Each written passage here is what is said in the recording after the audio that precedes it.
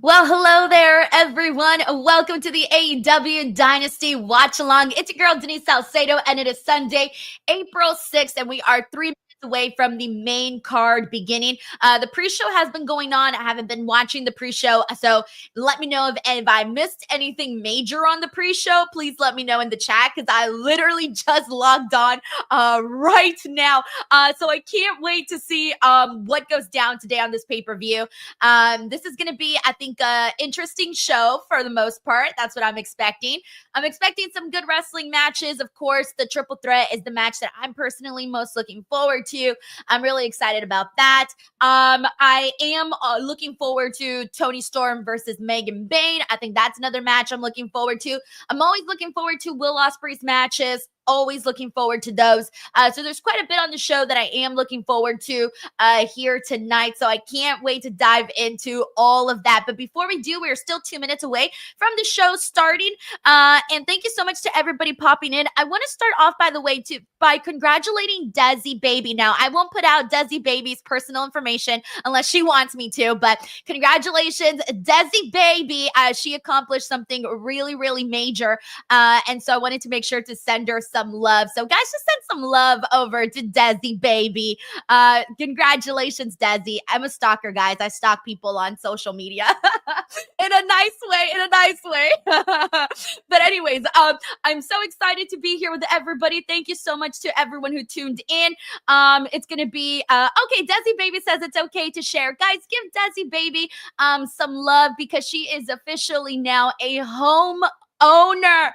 Girl, yes! Please, guys, give her a round of applause in the chat because that is like a really, really major life accomplishment. To be able to purchase a home is huge. So please, guys, give Desi Baby some love. She's a new homeowner. She's gonna need that, like, positive energy. She's got a lot to do, so give her some love, guys. All right, with that being said, we are almost getting started with the show. I'm watching today on Triller TV. And let me figure out how to actually get the stream. So I already purchased for the pay-per-view. I just don't know how to. Oh, there you go. I was waiting for the live button to pop up. That's what I was waiting for. Okay. Hold on. I'm live. Hold on. I think I'm all set up. Everyone's seen Black, right? For those of you who are on the stream, like no one's seen the show yet, right? Hold on. I just want to make sure that I didn't fuck up. Because it's just a black screen for me right now. Does everybody have a black screen on Triller? Oh, there you go. Okay, there you go. Woohoo! Okay. Now I have my AEW logo up there. So I think we're okay. Okay. I think we're good. Hold on. Incoming. Yes. Okay, we are good. The show has begun. I panicked there for a second. I'm like, yo, is this broken? What's happening here? All right, let me know if you guys can hear AEW Dynasty audio and if you can hear me all right. You should be able to hear both of them. So please let me know in the comments section how all of that is for everybody. What's up, Jalen? Thank you so much for hopping on. David, Tiger Claw Gaming, Kevin Simpson, Maggie Sajaz. This is my dad. Hey, Denise, my dad and my mom say hello to Maggie's parents. Hope you guys are enjoying a fun night of wrestling. We got Sala, Berthausen, Jason in the building, lots of people. All right, someone's saying I'm low. Someone's saying I'm loud and clear, but then some people are saying I'm low. Oh, we're kicking things off with Will Ospreay. We're kicking things with Will Ospreay because he's one of the best people to, like, get the mood going for, like, a matchup, I also need to pull up the AEW Dynasty card.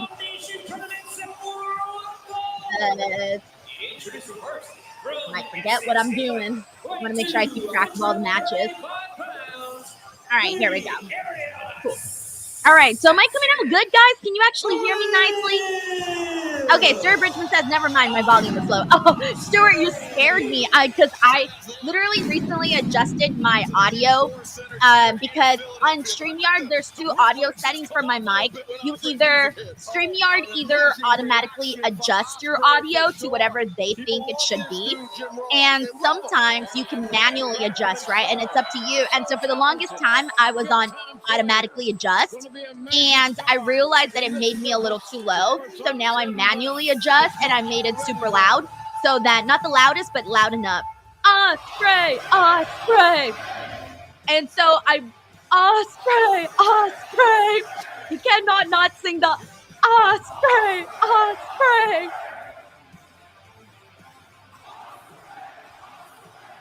You cannot not sing Ospreay's theme song.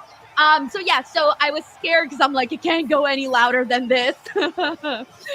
Oh, man. All right, guys. So we're kicking things off with Will Ospreay and Kevin Knight. This is part of the Owen Hart men's tournament. I think this is pretty much like a dead giveaway, guys. But like Reg was telling us on Wednesday, he really hyped up Kevin Knight.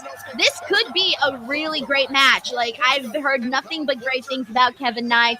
Will Ospreay, as we know, is an extraordinary wrestler. So I'm expecting this match to be a maybe one of those sleeper matches, the ones that you weren't expecting to hit as hard. I think that could be this match right here. By the way, I want to thank Sheldon Jackson for gifting 1 DWO membership. Sheldon, you the man. Thank you so much for the love. Grapple Geekery says, throw your scissors up for Bowens. I missed the pre-show, so I don't know what happened in the pre-show, Grapple Geekery. So let me know what we're throwing our scissors up for Bowens. But thank you so much, Grapple Geekery. We got KM Harris who says, Bowens came back against Max Caster and won. Oh, okay, so now I know why we're throwing up our scissors for Bowens. Okay, that's good. Wow, they did that on the pre-show? Isn't it so crazy how, like, The Acclaimed was literally one of the biggest acts on AEW, and you would have thought that their breakup would be like this big, massive story that would play out on Dynamite or something. And it's kind of just skated a little bit under the radar, I feel. But either way, happy to see Bowens come back and get a big win over Max Caster. We got Corey MacArthur in the building. Thank you so much, Corey, who gifted 1 DWO membership. As always, those are tremendously great because they not only help myself out, but they also help out DWO members here. So thank you so much, Corey MacArthur. We got Tracy WV88, DWO member for 15 months. It says, you need some DWO stickers to put on your mic. You're right, because I kind of don't like that I'm having to constantly be promoting the brand of my microphone, right? Like, they ain't paying me. Why am I promoting them, right? But here's the thing is that this mic stand isn't as long as my old one used to be. And so for that reason, in order to have it close to me, because it's a really tiny mic stand, look at this. Train with the best. It's way tinier than the old one used to be, and so it shows a lot more, and I kind of hate it. So, but it's fine. It is what it is. Eventually, I'll slap a big sticker on there, or maybe I'll run some nail polish. I'm gonna put some black nail polish. Everybody's like, "No, Denise, do not do that. Do not do that." Tracy, thank you so much for being a member for 15 months. Brandon Rosen says, "Let's get this Dynasty Watchalong party started just in time because this bell just rung and this match is officially begun." So let's see what we get. Again, I said this could be a sleeper match here where we can get a phenomenal star-making performance for Kevin Knight. Because if you're going to have a star-making performance, Will Ospreay is the guy that you can do that with because he's going to obviously be just tremendous. Brandon. We also got Sheldon Jackson here who says, shout out to Kevin Knight and Nick Wayne for being announced for New Japan Pro Wrestling's Best of the Super Juniors 32 tournament next month. Oh, dude, I'm so thrilled that Nick Wayne is announced for that. I think that is huge for Nick Wayne. Really, really great news. Thank you so much for sharing the Sheldon and for the super chat as well. Really great stuff there, man. Yeah, he sure does. And I was talking to Nigel McGuinness before we came out here tonight, and Nigel's very high on Kevin Knight, and that's good enough for me. Hung up in the ropes and the Ospreay. By the way, how many of you guys are watching the pay-per-view, and how many of you are just watching the YouTube stream that I'm sharing right now? I'm curious to see what the interest was on this pay-per-view because I feel like this one had a little bit less buzz going into it than some of the bigger AEW shows. So I'm not entirely sure how many people shelled out the $49.99 to watch the show. So, okay, so we got Robert Cortez who's watching. Pike's just watching the stream. We got Brandon's watching the show. Vasco's watching. Cam's watching. Dominic's just watching here. Desi's watching the show. Rowdy Cat's watching the show. David's just watching here. Mr. Roselle says just the stream. Tiger Claw says just the stream.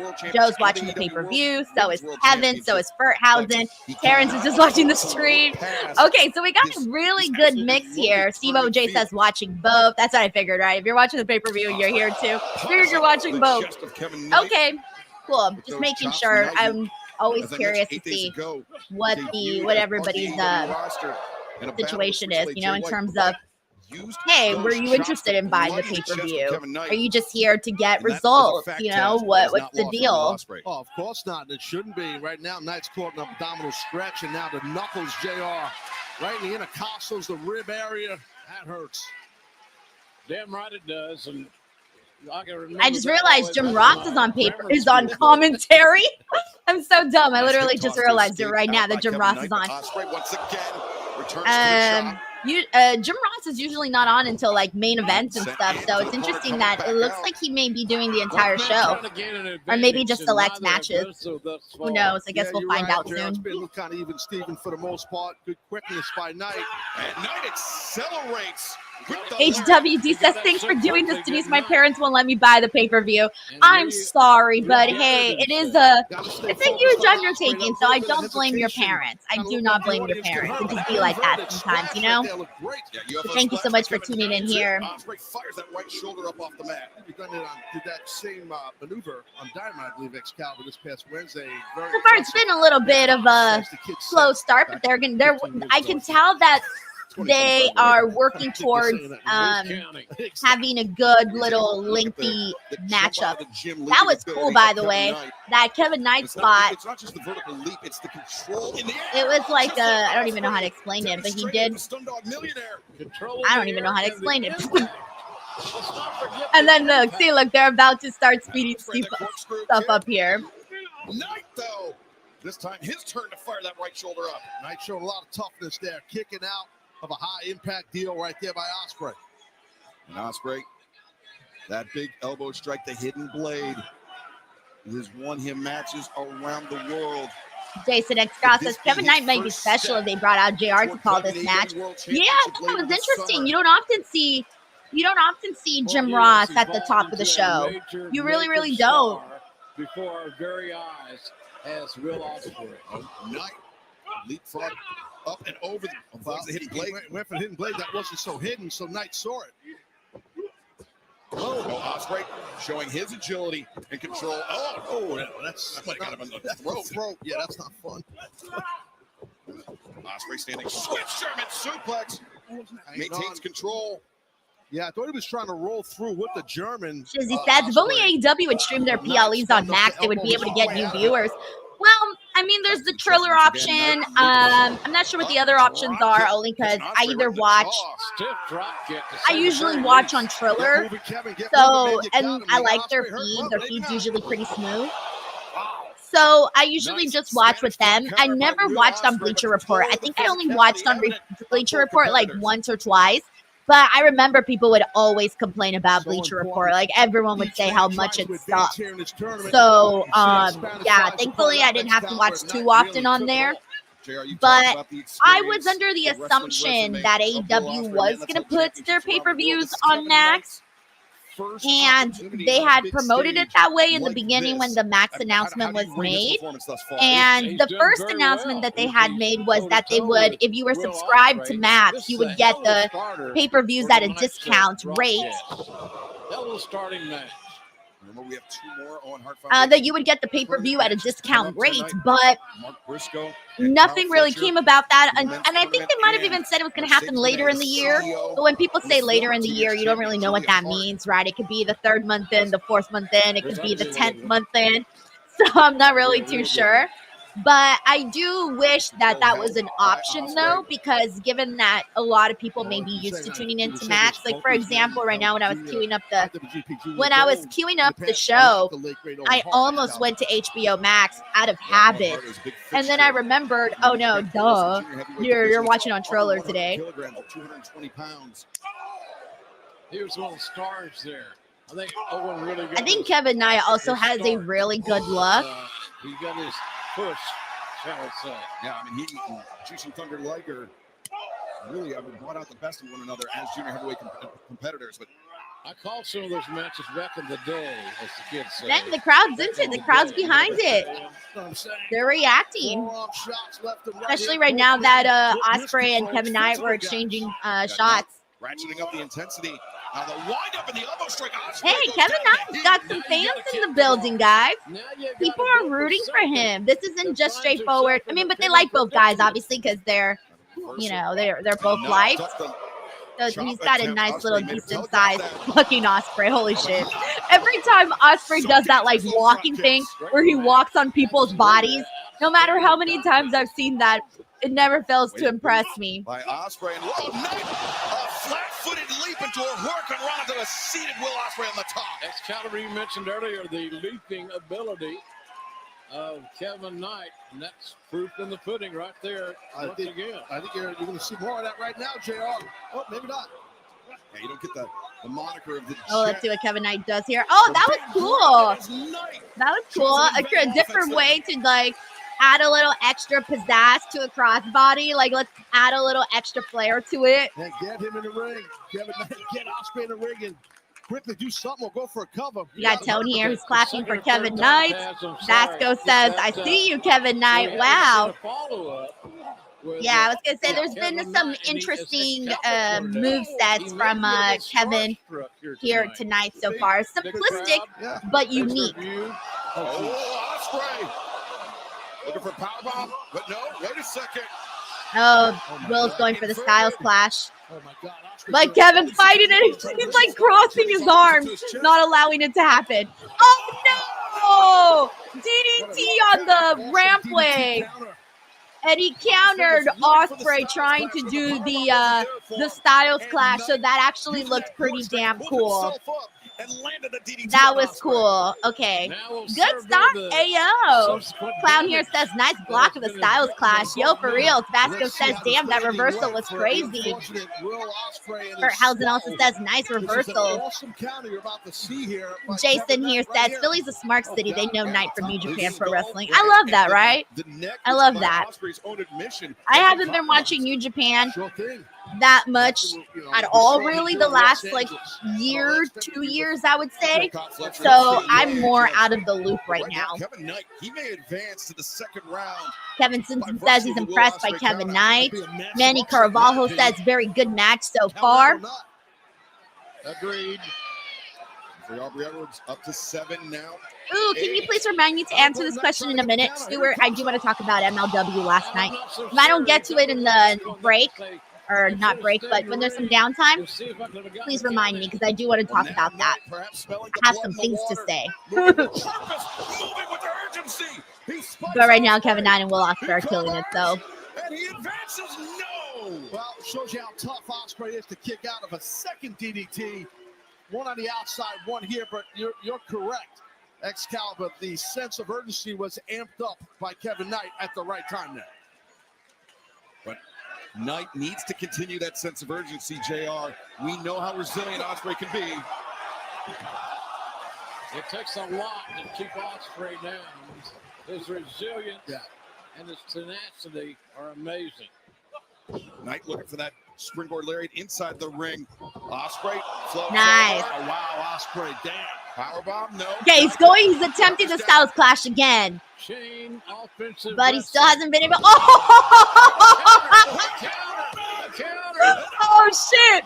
All right, already 2 freaking cool counters to the Styles Clash. All right, and people are standing up for standing little ovation right now. That got the crowd really going right there. Really going right there. That was fun. That was fun. That kick really blasted That was Knight. flashy. Oscar. Oh, flashy again. By Kevin Knight. Get that cover, See, man. Get that cover. Well, he's got they're something having else in a mind, steady, though. flashy match. Could That's be what I'm going to call it. UFO Steady but splash off the flashy. top rope. If he hits it, this match might be over. You know what? Kevin Knight, good for you. That was cool too. But the impact That cover, was very get that cool. cover. 1, 2.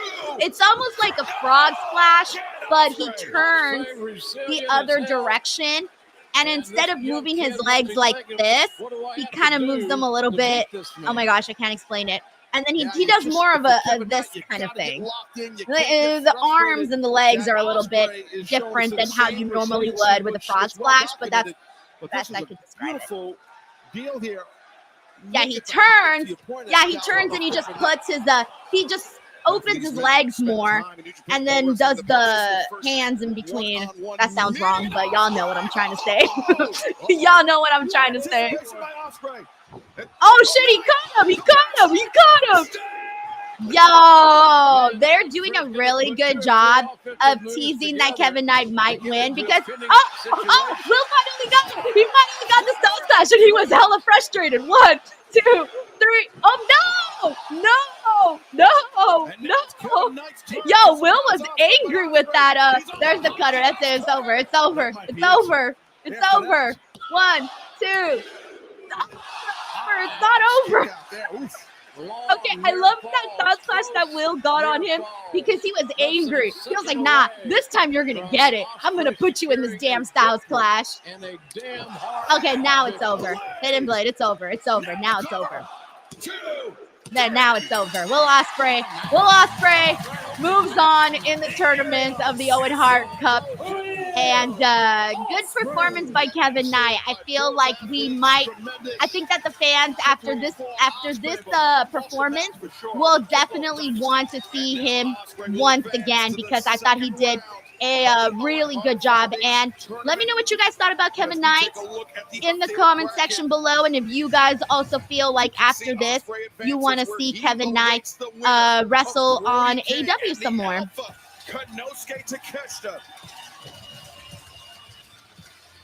And congratulations to Will Ospreay, but all righty, let's see what everyone's saying. Double Ed says great match. Henry Kiernan says great match. Tony says great match. Verhausen says great opening match. Zeno Hour, very good match. Let's see. We got Stuart Bridgman who says great match. Raphael Smith says fantastic match. Desi Baby says that was a lot of fun. Shelton Mysterio says awesome match. Juan Ortega says get familiar with Kevin Knight fans. Let's see. Raphael Smith says Kevin Knight, future TNT champion. Godfather Dom, Kevin Knight looked good. We see we got Jet Blacksuit who says excellent match. Unpopular says good match. Vasco, awesome match. Great match. Oh, and thank you, Mick. I didn't realize this. He says JR's just there for the Owen matches. Okay, thank you for letting me know. I was very thrown off by that. I wasn't sure what was happening. Tracy says Kevin is amazing. Miss WWE Girl 2 says great match. Tone says I want Kevin Knight in the Hurt Syndicate. Hey yo, they've been looking for that extra guy. That would be cool. Vincent says outstanding match. Ospreay takes the championship at All In. Knight was good. Yeah, I do think we'll talk more about that later, but I do think Will Ospreay will take the title at All In. Let's see, we got HWD here who says, to be honest, he wasn't my first choice to face Billy Goat, but it seems like he put on a great performance. I 1000% agree with you. I remember saying on Wednesday I was a little let down. I was like, really? That's Will Ospreay's Dynasty opponent? But you know what? They fucking killed it, and yeah, they really did kill it, so I can't complain at all. We got Mike Centeni here who says, love it, let's get some more. We got PLG here, a member of the DWO for 3 months, and says, hey, y'all, what a start. Wish Reginald was here. Reginald got fired. He's gone. He's out of here. He's never coming back. Just kidding. Reg is on vacation. Apparently, he didn't bother to check the date when he booked this vacation and just decided to leave while an AEW pay-per-view was here.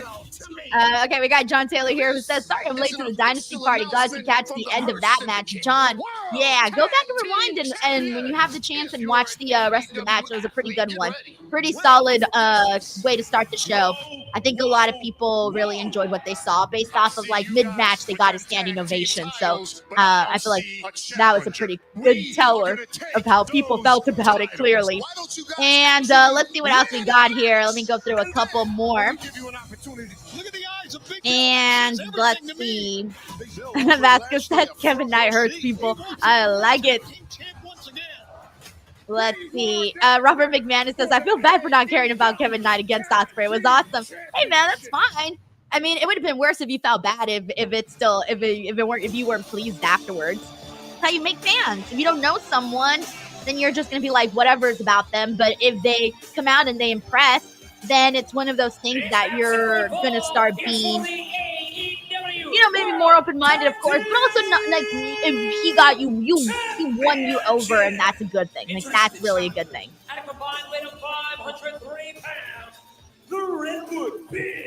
Let me go through some more comments here as I catch up there. Tony, we heard those words. We got PLG here who says Kevin Knight is going to fit in great in AEW. Has the perfect style. Underneath Big Bill and Brian Keith. All right. Well, with that being said, let's get to it. We got the tag team match with the Hurt Syndicate and Big Bill and Brian Keith. Hopefully, Big Bill and Brian Keith do good in this match, look good in this match, because after that roast, when MVP roasted them, like, damn, bro, that was massive. All right, everyone, get ready to start some singing. John Taylor says, update on the horses rescued from the alley fires. I took them back to Cali this weekend and their new home in beautiful Bakersfield. Oh, amazing, John. Amazing. I'm so glad that you were able to come in handy for your family when you took the horses in. So I'm so glad we're past all of that. I mean, actually, I should correct myself because there's all these people that lost their homes that are still not past that. Obviously, me as someone that didn't lose my home, clearly, I'm like, oh, I don't see the fire anymore past that. But no, everybody that lost their home is still dealing with some, BS that we don't even know because we're not experiencing it. But even though it's not on the news, people are still struggling. So I want to make sure to correct myself on that. John, thank you so much for the love, man. All right. We heard people. We heard people. We heard people. Basically, the three of them, when they kind of started out, got everybody saying, we heard people. John Taylor says he drove 2,500 miles in 3 days. Literally just got home. Yo, get some rest, man. Get some freaking rest. It could happen tonight. There's no doubt about it. But Big Bill and the Bad Apple will be on top of their game. Man, the fans in Philadelphia like to hurt people with mean words and throwing batteries at them, but there's going to be more than that to take down the hurt syndicate tonight. That pale comparison to New York is the hell with these people. Whoa, enough. Yeah, you heard me. That's what I'm talking about. Take Atlanta with you, too. Boy, Tabs in rare Tabs form tonight. Oh, yeah. All right, so again for the AEW World Tag Team titles. Oh, MVP has joined us on the headset. All right. There's the MVP's on a... Yo, I didn't know you on the headset. What's up? Yeah, I decided to join you tonight. What's up, dude? Taz, I figured you could use a little company, I need a little help out here. Oh, MVP. Oh, what if MVP roast them on commentary? I'm kind of hoping he roasts them on commentary. All over the arena now. Thank you so much for the kind comment, Cousin Bevo. I appreciate you, man. That was very nice of you. I decided to go for more of a dark, gothic kind of look today, but mixed it in with some nice little spring flowers. We're in spring. Well, I mean, they're not even flowers; they're butterflies. But some a mix between dark and springy. Dark spring is my vibe for today. I'm actually having a bad spring. My allergies are really bad. Oh, if anybody here has allergies, you know what I mean. Oh my gosh, his shoes are so green. Big Bill has the greenest shoes I've ever seen. We got Rolling Thunder 420. Thank you so much for the super chat. Rolling Thunder 420 says, I miss Bounty Hunter Brian Keith. I know, but I always tell Reg, because Reg is always down in the dumps about that. But the way that I try to like make him feel better is that at least Brian Keith is on TV, right? It's the bright side. He's constantly on TV, except for the day that he got roasted by MVP. Maybe that day, I can't really say too much about that, but I might can't really point out too many pros on that one. But you know what? At least they were on TV. Thank you so much, Rolling Thunder 420. Speaking of which, I saw RVD last night at MLW. He was the surprise entrance in the Battle Riot and had like he was eventually eliminated by Matt Riddle when Matt Riddle won the Battle Riot and retained his title. Thank you so much, Rolling Thunder 420. You got to talk to your guys. You got to circle up the wagons. I get it. This says here, I eat spicy food to drain my sinuses in the spring. It's a tough in rural towns. Yo, I got my humidifier on, but right now I can only breathe on the left side. I can't breathe on the right side. But it's so annoying, guys. Like, it's driving me crazy. And I've been taking my allergy pills. I don't feel like they work on me anymore. So I feel like I got to switch brands or something because this one's just not doing it anymore. It's not doing it for me. A little bit of motivational talk that time, or I wouldn't necessarily say I'm in charge, okay? But at times I'm the Clown says need a bag of flaming hot Cheetos. Bro, I'm ready to just start eating a jalapeno just so that I can clear my sinuses. So annoying. But yeah, my humidifier has been helping, so that's definitely been a big help for me. And Bailey says, who's on now? We are seeing Big Bill and Brian Keith versus the Hurt Syndicate, Shelton and Bubby. Type Fish says smelling salt. Tag back into the match. Oh, what do you mean by that? The most like I sniff salt? Does that help? I'm going to go right out to the kitchen, open up the salt thing, and just start sniffing it. That sounds so bad. Luis says, Denise, are you the kind of person to bite the chili raw? You know, a lot of people in my family do that. I never do. But here's the thing. I do love spicy food. So even though I've never actually bit it directly, I could eat pretty. I feel like I'm pretty good at handling spicy food. I would say on a scale of 1 to 10, I could probably go to like a 7 or an 8. So I feel like I'm pretty good at handling it. Boy, did he ever. You know, we talked about MVP, how motivated this team was. Bad Apple and Big Bill by Chris Jericho. They showed some motivation early, but it looks like your gentlemen are taking care of that. Listen, I respect the learning tree. Jericho I'm reading everyone's sure suggestions. But one thing Jericho can't teach a guy. Double S says, yes, Denise, it's called smelling salts. A lot of the athletes use it to open their sinuses. It clears them right up. All right, well, I'm going to have to search that up because if that's going to help me, because at this point, if I have my humidifier on and I've taken the allergy pills, I don't know what else to do.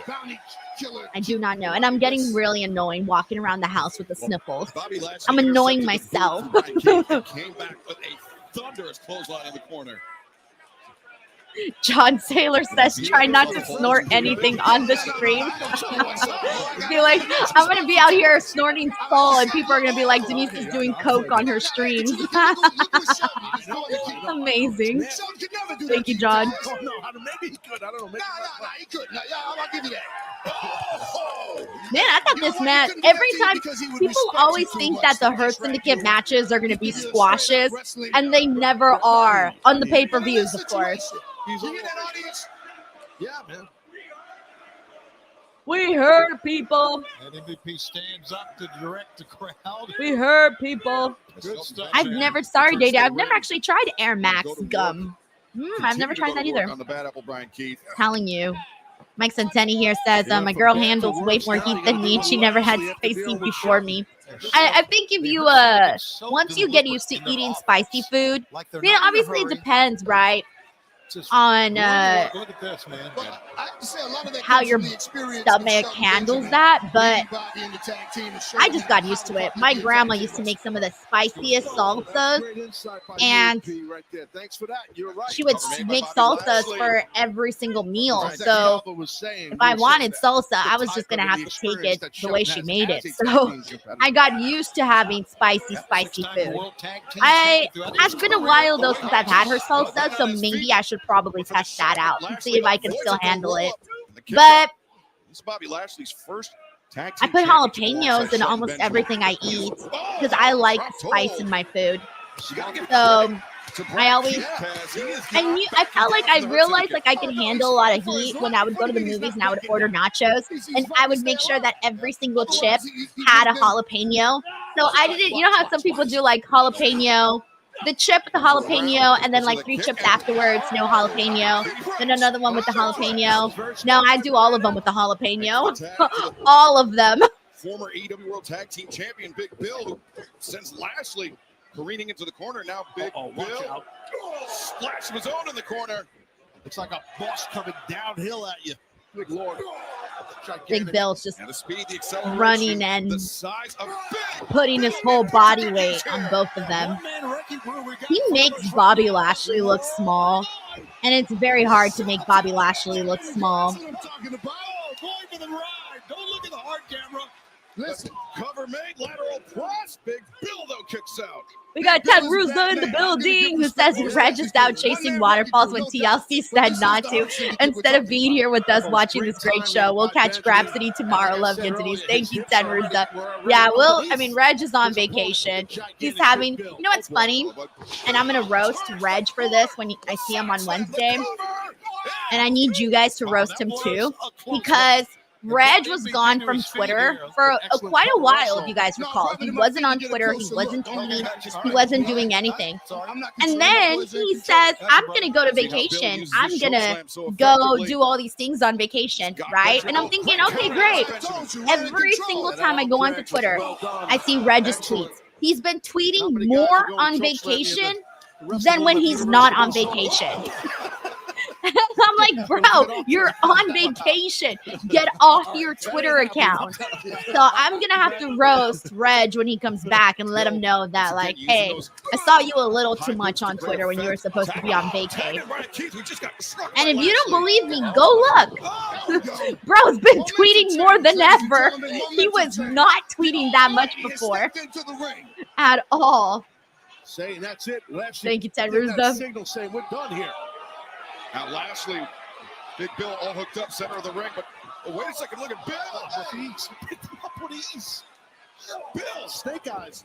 the snake eyes on Bobby Lashley in the corner, and Bobby Lashley I cannot get over to the floor. Big Bill making Bobby Lashley look so small. Still down into the corner, not getting up. John Taylor here says, I don't know what allergy meds you take, but the only one that works for me is Zyrtec.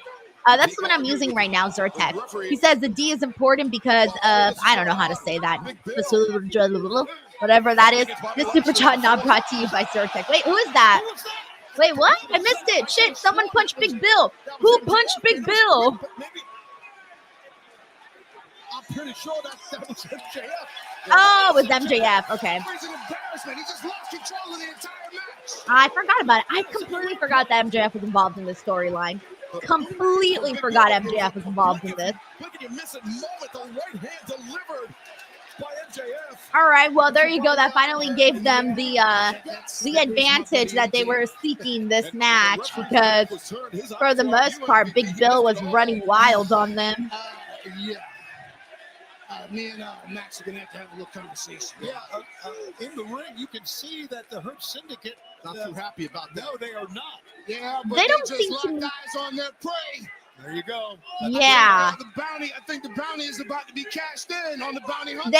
They weren't jumping for joy when they saw MJF was helping them out. Diamond ring on the floor as MJF retreating through the crowd, and now Shelton Benjamin. Oh, they're about to pin poor little Brian Keith. Watch out. Oh, come on. Split Brian Keith in half. He's a split apple now. Thanks for joining us, bro. Oh, man. Yeah. Shelton Benjamin, the cover. How sad. He didn't even bother. He didn't even bother to put his full body on Brian Keith to pin up. Bro, put his freaking hand. You know, I'm sorry, but this was just not for me. This one was not for me. No, you're right about I that. don't know. Did show Benjamin or Bobby Lashley as I MJF. kind of wanted to see Bobby Lashley and Shelton look a little bit more dominant, It wouldn't shock any of us if MJF. but I think that was the one thing that I wanted to see more of. That's happened more than once in his company, I'd say. John, thank you so much for the super chat. Oh, boy. Well, the stinging realization. All right, let me know what you guys. Yeah, see, I do agree with Zaxo here. It says Big Bill did look like a beast. Yeah, Big Bill looked great in this match. I kind of wanted to see the Hurt Syndicate also look a little better in this match. Mike Cincinnati says Bobby's sparkling pants had him distracted. They're nice. They're very nice. Now, fans, let's get our first taste of action in the 2025 Owen Hart Foundation Women's Tournament. The CEO, the TBS champion, Mercedes Moné, matches up against the former Oh, TBS that's next. champion, Nice. Julia Hart. Oh, yeah. Thank you so much to Stuart Bridgman for reminding me that I wanted to say something about that MLW show last night. Dude, they did a really good job. So the way that they were promoting it out here is that they weren't really promoting it as a MLW show. They were on the radio promoting it as a Lucha show. They were like, come watch Lucha, blah, blah, blah, blah, you know, where they're going to be at and stuff. And when we got there, instantly you can tell when it's a wrestling crowd and when it's like casuals, or when it's a wrestling and casuals crowd. And they did a really good job of bringing in a lot of casuals. They had a lot of families. Dang, I mean, like, it's been a minute since I've been in a crowd where there's actually a lot of families for a show like this, you know? And so I'd never been to the place where they had it before. It's called Thunder Studios. It's borderline, I think, like Long Beach and Compton. And so I'd never been there to that place before. And it got so freaking full. I think I wouldn't be surprised if they even oversold, because I was noticing that some people were looking for seats that had paid for seats, but all the seats were taken. Like, there was no seats. And there was a bunch of people standing, but it was a fun show. It really was a fun show. There was a lot. There was a lot. It went by really fast. So I honestly had a good time. I don't watch MLW. That was my first MLW events that I'd ever been to. I had a good time. I did have a nice time.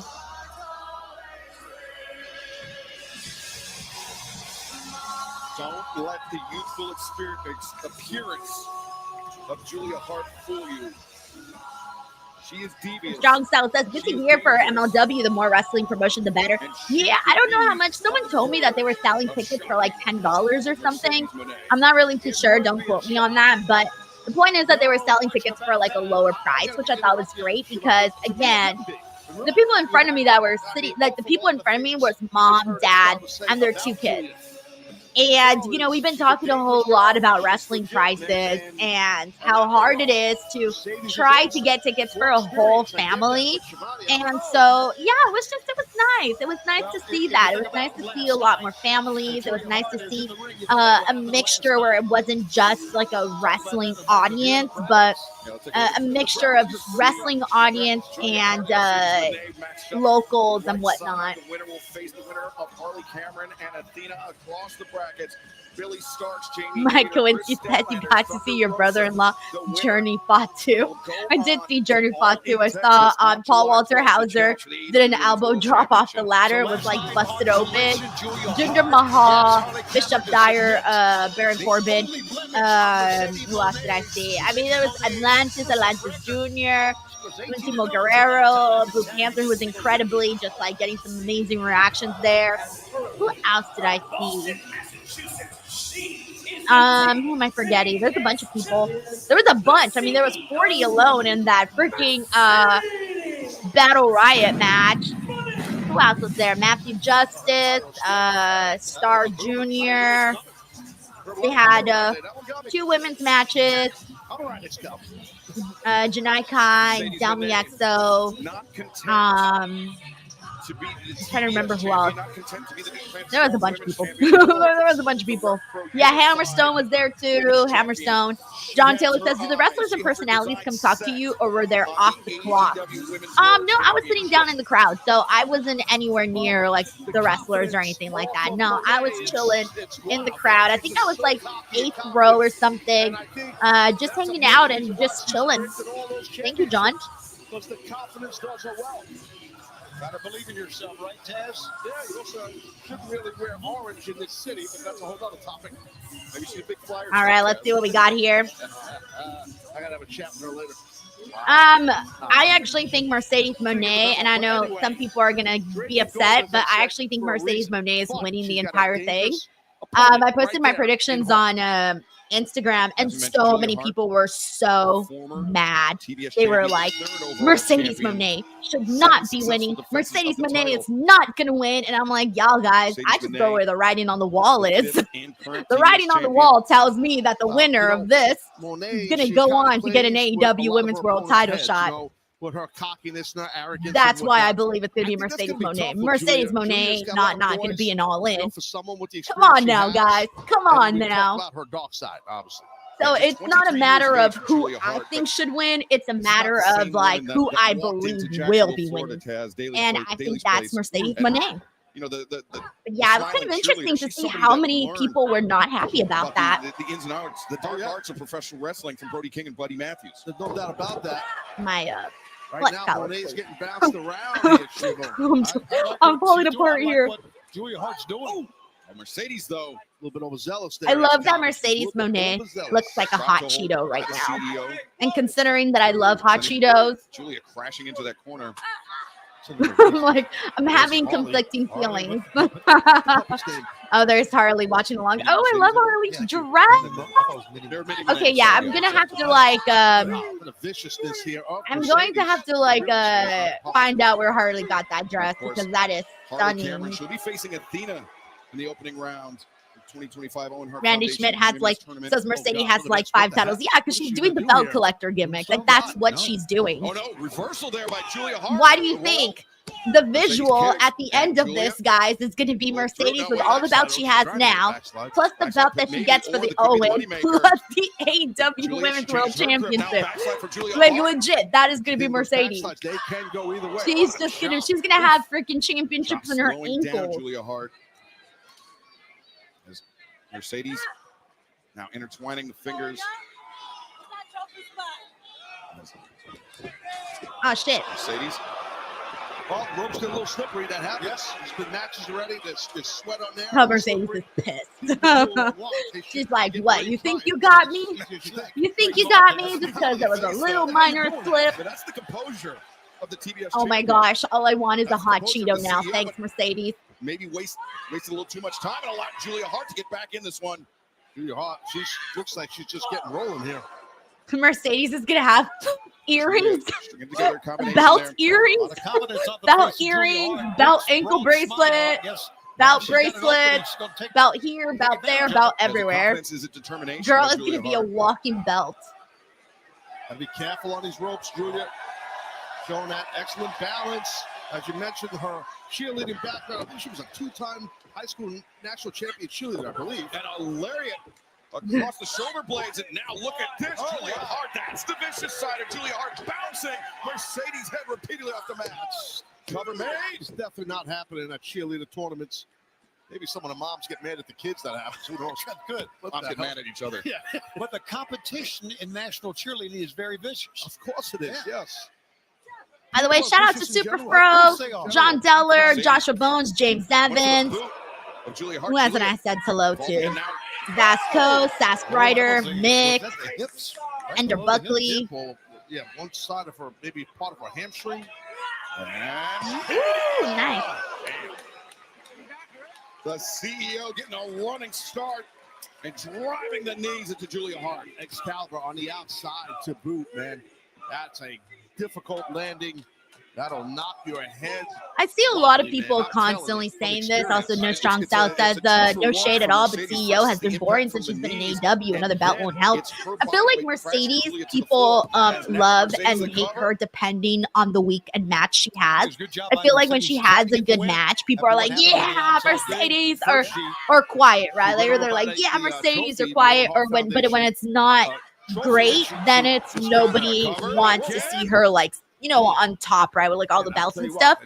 But so I think the thing that they need to do with Mercedes is she's been through adversity inside an AEW ring before. It feels like she just needs to have a big feud because, and this is what I was thinking about when we were watching Revolution, was Toni Storm and Mariah May. The story that they had, the feud that they had, made them seem larger than life, right? And when Mercedes went out there and she had her match, it just felt polar opposite. There wasn't that anticipation. At the end of the day, people enjoyed the match, but there wasn't that, the people weren't as invested as they were in Toni and Mariah. And so that's why I think with Mercedes, she hasn't really had a big feud like that.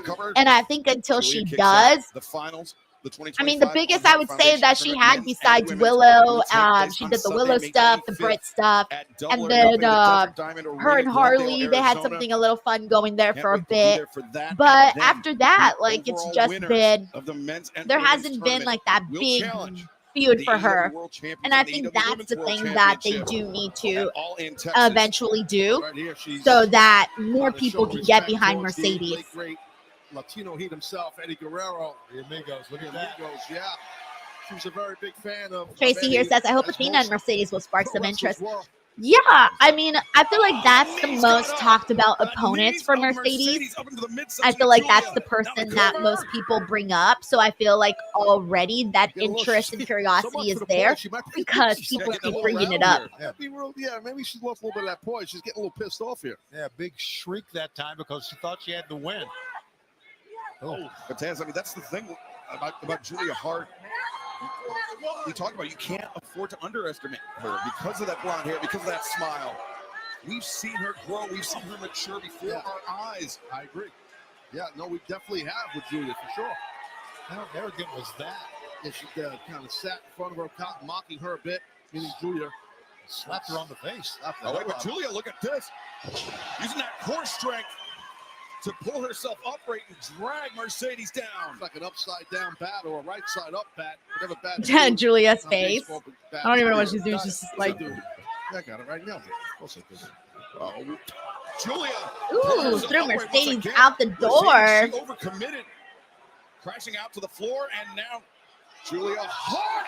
Big cross body. Julia coming down hard on Mercedes. And Julia immediately returning Mercedes to the ring. As Julia going DDT. She's got it. 1, 2, no. Man, how the heck? And Vasco says, let's go, Hot Cheeto CEO.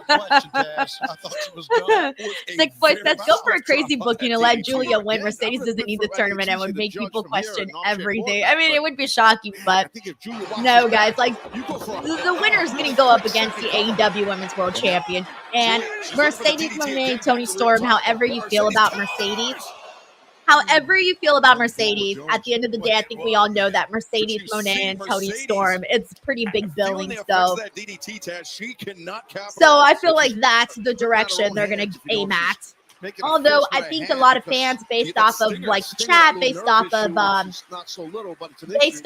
comments that I read on social media, it does seem like there's people that would much rather see a newcomer, or a person that hasn't necessarily gotten so much honors. So I think that people would love to see somebody like Julia Hart, but at the end of the day, they gotta sell tickets for All In, and Mercedes stayed right you gotta go with the big names. Yeah, Julia, her shoulder was up. I had it incorrect. The referee had it right, but now just battling for that moneymaker. Instead, a handful of hair sends Julia face first. I like that little slap she gave Julia. And look at. Oh, nice. She's doing a tarantula. Oh my gosh. I remember when I was a kid and I used to watch Tajiri do the tarantula. Oh my God. It was one of my favorite things to look forward to. I always enjoyed when I was a kid watching Tajiri because I was just, waiting for him to do the tarantula. Excellent counter by Hart. And Mercedes, look at this, carrying her opponent's weight as she's trying to get to the rope break. Yeah, that's just determination on Mercedes' part to get over there. Oh, Mercedes, I think she fell into the ropes. Julia might have been a bit rattled there. Does Julia always wrestle in black Converse? I mean, Julia. Have I just never noticed before? Pretty hard. Does she wrestles in black Converse? Mercedes. I literally just noticed. Backing off the CEO. That she wrestles in black Converse. I never noticed before. Really yeah, this one could go either way. Julia Hart seals herself, makes the climb. Super athletic is Julia. I don't know what the hell she's going to do here. I'm so glad Mercedes got her feet up because I was like, oh no, Julia's gonna miss the entire moonsault. So Mercedes getting her leg up kind of made it look a little better. Grave danger here. 2 in a row. Tenruza says, so I still want Bailey outside the Fed, please. Tenruza, you're wilded. And you see that glazed over look. Like Julia Hart, T. Laura says, I literally thought the same thing last night on Collision. Right? Okay, so she probably doesn't usually. Biz here says not usually.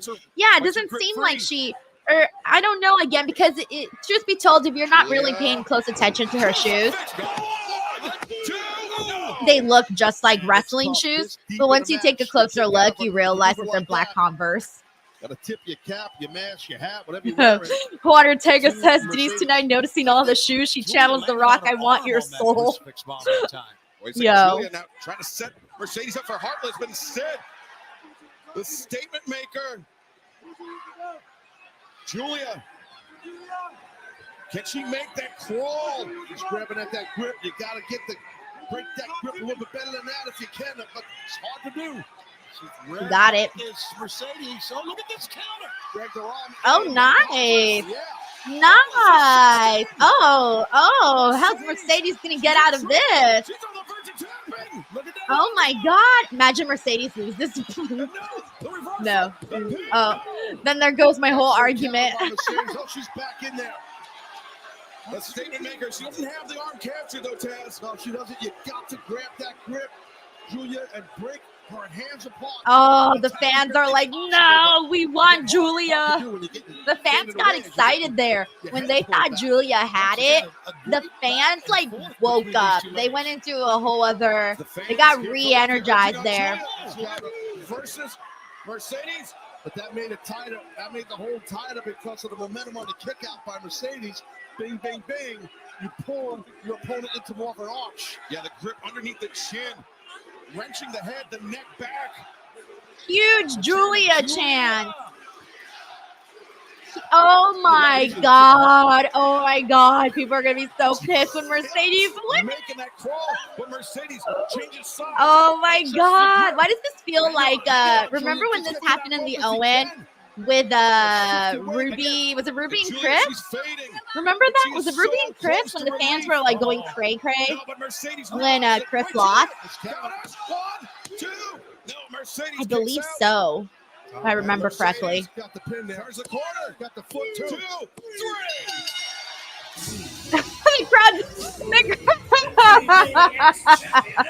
There was a few people that thought for a second that Julia had it, and nope, there's Mercedes getting the win. She got kind of lucky. And there you guys have it. Mercedes Monet presses on. But yeah, Julia had like, oh, there's Athena. That's the one, guys. That's the one people want to see. Mercedes versus Athena. That was a hell of a pin to win it. Julia gave her everything. We're going to take a look at the updated bracket. Mercedes Moné, the CEO, now advancing. So she's I to the don't know who's second winning, round, by the way, where between she Thunder and waits Chris. for the winner I'm gonna of go with Harley Thunder, Cowan and the Ring of but Honor I do think Women's that World there's a chance it could Champion also be Chris. But Athena. my official pick was Thunder Rosa for that one. That's the only one that threw me off, where I didn't feel so confident about my pick. But everything else I felt pretty confident about. Mercedes just one teeny step ahead of her. Great wrestling match, back and forth. Both women should be very happy with how they perform. Despite that blemish last night, Mercedes All Moné righty. remains undefeated in Let's see what singles everyone's competition saying. here in AEW. King of Right Strong now, Style with says her boo. John Dollar says crowd went silent. World Randy Schmidt Trios says lame. Championship. Roth says The Death decent Riders match. have Furthausen cemented says a good match. unified Julia front, looks great. but Randy rated says give the FTR people what they want. presenting King of Style anything says we don't want this. John Taylor says Julia showed up for that match. Sheldon Jackson says she used Yuta's move. What the F is happening? This says Chris versus Hater. Was it Chris versus Baby Hater? Why do I remember Ruby Soho? No, I think it was Ruby Soho, guys. It was a Ruby and No, they brought a friend. pretty sure it was Ruby. The match where everybody was pissed about in the Owen. I remember Ruby being involved in that. What do you say, Death Riders? It was Ruby and Chris. Yeah, guys. Pretty sure it was Ruby Soho and Chris Statlander. You tried to rip me from my family. You tried to manipulate me. We took a break to help you realize your goal of after 2 tries, it didn't happen. My family is much stronger than yours. Oh, wait a minute! I let my emotions get the better of me. Cash gets shut down by Dax. I never thought I would see a moment. Yep, like it was this. Ruby and Oh, my God. Chris I don't Statlander, think Dax realized it was because I happening. just Googled it right now. So yeah, I remember that. I think I was in the crowd for that. I think I was in the crowd for that. I felt like I was in the crowd for that. He sacrificed himself for his partner. All right, we got this, what is this, the 3-on-3? New trios champions. Yeah, the Death Riders versus Rated FTR. I mean, considering that they've been teasing like this whole drama between Rated FTR, I have a feeling that the Death Riders might come out on top with this. I think this might be a win for the Death Riders, but I'm not entirely too sure. Well, I Taz is think- tagged out. Nigel McGuinness tagging in here. We got Jake Berry who says, Rated FTR, let's go. PLG says Denise's most anticipated match is up next. in the relationship of Rated FTR.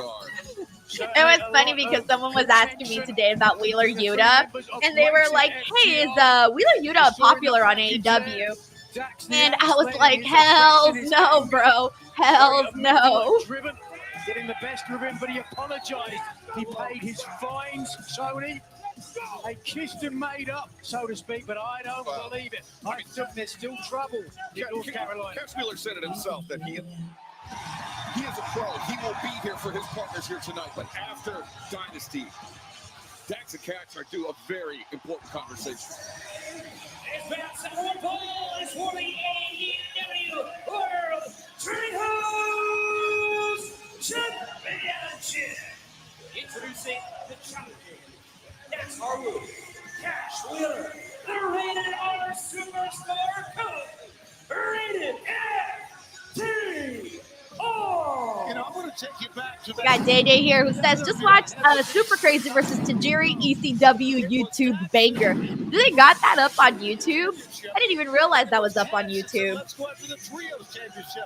So you could see there was a Thank you, little Day Day. difference of opinion there. And of course, it just even Hunter Tega says, Denise in the crowd, Wheeler Yuta doesn't even use Mandos. Two men.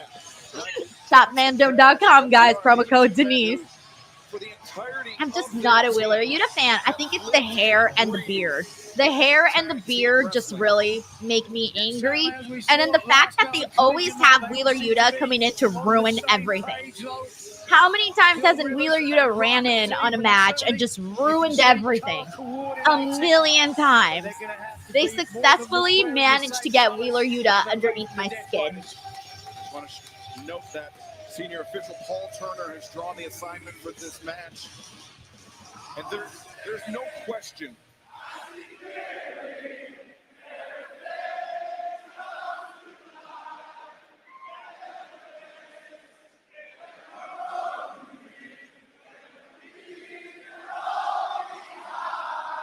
Hey, Willie T. Thank you so much. It says, love your video with Wheezy. Thank you.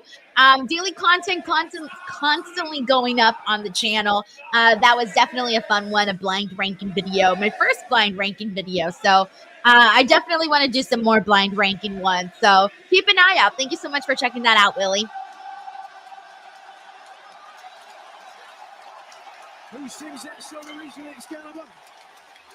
AJ Martin says, new mic. Yes, indeed. I got it last week. It's 1 week old now. The point I was about to make before the Philadelphia Children's Choir interrupted me is that the integrity of Paul Turner will not be called in question. Film Wrestling League says, there's been so many interactions where I thought Yuta was going to face it on my getting on my nerves non. See, I told you. It gets on everyone's nerves. This trio always doesn't play. We got Crew Kid 52. What's up, Crew Kid? He says, Julia Hart is amazing and Toni needs to let her win more things. She's grown so much as a wrestler over the last couple of years and it's now so good. Yeah, I agree, but I think we all knew that Mercedes was taking this one, guys. But I do think that I don't know what her win-loss record is in terms of Julia Hart. I have no idea what's going on that. But she definitely has grown a whole lot. Ever since she got out of the cheerleader gimmick, it really was the game changer for her. And she's just been doing just so much better. I mean, she's practically a different person. Like cheerleader her versus this dark gothic version of her, totally different people, different performers, all of it. But she's got time. I know she's young. She's got time though. She's got beta time. She's got time. Thank you so much, Crew Kid 52. Okay, PLG says she's won 42 of her last 49 matches. Okay, that's great. What? That's really good. 42 out of 49? That is not bad at all. At least I don't think so. Winning 42 out of 49, I think that's good. We got John Taylor here who says Wheeler Yuta's like that kid in school who tries to look tough and edgy, but literally nobody is afraid of. Yo, for real. And Yuta, I mean, this is the city in which he began his professional wrestling career. Nah, I used to like Wheeler Yuta, but now I'm just like, damn it, Wheeler, get rid of that damn hair, get rid of that damn beard, and stop running it on everything. I want to see. Thank you, John. Just like Bryan Danielson, I don't want to see the end of his career that way. I would like to have done it myself. Hey, what's up, Janica? Thank you so much for tuning in. We also got James Evans in here. Who else haven't I shouted out? We got Sinclair. What is up, Sinclair? Good to see you. It says, give Mercedes credit. She's making the other women look good and getting them over both in the ring and in segments. Who else do we got here? We got Devin. What's up, Devin? Carlos V. We got Todd Wesley. Sending some love over to Todd Wesley. Gives you momentum, Nigel, there's no doubt. We're getting fuck you, Utah chance. People are speaking for me, guys. Day says, if I don't shave or cut hair, I'm Mexican version of Utah. Yeah, pretty much. Hey, it happens. Thank you, Day. I feel like Wheeler Yuta just gave up, you know? He just gave up. I'm going to let my hair grow all crazy. I'm going to let my beard grow, and I'm just not going to give zero shit. They just have not been on the same page. Get caught again. Deep roll up there. Pack is so quick, guys. Yeah, Nigel, I think if nothing else, that just underscores the dissension between Rated FTR. Oh, nice back bridge. Won it right there. I still think Pac should leave the Death Riders. I want Pac on his own. Because Pac is my favorite person Too close to the ropes, man. here in this matchup. How quickly Dax got to the ropes. See the frustration on the part of Daxiax. He's got to control himself. Hausen says he was at Wrestle Dream and the FU to Yuta was deafening. The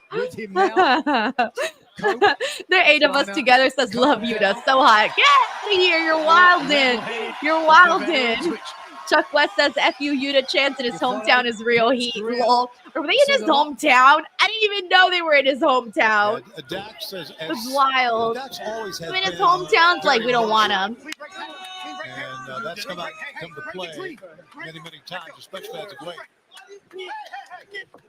Great job. Pack controlling the Rated R Superstar Cope as Yuta. So the chorus of boos. Wow. Dude, they're booing him. He's just in the ring. They're booing him. They're in Philadelphia, don't they? Well, Wheeler Yuta is very easy to dislike. Look at Cope grabbing a handful of the beard of Yuta and sending Yuta into the corner. I can't believe everyone just decided to agree that they don't like Wheeler Yuta. That is hilarious. I don't know about it. He's just easy to I'm never dislike, gonna is what say what commentary you did was said. Okay. Oh, wow. Cash Wheeler comes in, Clown shoulder says there was block, a sign that cover said made. Philly don't claim Yuta. Kick out. Yo. We should have talked about how Wheeler Yuta Thank has you so been much for the nice comment, Ash Nicole. influenced by John Moxley.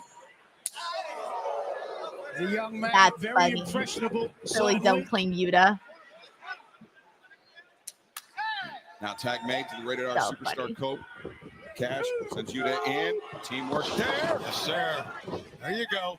Like Cope and Cash. And Pack. Oh, He got but look caught. at that. Yeah, they took their eye off of Yuta. They Here made it comes dash. Castagnoli. Big right hands. They took their eye off, but they turned and faced the other corner, which was a great move by Rated FTR. They brought in the linchpin of the Death Riders. Castagnoli, lean, sinewy, hired gun. John Moxley's emissary of violence, Claudio Castagnoli, who now finds himself in the grip of Cash with a power slam off the ropes. But Death sends Yuta out as quick as he came back in. Likewise, Pac goes Karen out, Sullivan cover, says he Yuta's the person that always shows Able up to at the kick most out. They got annoying the last times. You night on be Collision like, that not this Cash Wheeler person feels he's again. got Yo, something for real. A little bit to prove here tonight. Like, That's Wheeler Yuta. There you go. Land on your feet. Oh, that's so sweet. Thank you so much for the love, Robert. It's very nice of you. Thank you. He can feel it. Death John Rider's in Taylor trouble says, I here. really don't care about this match at all. Certainly a victory. Ender Buckley says, there isn't a nice way to say this. He's treated like the group's bitch boy and is always interfering. That's a heat combo. Yeah, no one's going to feel like it's root on for this. And now, B- the B-boy. Death Riders will look to go to B-boy. work. I read it and then I took it back. Slithers to one corner to the other. Hey, what's up, Elite Bloodline? Thank you so much for tuning in.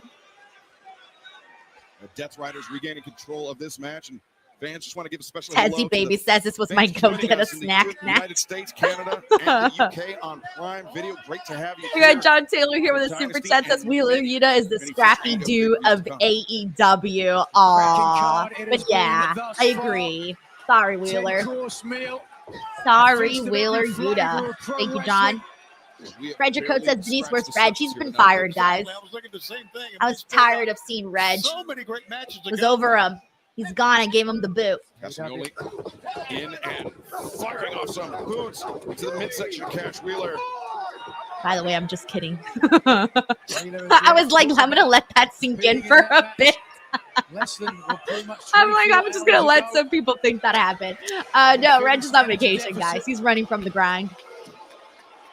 I bet you. So remember Reg said that he didn't want me to text him any spoilers. I bet you that he's looking on Twitter, going online, and seeing what people are saying about the show. He doesn't look concerned. No, right. John Moxley is Luis says Reg started asking for benefits and Denise had to let him go. In this town, I'm corporate. Let's put it that way. That's so funny. John says, did you send Reg to the Righteous Ranch? Nick Steele says Reg has been indefinitely suspended. We got Tracy WV who says, but I like Scrappy Dude. Yuta's just a boy. Facts. Thank you, Tracy. Hulk 076 says, you know Reg is looking for results. I know. Dude's been more on Twitter on vacation than ever. I'm like, bro, go enjoy your vacation. What are you doing on Twitter? Tweeting about wrestling. Get off the internet. Dax intercepted the Princess tag. Yuta equals Shaggy. Yeah, for real. Stole the tag. What do you Vincent think? does the same thing. Yuta looks like Shaggy. He does, though. Either way, this is a tag match. This is a trios match. Dax wanted to get in, and this is the reason why. Dax coming into this one, fists flying. It was meant for Colt, and I'm not gonna Right in the dwell on Yuta. it because Dax doing a pretty good job right here.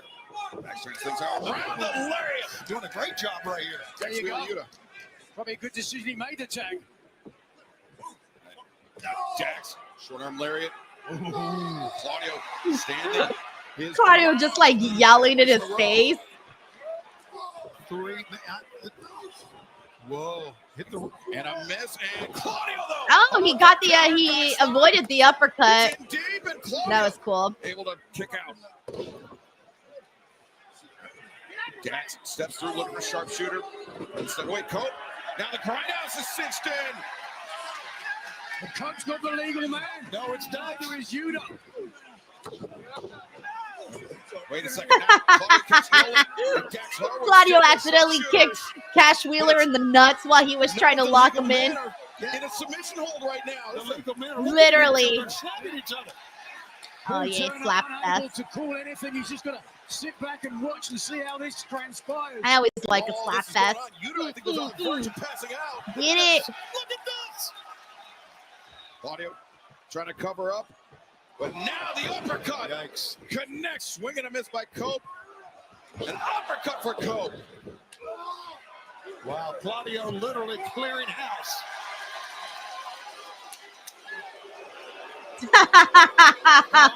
People were cheering for Claudio and he tagged Wheeler and they're like, boo. Dax Harwood. That was funny. Giant swing. And look at Yuta Yuta. Yeah, he's poised. Excalibur, you're right. lining him up. Look, Wheeler Yuta's about to ruin the big swing. The Boo! Yuta the cover, 2. Oh, Dax very nearly counted out. Luckily for Dax, he had his arm up to protect his head, because if that drop kick had got through to the side We got of John the Taylor head, here who dare says, say, that would have been the oh wait, hold end on. of We the got match. Tenruza That's a here who great says call, Denise but addresses I'm Reg telling this you, Wednesday with the face to giant face. swing and Yo, I big should make a bomb, graphic. It's got a, I don't know how. And I'm gonna put the little Twitter logo right behind me with a face like this. Veteran experience. Reg has no idea what's coming to him. Dax, he's watched Thank you, his tapes, he knows Tenruza. We what's got John coming. Taylor here who says, Denise Reg, you are the Wheeler Yuta of the DWO He'll be Beacon. prepared for this. How sad.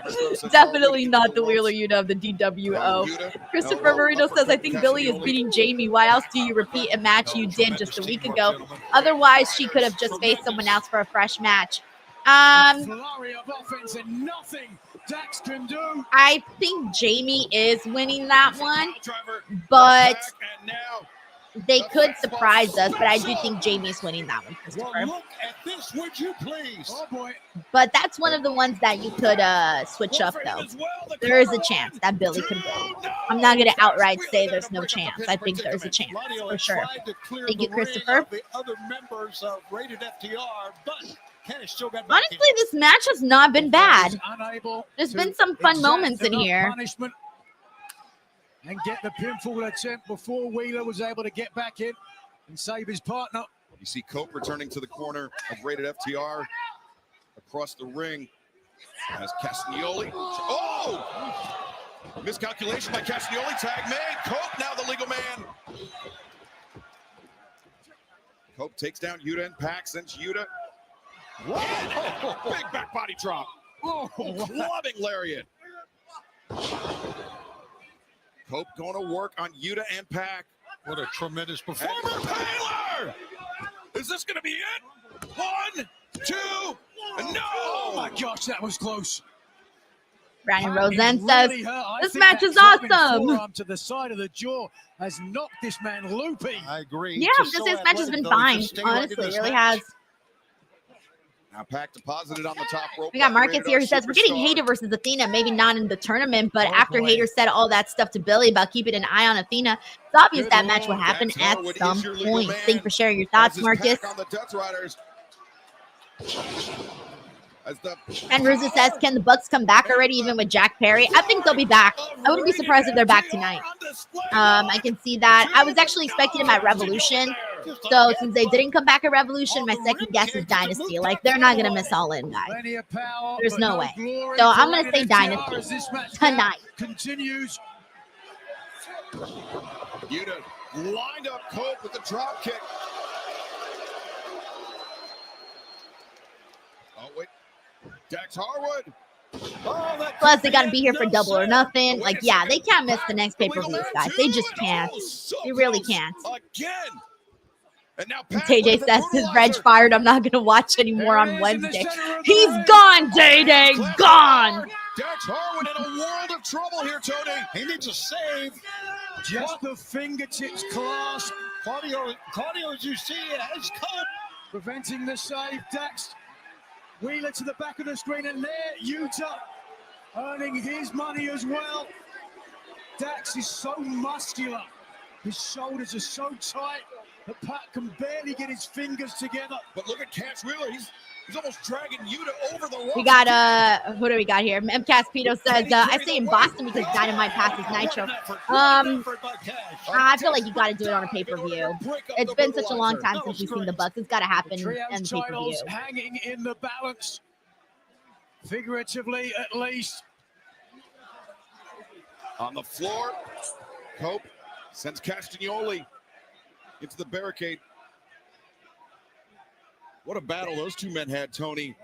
Wednesday night at Dynamite. Yeah. Yuta. The unpopular Mike says Denise playing as Vince Reg. You're fired. Wild. All right, I think they're good. Nope, Pac's still out there. I was about to say, I think they're about to finish off Utah here. One, two. No, I was wrong. No, I was right, actually. But I thought it was going to be Pac that went in and broke up the pin, not Claudio. Because Black Pac was closer. Day says, I work at Chicken Plant. I can feed Reg wings. Get some wings. And almost like, what's that one? Red Bull? Red Bull, get some wings. Get some wings and fly. Thank you, Day. Mike Zapeta says, hey, all, congrats to Alex Ovechkin for passing Wayne Gretzky's most of all-time goals with 895. Yeah, I saw that today. My husband watches hockey, so he was watching that. So that's how I saw, because I'm not in the know. I don't know anything about that, but I still saw. Dax, I think, is the legal man. Oh, Cope pulling up short. Oh, well, it was a head-to-head collision. And Psycho knee from Wheeler Yuta. No.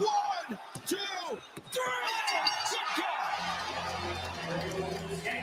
3. They really did that. They really did that to us, guys. I mean, we knew the Death Riders were gonna win here, but they gave the winning.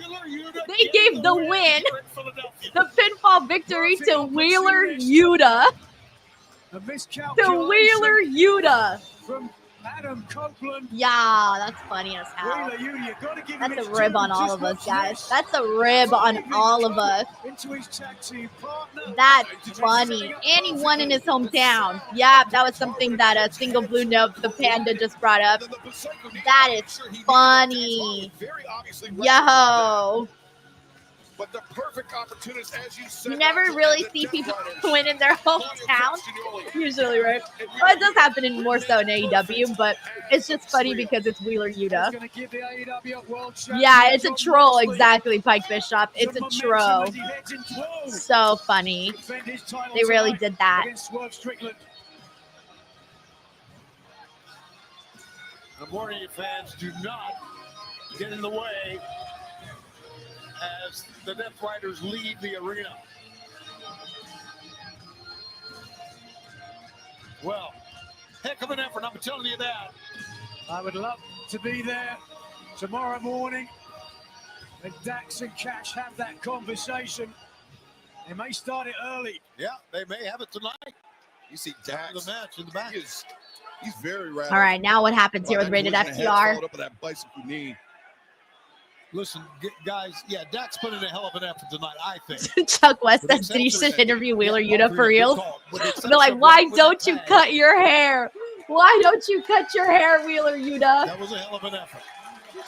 Alif says AEW right now be like F you, Lisa, and Philly, and literally everybody. There you go. All right. They'll get another shot. And- What the hell? What the hell was this? Oh shit! Dax just took out Adam Copeland. Okay, I wasn't expecting that right here, right now. But I mean, they were teasing it for weeks now. So I guess in a way, it's really great that it happened now. So it gives a little something to get into. Oh my God, he's going to try. He's going to make some music. He's going to try to end his career. Oh, and he's handing it to Cash to do it. Oh, he didn't do it. I thought he would. The crowd is kind of mixed here. Like, some of the crowd likes this and wanted him to concerto him. And some of the other, I think he's still going to do it. I think he's still going to do it. Yeah, there it is. There it is. And some of the crowd wanted him to turn on also help attack Adam. So a mixture of both. A mixture of both. Remember the neck problems he's had. I love how there was already a sign that says Y, FTR, Y. This is about his quality of life. This is about holding his children. Exactly. FTR don't care about any of that. This is unconscionable.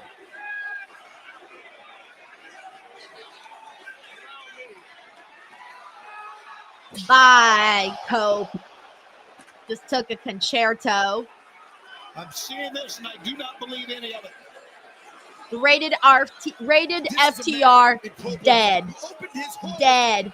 Rated FTR, dead. When they needed it most, when they were at the lowest point of their lives, Cope was there to pick them up, and this is how they repaid it. And not only that, Cope had a profound impact on both these men's careers. No, not again, not again! Oh. They're having quite an impact on his.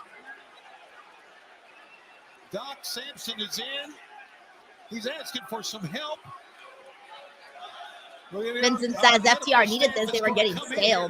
They're holding our medical staff back. Yeah, I agree. I think they needed something spicy. This is it. Christopher Marino says now Nick Wayne needs to do that to Christian. Yeah, and then we're going to probably get Edge and Christian reuniting. It seems like the direction there. Damn, now they're mocking Adam Copeland. Amazing. We got Single Blue Note, the Panda, who says heel FTR is awesome. Elite Bloodline 2.0 says FTR with Punk was cool. Yeah, that was fun. I like that. This is completely uncalled for. Dave Jordan says, oh no, they killed Cope. They really did, though. He's dead. He's dead. I gotta wonder, was this premeditated? Sean Taylor says this is the most interesting FTR has been in years. Brett Henley says time for Christian to come and save him. Ted Russo says, okay, that's good. Let's see. Desi Baby says, I wish I cared about FTR. I just don't. They have never done anything for me. We got, let's see. Luisa says LFG. God. Sorry, that's Who else do we got here? Doing some thoughts on this. Cope. There's so much. That's the X. FTR living up to their Hender name. Buckley says, Christian gonna have a great, and where did that leave you crawling back to me promo? AEW medical Vincent says that's what he gets for hogging the spotlight. This is It's funny. Watch this. Dax clearly had it in his mind. Look at that look in his eyes. Yeah. We got Biz here who says FTR needs to rebrand. Race Pierce says Christian will save him at some point down the road. Bert Helton says FTR better off as heels. of the two, at least on the surface. But Drew Turner says FTR just went over the edge. It looked for a second. but I Cash Wheeler was can't. gonna keep it David simple. Romero says rainbow equals But end when they of make a friendship. statement following up, just watch This is this. funny. The head, the neck, Sassfire says they just chanted you deserve a it to triple Cope. fusion that took Adam Copeland out. Marcus says, what happened to Christian anyway? Hasn't been on TV We a may few never weeks. see him I again. think the last thing we saw was when he had that confrontation with Especially Nick after Wayne. this. Nigel, I mean, that- They had that that exact confrontation. same thought. Is this the last time we see Um, Copeland in professional wrestling? And it's just been like, I guess we're waiting for like the official moment there where we settled things with Nick Wayne and Mama Wayne and all the Waynes and Christian. First wasn't bad enough, delivering a second as Copeland. Adam being stretchered out. I hope he copes with this betrayal. The paramedics, along with the AEW medical team, taking Adam Copeland. It's so funny. Presumably to a waiting ambulance. PLG says that was a predictable turn, but it needed to happen. Yeah, for sure. That we do receive It's so funny. on the condition. We got Day here who says Cope is better as a single since his teammates always knock him out. Shout out to Jay Anderson. Jake is on the Twitch chat. Let's see. This is disgusting. Uncalled for. We got Alif here who says FTR not only the ones who need to rebrand, but AEW themselves really need to rebrand, and FTR just send Adam on the edge of the game, and he needs to cope with that. Hey, I just said that. That's a good joke. Yeah. All right. Let's see what else we got here. Tuckless says he deserved it. Copeless. Sick Boy says makes Cope even less relevant. You better hook up with Christian. Yeah, this is where this is all leading to, guys. It's all leading to Christian and Edge reuniting. This tramp is still the champ. One of the most pivotal moments. Looks like Toni Storm versus Megan Bayne is next. I'm looking forward to this match because I don't really know, what we're really gonna get out of it. So I am looking forward to it because of it. She is a dangerous woman. Your weakness Equally stunning as she is indomitable. is that you have to face me. Megan Bayne making a statement here at the expense of Toni Storm. Who died and made you God? I am timeless Toni Storm. Dynasty. I will cut off the head of the mighty Megasis. You are nothing but a shadow of what you used to be. We got Ezekiel says, hear me out, Denise Wheeler Yita. What do you think? Wheeler Yita? Stop it. Wheeler Yita. I'm done with y'all. What's going on here? That's funny. Kevin Cabeza says, is it bad that I want Megan Bayne to win? No, you should have some interest in the other opponent for sure. But I don't think she's gonna, though. Toni Storm is taking that all the way to All In. Introducing the challenge, being accompanied by Penelope Ford from Thessaloniki. Oh, I love the color that Megan is wearing today. It looks like a nice...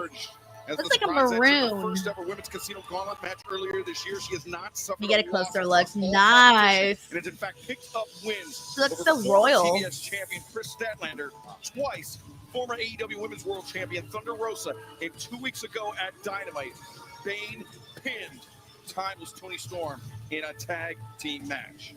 So she's red hot. She's got the momentum. 7-match winning streak with this gigantic lady. Why does he call her? Why did he have to say it like that? With this gigantic lady. It just sounded so like, don't call her gigantic. It just doesn't come across. This gigantic lady. That's funny. We were just talking about this, like what's the female equivalent for meaty? And we did it. It's definitely not gigantic. Gigantic is not it. Not it. Mike T90K says the Penelope Ford is one hot boss. Penelope Ford. I've never seen her. Classic moment. Thank you, Mike T90K. Dad Like Me Jr. says FTR is better as heels, Denise. Yeah, I feel you, man. They needed something a little bit different. Grace Pierce says gigantic lady laughing crying emoji. Yo. Oh, hey. Oh, this is different. Oh my God. Tony's like training. She's almost like Rocky.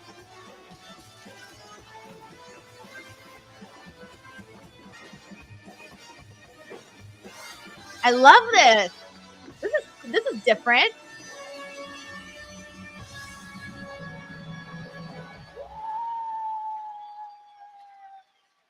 Oh, that's cool. I like that they did the Rocky thing in Philly with her in the gray suit running. It was totally different than what we usually see from like the Toni Storm vignettes. We got David Primero here who says Battle of the Melons, Toni versus Meg. Y'all are nasty. Oh, and she also came out in almost like those, well, I don't know, what to call it, boxing gear. She went all in on the theme, guys. She went all in on the theme. I love that. Philadelphia World Champion. Thank you, David. Italian Stallion. Here's timeless Toni Storm. John Taylor. Yo, Juice Robinson, I did it. Shades of Sylvester Stallone. So funny. I love that she actually went and thought about that and did that. Absolutely. Oh my God, not Luther. Toni Storm. Luther with the towel and everything. She's rare to fight. Stop it. That's hilarious. Luther. Oh, and she also put glitter on her hair. That's new too. That she needs. But the champion That looks really cute. The glitter on the hair. I might have to steal that idea. Storm. From what I understand, she's been I got Piz243 who says this is brilliant. She's been drinking. Clown says I love Luther as the corner man. Zachary Walton says let's go, Tony. Do with that what you will. Yes, sir. I'm sure Luther did not say, you can't win, Tony. I'm sure he was talking You can't some words win. of wisdom to the world champion.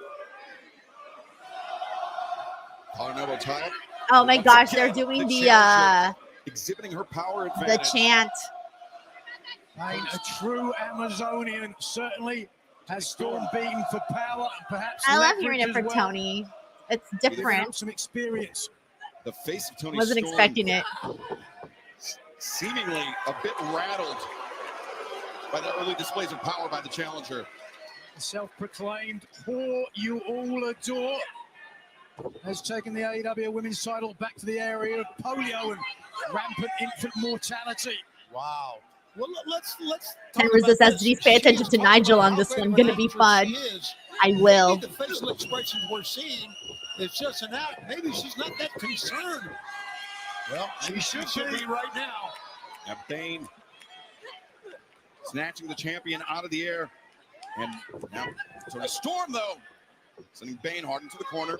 The hammer throw reversed with ease by the Megasis, but maybe Toni Storm wanted it that way. The crossbody. Storm slow to follow up, though very cautious with Bayne. Toni Storm, even though the fists were up, she's firing in those kicks. It And now says Bane, Rocky though, Drago, great one. I mean, yeah, Megan is definitely tall and bigger in size compared to Toni. Gets hold of the champion going for a ride. I wonder if CM Punk finally watched Rocky. He said he'd never seen it. I wonder if he finally did watch it. Line stolen from Charlton Heston. Apparently during a raucous weekend in Monte Carlo where she left Heston. Hey, Bruce Taylor, thank you so much for becoming a brand new DWO member. Hell yeah. Welcome, Bruce Taylor. Bane, who is in complete control of the four-time AEW Women's World Champion, timeless Toni Storm. How often have we seen Storm troubled so much, so soon in a match? Yeah, this is rare road to cover for the champion, timeless Toni Storm. But Bayne, she's got thunder lips. I tell you right now. Oh! Don't get too cocky against Toni Storm. Ah, how cute. I just realized that Luther has the logo of the shoe, of Toni Storm's shoe. Right down on the floor. Megan Bane took him out. And Bane, she lost sight I of like Toni that Storm that's like from her below. patch is the shoe. From Luther. But Mickey got taken out in Rocky 3, and then she used his rear end for a launching pad. Luther hasn't had a heart attack. As Toni Storm on the attack. Toni Storm perched on the top rope. Crossbody. 1, 2, no. A strong kick out from Bayne. Take a lot more than that to take down the Megasis. And I think the champion realizes that, Nigel. Could be in for a long night. Oh, Penelope getting involved. Before grabbing the boot of the champion. Referee Aubrey Edwards didn't see it. And that opens the door for Bane. Nice boot to the face of Toni. Bayne, who spent a good portion of her earlier career in the land of the rising sun. Yeah, earning Stardom. We got Vasco here who says that Megan Bayne makeup looks great, very healed up. Yeah, she looks like a showgirl. I love it. World-class caliber. Reputation. Now, the Megan Bayne that we are witnessing today is a very different athlete. Thank you so much, Jay Avro. Thank you for the comment. I also posted a video here on the channel of the Tiffany Stratton, Charlotte Flair. My thoughts on Tiffany Stratton and Charlotte Flair promo that's up here on the channel too, in case you want to check that out. Thank you so much, Jay, for coming on here to the stream. And I certainly would. It was the inspiration of Mariah May that has turned Bayne into the monster she is today. Butterfly suplex. Thank you so much, Chad, for the nice comment. I appreciate you, man. John Deller says Pina Colada versus Wheeler in a hair match. Yo. All I know is I ain't losing. Well, she should be right now. AEW Women's World Champion Toni I've never seen the film show, Girl Juan. Never seen it. Great crowd. Thank you so much, Jay. Appreciate that. Hey, what's up, Darren G? Thank you so much for hopping in. Certainly. Elite Bloodline 2.0 says they still haven't helped us as to why Megan and Penelope are teaming up, I guess. I'm sure the chat will have some fun answers for you guys on that one. Adding insult to injury and now quite possibly injury to insult. Now, Penelope Ford and Megan Bayne, Tony, they found common cause very quickly here. It's We got Ted Ruza here who says Megan Bayne may be Mama Wayne to Reg. Speechless. Oh, maybe your Mama Wayne. Bayne may be my Mama Wayne to Reg. Okay. So Megan Bayne is your Mama Wayne. Got it. Yeah, Megan Bayne is just kicking the champion's ass right now. Well, she's lovely. She's definitely lovely. I'll tell you that much. Zachary Walton. Hey, what's up, Zachary? Thank you so much for checking out that video. I appreciate that, man. Hell yeah. I love that. Imagine Megan Bayne is AEW Women's World Champion at all in Texas. No matter who goes through the crucible of that tournament, I think Megan Bayne. Poor Toni. She's being choked by Megan. And again, Penelope. Yo, Penelope. Oh, now she's just licking Toni. Taking a taste, Toni. I mean, Toni did bite her last time and would not let go of biting her lips. I thought she was biting in the ear that time. For added incentive to see Storm losing the title tonight after what happened last night. Hold on. Body press blocked. Megan Bayne. Look at this. Woo! Belly to belly throw, carrying the entire weight of the champion. Hey, thank you so much to Hector Vincenti. He says, hey, Denise, just wanted to say I've been following you from the beginning, and I'm so proud of how far you've come on your channel. All the things you've accomplished, super proud of you. Dude, that's so nice of you, Hector. Thank you so much, man, for coming on here and being so nice. Thank you, man. Almost on her head. A third suplex in a row by the challenger. And Aubrey's got to check in with the champion here to see if she can continue. Cover made. 2. Toni Storm kicking out.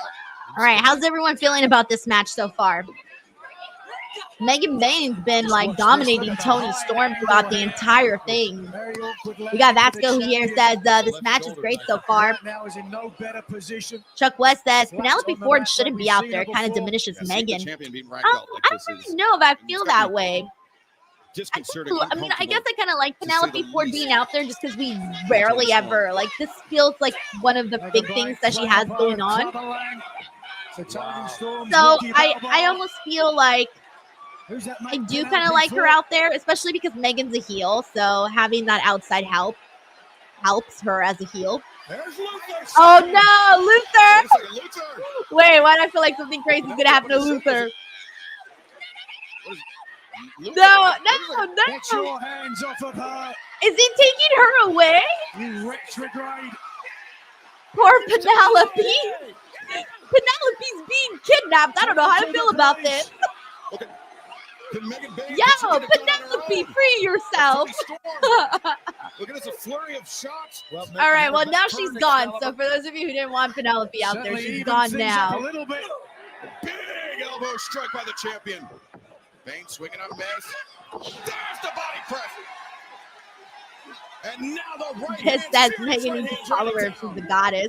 That's true. Melissa Cabello says that's kidnapped. Yo, for reals, my brain went there too. I was like, yo, hey. I'm sorry, I gotta root for Penelope here, girl. Set yourself free. Stringing some offense together. Yes. The DDT, first time it was on the floor, now it's in the ring. Ellie Bloodline also says that Megan could do this alone. I don't think she needs her.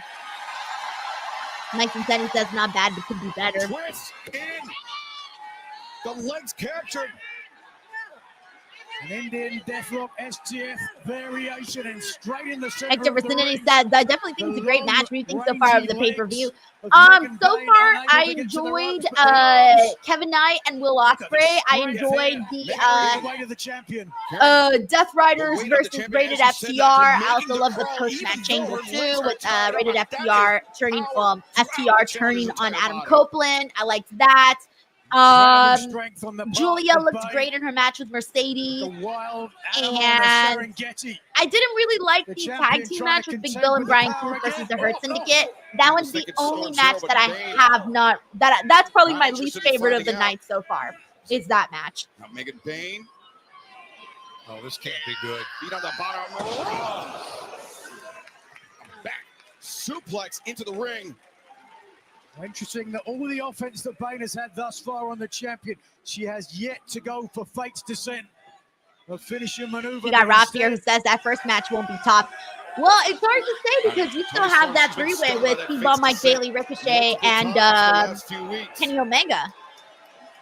It's either, I think, match of the night so far is either going to be Will Ospreay and Kevin Knight, or it's going to be that one. Cheekbone. Or also John Moxley and Swerve Strickland could be like Toni Storm, really good too. We'll see. I don't know. It's hard to say. Don't really know what to say about that one. I don't know what's going to happen. So, Right now, the referee's got to check on Megan Bayne and Toni Storm. oh, I forgot. Yeah, you're right, Guardy. He says, was hyped for the show so far. Just remember Jericho still has to come. Yeah, he's a match with Bandito. But you know what, though? Him and Bandito work well together. So I think that matchup will be fine. Bandito and Chris Jericho seem to mesh And you well realize together. your head's going. You've got one opportunity. You've got to get over. And Bayne almost didn't make it. Yeah. Wow. Well, they're both apparently okay. Aubrey checked in. But how much is left in either lady here? Timeless Toni Storm pulling out all the stops. They're in pursuit of her AEW Women's World Championship. The champion and challenger breathing hard. Joseph Ramos says, please just get the title off of Mox for the love of Christ. It's the challenger back to her feet first. Guys, I've been saying this for Again, that's got to be so demoralizing for Toni Storm. not German months, suplex but like that. for weeks. Bayne up to her feet first. Don't get your hopes up on John Moxley dropping the title. Competitor would not be back on their feet, let alone so quick. It's a great call. I don't think they're going to have him drop the title. And it's unfortunate, but I don't think it's going to happen. And I've been saying it for weeks, too. So I know everyone wants Swerve to win. I think Swerve should win. But I think versus what they will do is two totally different things. Tanner Blakely says, how gigantic is Megan Bayne for us blind folks? I don't know how to describe how tall she is. She is like, No Bayne. I don't know. Let me see right now. She's Carries her dead several weight. inches bigger than The Toni. ring, German, this time by the challenger. What power, Nigel. Holy smokes. Power and execution. She's and Bayne again. looks like a Look whole, at the energy I don't of know, this woman. head This is bigger than incredible. Aubrey. As Bayne drives the champion down. She's at least my whole body plus like half of me on top of me is Megan Bayne. Toni Storm. That's funny. It's so funny. Chuck West, that's a real question. Why isn't anyone interviewed by Renee? Asked her if she's seen the AEW title. Yo, that was funny last Wednesday when they had Swerve. When she was interviewing Swerve about Willow being taken out by Mercedes. It was kind of awkward because poor Willow was laying there at the hands of Renee's husband. And then finally, in the second time Renee interviewed Swerve, he said he emphasized your husband. Very awkward landing for the challenger. And hip attack on target. Oh, but Bayne ate it for lunch. Woo! Oh, the headbutt. That headbutt catching the challenger on the point of the jaw. And now, timeless Toni Storm. The head of Bayne whiplashing over the bottom turnbuckle. And again. 2 hip attacks. She going for another one? She might be going for another one. Mouth agape, gasping for air. She was trying to get out of the corner, could not. 3. Toni Storm would gladly fill that mouth with a third consecutive hip attack and a storm. 0. I think that's it for Megan. Cover Bane. Oh no! Oh wait, what? A 1 Oh count? my God. She's in A there 1 with count? She kicked out at 1 For sure it was done. after 3 hip attacks? Toni Storm. What? I can't believe that. Toni Storm. Hey yo! Tears. I wasn't expecting it at 1. If anything, I was gonna say 2, but 1. I think they really, I think they're really gonna invest in Megan Bayne, guys. AEW, I think they're really gonna invest in her, just based off little things. She's already in this match. She kicked out at 1. She's dominating. They really are setting up Megan Bayne for success. One more move, and we have a new AEW Women's Champion. As Bane bringing the champion up on the shoulders. Fate's descent apparently coming. That's what Toni Storm on her feet. Oh, she's gonna win barely. Wow, she like barely got that win. See what I mean, guys? Like they are setting up Megan Bayne for success by the fact that Toni barely got the win on her. Barely, like she just made it. Look at her face. Look at her face. Once again, returning to her roots, going back to basics. Her face, I can't. To defend the AEW Women's World Championship. She's like, I just The made it. jaws of death. Megan Bayne is beside herself. That's funny. She's just like, I can't believe I did it. Oh my God. Disbelief on the face of the That's so champion. funny. The challenger here almost putting the champion away. Had her up for a finishing maneuver, unable to complete because instead the champion using her intelligence, a small package to secure the win. Toni Storm, I think, knows full well that she was lucky to survive this encounter. I can't with her face. All right, let's see what we have here. Toni Storm, We have let's see. We got Christopher Marino who says, I hated this ending. Why, Christopher? Why did you hate it? Megan Bayne was not going to defeat Toni Storm, guys. If you thought Megan Bayne was going to defeat Toni Storm here tonight, that was not going to happen. But they definitely found ways to let you know that they're going to be pushing Megan Bayne. Like, this is not the last you're going to see of Megan. But Christopher, why specifically did you hate that ending? Let's see what else we got here. Let's see what everyone else thinks. We got Vincent here who says, great job by both women. Desi Baby says, I don't even think her shoulder was down. Mick Vincent says, bleh. Vincent says, loved it. Darren G says, thought Bane had that, and she dominated most of the match. She wasn't going to win. Let's see. Six Maxwell says, it's not Megan's time yet. PLG says, run it back at Double or Nothing. Guys, Toni Storm's holding that title till All In. She's not dropping that title before All In. Toni Storm is headlining All In for the women, guys. Like, ain't no way Toni Storm dropping that title before All In. She's one of their biggest draws that they have on the show. Let's see what else we got here. Let's see. We got Dane Styles here who says, keeping Bane looking strong in a loss makes sense. Yeah, she looked great in this. She dominated most of the match. She kicked out at 1. She kicked out at 1. Ten Rizzo says, leaves it open somewhat. Dude, facts. We got Super Pro who says, yes, timeless, haha. Vincent says, Megan is the real deal, and she looked pretty damn good tonight. Berghausen says she needs to stay in the title hunt. Great match. She will. I have a feeling that AEW is going to, like, really build her up as a strong heel. That's what they need. They need a strong female heel. They got a strong baby face in Toni, but, yeah, they do need a strong heel. Let's see what else we got here. Biz says, missed an opportunity to play I'm the Tiger. Yo, I love that song. Dun, dun, dun, dun. Like, if you ever want to get hyped, by the way, I love Kyle Fletcher's hot pink gear today. Love that color. Storied rivalry. over the last 4 6 months gear, to a it year. just pops out. It looks really It's the cool. fourth match All between right. Ricochet Yeah. and Anyways, if you Fletcher, ever want to get but from the hyped, start, especially right before like a workout or looks something, poised do for yet play more Eye of the greatness Tiger. as we are joined once again, Toni. We got let's see. PLG says, "What the fuck did Luther do to Penelope, bro? He kidnapped her." Eric Sun says, "Great match." Mike says Megan should have beat Mercedes. Maybe down the line she will. Down the line, I can see it happening. Miss WWE girl says, "Good match. Timeless Toni Storm was gonna win." We got Dane Styles that says, "To the moon with Megan Bayne." Raphael says, "Megan, great match by Megan Bayne." Hope 076 says, "Not this soon, but Megan's about to get that champion push later on." She is, yeah. They're already starting to plant the seeds, guys. David says she lost on a roll-up. Stupid. I'm gonna say no because she got her like. That's what they were trying to tell the story that Toni Storm barely got the win. That's why they did that finish. That's why they did that finish. They're trying to say she barely did it. Vasco says that match was awesome. Run it back later. Christopher Marina says, "No, I hated Bane for taking all of that and then no selling any of it." Oh, that's the part you hated. Okay, got it. Let's see.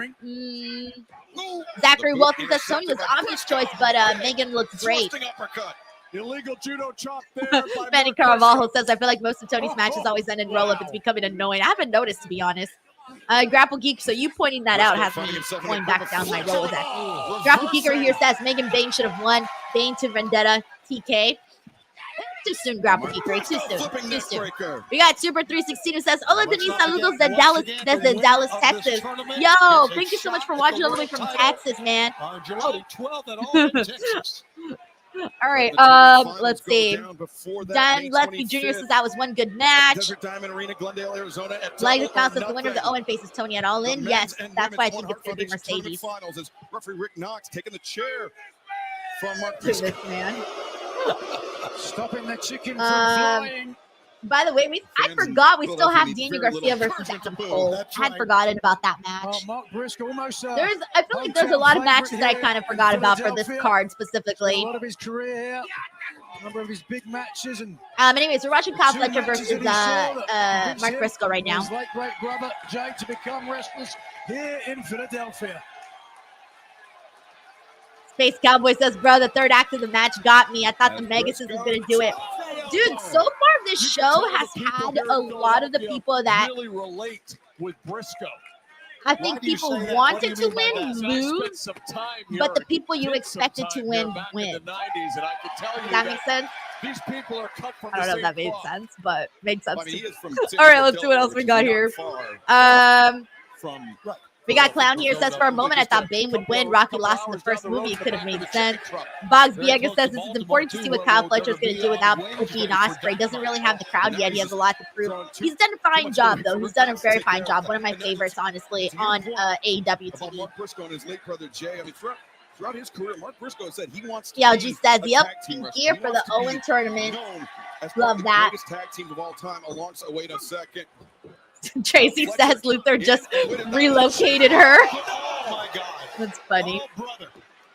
Robert McManus says Megan didn't need a loss this soon. Yo, it's against Toni Storm, one of the biggest people that they have on the show. No, her losing to Toni Storm is fine. If she would have lost to somebody that wasn't at the level of Toni Storm, and she's the AEW Women's World Champion. She's the AEW Women's World Champion. I think it's okay for her to lose to Toni Storm. But again, they did so many things that if you are a Megan Bayne fan and you want to see her accomplish big things in AEW, I think they did a lot to plant the seeds that they are going to invest the time in Megan Bayne. We got Broadway Joe says that finish only works if Bane comes back and wins, or Toni was definitively. If they drop the feud, it's stupid. They probably won't. We'll see where they go from here. I don't know that it's over. It might be put on pause for a bit, or who knows? That I don't know for sure. Essentially, it's one that he calls his rookie year as a singles wrestler in 2023. He had to start from scratch, basically. Yeah, start from scratch, but it wasn't on his own. What's up, Manuel Sequences? He says, "Sup, Denise, thanks for watching Dynasty while I'm stuck at work." Oh, man. I'm sorry. But I hope your work day is going by fast, though. Manuel, I hope it's a fast work day. Fletcher as the youth, the size, Briscoe, the experience, the unpredictability. Fletcher, of course, guided by Don Gallus here. Space Cowboy says, actually, he reminds me of a young Randy Orton. Nah, he reminds me of a reggaeton artist. I'm sorry, I can't unsee it. I honestly wish that Kyle Fletcher would have not shaved his hair off. I preferred Kyle with the hair. I liked the boy band look that he had going for him. A couple of times I've had to interact. I liked it when Don's mic was cut. That was great. Yeah, I think that was an accident. It was not. No, of course. Schiavone had his finger on the button. Finger on the button. Look It's at the Kyle. first time anyone has said that about Tony Schiavone. Oh, Kyle Mark Fletcher. Briscoe. I mean, is there a guy with a better physique than Kyle Fletcher in AEW? I don't think so. Yeah, there are plenty. But What are you talking about? Kyle's got a great physique. One of the greatest, okay? Well, Fletcher just sent Briscoe into the corner, came steaming in with that high boot. So quick. Doppelganger says So Don's getting the Yuta devastating. treatment. Oh yeah, Don Callis is never. Never never like. liked. Equal when it comes to his All right, speed let me and ask the chat this Especially question. 6'5" All right, Schiavone. He's amazing. He's an amazing who athlete do with you great like reach, the least? long Don wingspan, Callis or great Wheeler long Yuta? legs, Who do you like the confident, least? Nigel, Don to that Callis, point, Wheeler some Yuta. of that match Those are your options. pretty equally with Kyle Fletcher. All right, let's see whose name pops up the most in this chat. Onto the apron. Don Callis, I'm telling you, after that Wheeler Yuta. shot that Mark Briscoe took, the hit on the chair, and after that bomb, I'm not All sure right, what he's got Don. left. Oh shit, they're rolling in. All right, Don Callis, Yuta, Callis, Oh, man. If this continues, Callis, I might be able to go. Yuta, This Callis, is a domination at this Yuta, point. You're right. That's what it is. Nigel, Callis, what I was gonna make Callis, is somebody that Yuta, matches up Yuta, right with Yuta, Kyle Fletcher. Is it close? Yuta, Callis, Callis, Callis, Yuta, Callis, Callis, You know what? I mean, Don you are Callis, world Don Callis, class Don Callis, Wheeler Yuta, star of the Yuta, world. This is Don horrible. Callis, Quit trying to make Darth matches Vader that aren't picks gonna death. happen. I will not allow that match to take Yuta, place. Callis, Callis, Yuta. Feels like Don Callis is the most, the name I'm seeing the most. Don Callis, Remark on Callis, your comment, but after Callis, what you saw, Wheeler, I don't know. They may have to Callis, straighten Callis. Briscoe up. Oh, yeah, I'm sorry. Wheeler, Probably need to get a Callis, shovel and then the Callis, meat wagon. Wheeler, God. Chicken Wheeler. man, a broken back. Oh, here it Win, is. all leg. Callis, The head. Callis, Wheeler.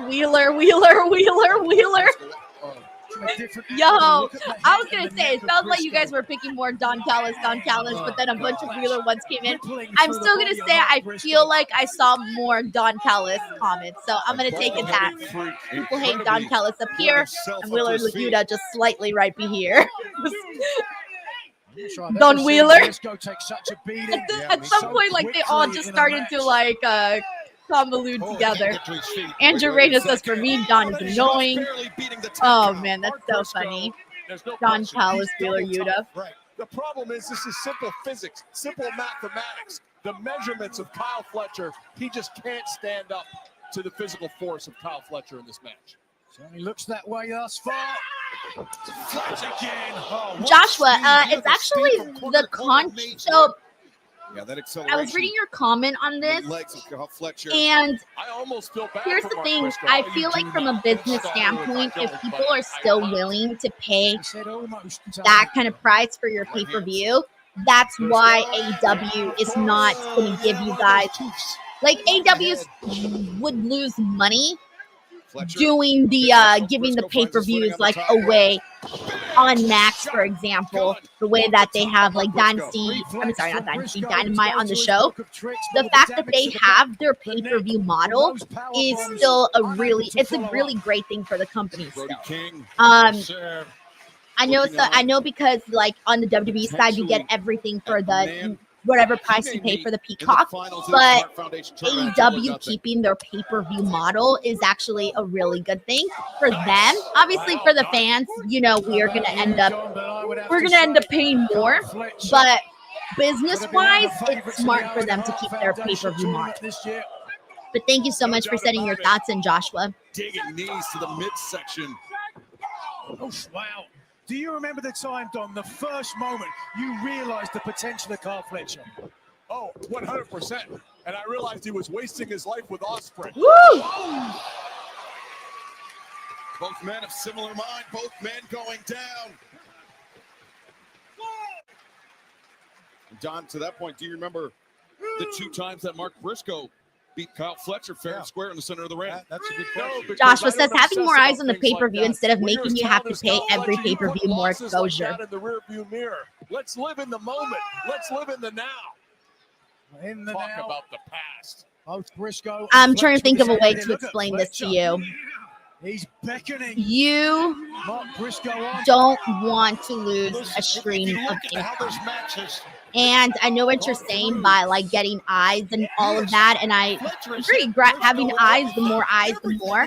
But people still paying for your pay-per-views and still paying for your pay-per-views is massive. You're making a lot of money when people pay for your pay-per-views. I don't know how else to simplify this, guys. I really, really don't. It's like you don't want to just be like, hey, all these people are paying $49.99 for my pay-per-view. I'm just going to erase that and not do that. No, if it's working for them and they still have people willing to pay for that, then do not get rid of your pay-per-view model. And that's just personally how I feel about it. Like from a business standpoint, I'm talking about from a business standpoint, it makes sense for them to do that.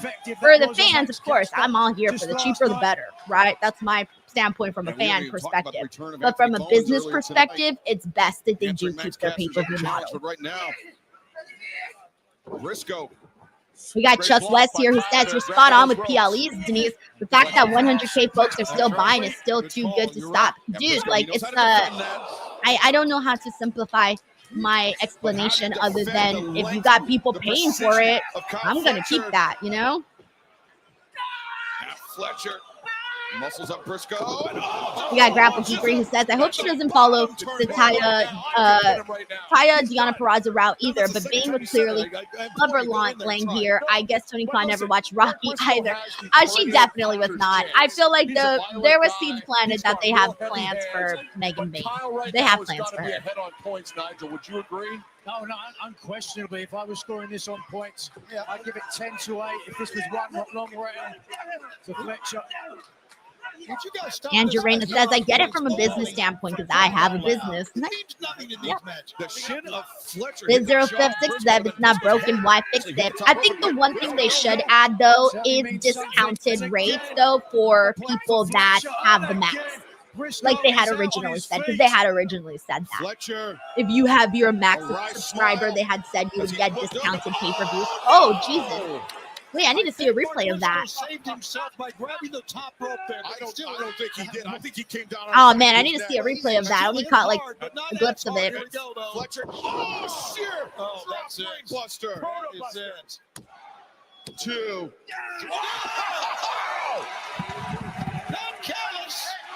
Kyle's place when he kicked out. Give me a replay of that spot on the ring apron, though, because I kind of missed it. Callis is beside himself, and let's show you the reason why. It's 2 brain busters. First of all, the very awkward landing on the outside, and the one inside wasn't much better. Straight to the top of the neck. We got Den Rizzo who says, one thing AEW needs better is merch and promotion. I have heard that a whole lot, and I do agree with that, especially when it comes to the merch. One of your sequences done? Thank you, Ten Russo. The referee. Fletcher looking for that top rope brain buster right now. Chuck West says discounted rates for Max and Amazon Prime subscribers should be the bare minimum. That I do think. I think that people should have that option, especially if you pay for Max. It is. Let's go. He's felt the sting in that that top rope brain buster. He knows how to counter it. Look at him hook the top turnbuckle there. He's looking for that cutthroat, but instead Fletcher clashing on. Oh, wow. Again, like the crack of a whip. Oof. Repeated headbutts. And Briscoe. Oh, God. No. This is not good for you, man. You're done. Briscoe could be out there. Look at that BT bomb off the ropes. Now the cover. 1, 2. No, Fletcher. A last gasp to kick out. Briscoe, though, the sliding lariat. His momentum carries him to the apron. He ascends to the top. Could be a froggy bow in the future of Kyle Fletcher. He's going to hit it. There it is. Did he kick out? I was thinking Kyle Fletcher was winning this, so yep, he did kick out. And Ruza says we can't get a bit of AEW merch sent here in Australia. Wait, what? You can't? What? What do you mean you can't get any merch in Australia from AEW? What? Tenruz, you're gonna need to explain on this one a little bit more. Double underhook, the J Driller. Thank you, Tenruza. By Fletcher. The roll up, 2. Briscoe breaks free. Fletcher swing and a miss. Roll up this time by Briscoe. 2. Powerful kick up by Fletcher. Up to his feet. Boot to the midsection. J Driller incoming. Good counter. Fletcher. Brainbuster once again. Here it is. Here comes Excalibur. Oh, God. No. Driver. Rolling over. Mike Briscoe's killing it here with Kyle. The hands of Fletcher. He can't do it though. Neck damage, unquestionably. As everybody wrapped watching this. Tenruza says title bouts, stuff like that, basic shirts, yeah, but some specialty stuff, nope. Oh, that sucks. I'm sorry to hear that. Smart move. There you go. I agree. Smart move. That's a bummer. But in This doing is a so, smart move. he may have put himself in harm's way. Oh, damn. To the outside. It's an unbelievable match. Connecting on a standing opponent. And now perhaps the opportunity to hit it again with Fletcher flat. I don't think there's any way Kyle Fletcher can survive 3. He points to Jay. Oh, he got his knees up, his legs up. Into the ribs. That's Fletcher. Oh. Again, the acceleration. Oh, dang. Oh, dang. Oh, dang. He's going even faster. Oh, sick. Fletcher now. Briscoe may be out on his feet. I like when Kyle like shifts into a whole different gear, which he just did right now. That was cool. Fletcher. It picked up the victory last night. That's right. We'll do the same tonight. The turnbuckle brainbuster. The cover. Yeah. Kyle for the victory. And he advances in the Owen. We got Grapple Geeker. He says it's clever beat Rocky the first time, leading to a redemption rematch with where Rocky wins the title back. Haven't seen Rocky 3, no judgment, just wondering. I've seen all the Rockies 1 through 5. I definitely watched 1 through 4, but I can't remember if I watched 5. Did I watch 5? 5 I don't remember, because 4 is my favorite. 4 is the one that I've seen a million freaking times. So, truth be told, I've seen Rocky 4 like more than any of the other Rockies by a whole lot, by like miles. The winner of Hangman Adam Page in the dreaded wild card. Also, I don't think that they're trying to do a Rocky storyline. I just think they just did Rocky for today, just because they're in Philly. 2 phenomenal matches tonight, and what a way to start the Owen Hart Foundation Men's Tournament. Okay, good. Dane Styles says Rocky 5 sucked. He missed nothing. I don't remember that one. I did watch Creed too. I watched Creed 1 and Creed 2, I think. For sure Creed 1. For sure Creed 1 I watched. Actually don't remember if I watched Creed 2. But for sure Creed 1 I did see. All right, Jericho Bandito's next. Ring of Honor World Championship match. I've beaten you twice. Jericho's punishing Bandito. Jericho wins it. And still, you won't leave me alone. Bandito! With eyes on the Ring of Honor World Champion. Keep poking me. Bandito's return to Collision. Taking a bite out of the bad apple. Now you pay the All right. Bandito's younger brother. Bob Diego says El Baño match. I actually do got to go to the bathroom, but I do want to actually watch the match. I'll probably go during the entrances. The mask is to Lucha Libre. But I do want to see the matchup because I said Bandito and Jericho usually do well together. I don't think this match will be like bad or anything. Vasco says, I trust Bandito will put on a great showing. Yeah. We got Andrew here who says, Bandito better win this. We ride if he doesn't. Jai Grouse says, Bandito to unmask and it'll be Olivia Rodrigo. Let's see. Oh no, everyone's like bathroom break. This match will be a turning point in Bandito's career. Wrestling Lucha Libre runs in my veins. Your life has changed forever, Bandito. You made my mother cry, and I will never forgive you for that. You will not leave Dynasty as the Ring of Honor champion. I know the dangers. I can handle them. You will leave Dynasty unmasked, humiliated, and disgraced.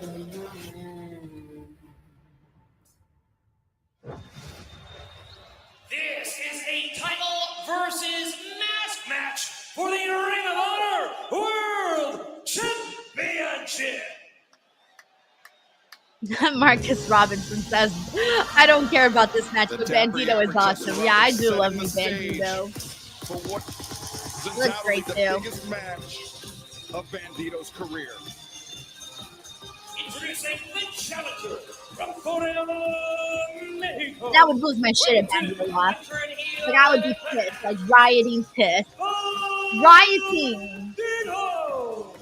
So I'm going to go into this one pretty confident that Bandito is not losing. Because if he did, I would like just blow a gasket. Of his brother, Gravitas. Gravitas, certainly Gravitas to this match. And you see Bandito, his mother, again seated at ringside along with his sister. And I think Bandito, he knows what happened to Gravity at Revolution last month. Bandito's not going to get caught by surprise by Chris Jericho. Ellen says, hello, is there a review show today? Yeah, I'll be riding solo for tonight. It'll probably be a mini review, but still incoming. Of experience, and also perhaps one of the most conniving men I've ever met in professional wrestling. Stuart Bridgman says, Denise praying for a flight. Yeah, fight. Yeah, I am actually. On the way, Bayne is here. Ted Russo says, dude's holding up the scores. Yeah, he is. That's one of the things I noticed too. From Winnipeg, Manitoba, Canada, weighing 225 pounds, he is the Ring of Honor World Champion, the Nueve, the Learning Tree, Chris Jericho. Just oozes off of him, Excalibur. It certainly does. You know, in that video package, heard some sound bites about how Chris Jericho has made this match more personal than I think he even realizes. And I said that because Jericho, he spent a large portion of his early career competing in Mexico for CMLL. He knows exactly what Lucha Libre culture is about, at least on a surface level. There's a sign that says Jericho hates Mac. Like Bandito, who We got Brandon Rosette who says, Bandito wins or we riot. Yo, I would be pissed if Bandito lost this. Like, pissed, bro. Ain't no way. Ain't no way. Thank you, Brandon. Grapple Geekery says, sorry, that's what I meant by Clubber reference and was worried you hadn't seen it. My bad. Meanwhile, time for a bathroom break and a snack run. Get yourself your bathroom break. Get yourself your snack run. I actually have to go to the bathroom too, but it's too late now. I waited too long, so now I gotta wait until after this match. So at some point I'll run to the bathroom because I've been chugging my water and I'm thirsty, but I cannot chug no more water until I get a bathroom break. Thank you, Grapple Geekery.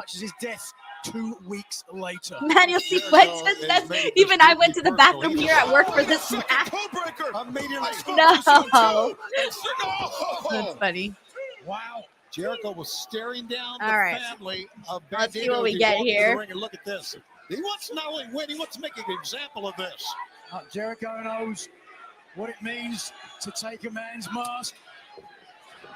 He spent some time in Mexico. Again, I don't think this match is going to be fast. I really don't. Alliance off the cover.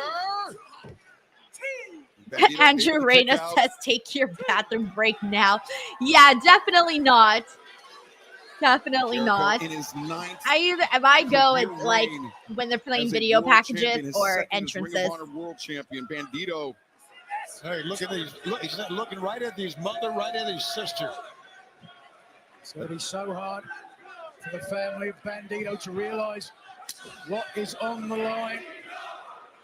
You know, you've got to think that maybe Bandito's mum might be quite excited. She might actually get to see her son's face for the first time. Oh, would you TLG says, I'm ready for the learning tree to be done. I'm actually quite surprised that they lasted as long as they've lasted.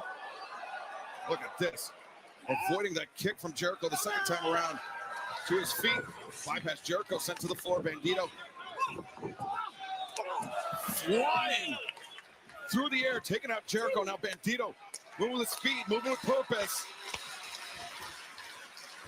As Bandito. Beautiful. I like that far away shot too. Usually for like dives and things like that, we usually get like a closer shot. I actually prefer the shot zoomed out a little bit so we can really see everything. That was during the COVID era. It's like voice of pro Denise think dry thought. Chris Jericho. I'm gonna think of a desert, just a dry desert. Jericho's come out on top. Bandito, I mean, bro, if I was Bandito's mom, I'd be like, bro, don't pay attention to me. Pay attention to your opponent. I'd be like, do not pay attention to me right now. You can love me afterwards, not right now, not during the match. A distraction, certainly, and it puts him close to harm's way as well. We've seen Marcos Munoz says, I'm this close falling asleep. Wake up, Marcos! Oh, nice. That was quirky. That was cool. Bandito, 2. Jericho able to kick out. 10 bucks, BX. Oh my God, Bandito's sister's a 10. Bandito. Yo, if Reg was here, he'd be so in love with Bandito's sister and his mom. Because you know, Reg, he got range. Yeah, you just got to go right back to the attack. Leave the referee I alone. ain't even lying. Reg has range. You know, it was Chris Jericho that ultimately threw out the challenge to Bandito. Oh, wait a second. Look at the strength of Bandito here. Oh, yeah. See, this is the spot that always works for them when they do it with Jericho and Bandito. Last time, I remember they held it for so long. Everybody was like, oh, shit. It was the most memorable spot of their match. 20. Look at that. They're still in 20. He's not done. It's incredible. This one arm. 30. They're still going. I think they need to get it to 50. No, he's got to do a minute. He's got to do a minute. To his brain.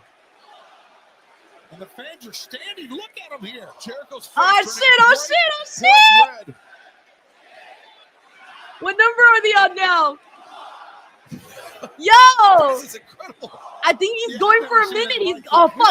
He's shaking. Oh. What number did they get to? When Jericho goes down, that impact. What number did they get to? They got to like 50, I think, right? The cover. Did he make it to a minute? Able to kick out. I lost track. Cover from Bandito, but you could understand why the strength that it takes. Yo, like he went as long as he possibly could. Like he was shaking, yo. Shaking. Think about that, yo. Looks stymied here. Samuel here said, haha, wrestling was great. That was cool. Sometimes they hit a minute. Jericho reversing the hammer throw attempt. Bandito, though. I think commentary lost track too because they didn't even say a time or anything. There you see the effects of the oh! Jericho so disoriented because of that delayed vertical suplex. All that blood rushing to his head and then leaving. You think Jericho's like dizzy right now? He's very unsteady as Bandito. Or at least like feeling a little funky after that. Oh, power bomb from the apron. Like, have you ever been laying down on your bed like in a weird way where you're like hanging off of it? I used to do it a lot as a little girl where I used to hang my head down in the ground while hanging my body on the bed. And then I would get up and I would feel this like rush of blood. And you just felt like, oh, hold on. I got to hold on for a second here. That's what I imagine it feels like. And now Jericho walking toward Bandito's mother, his sister. Jericho's got the camera. Yeah.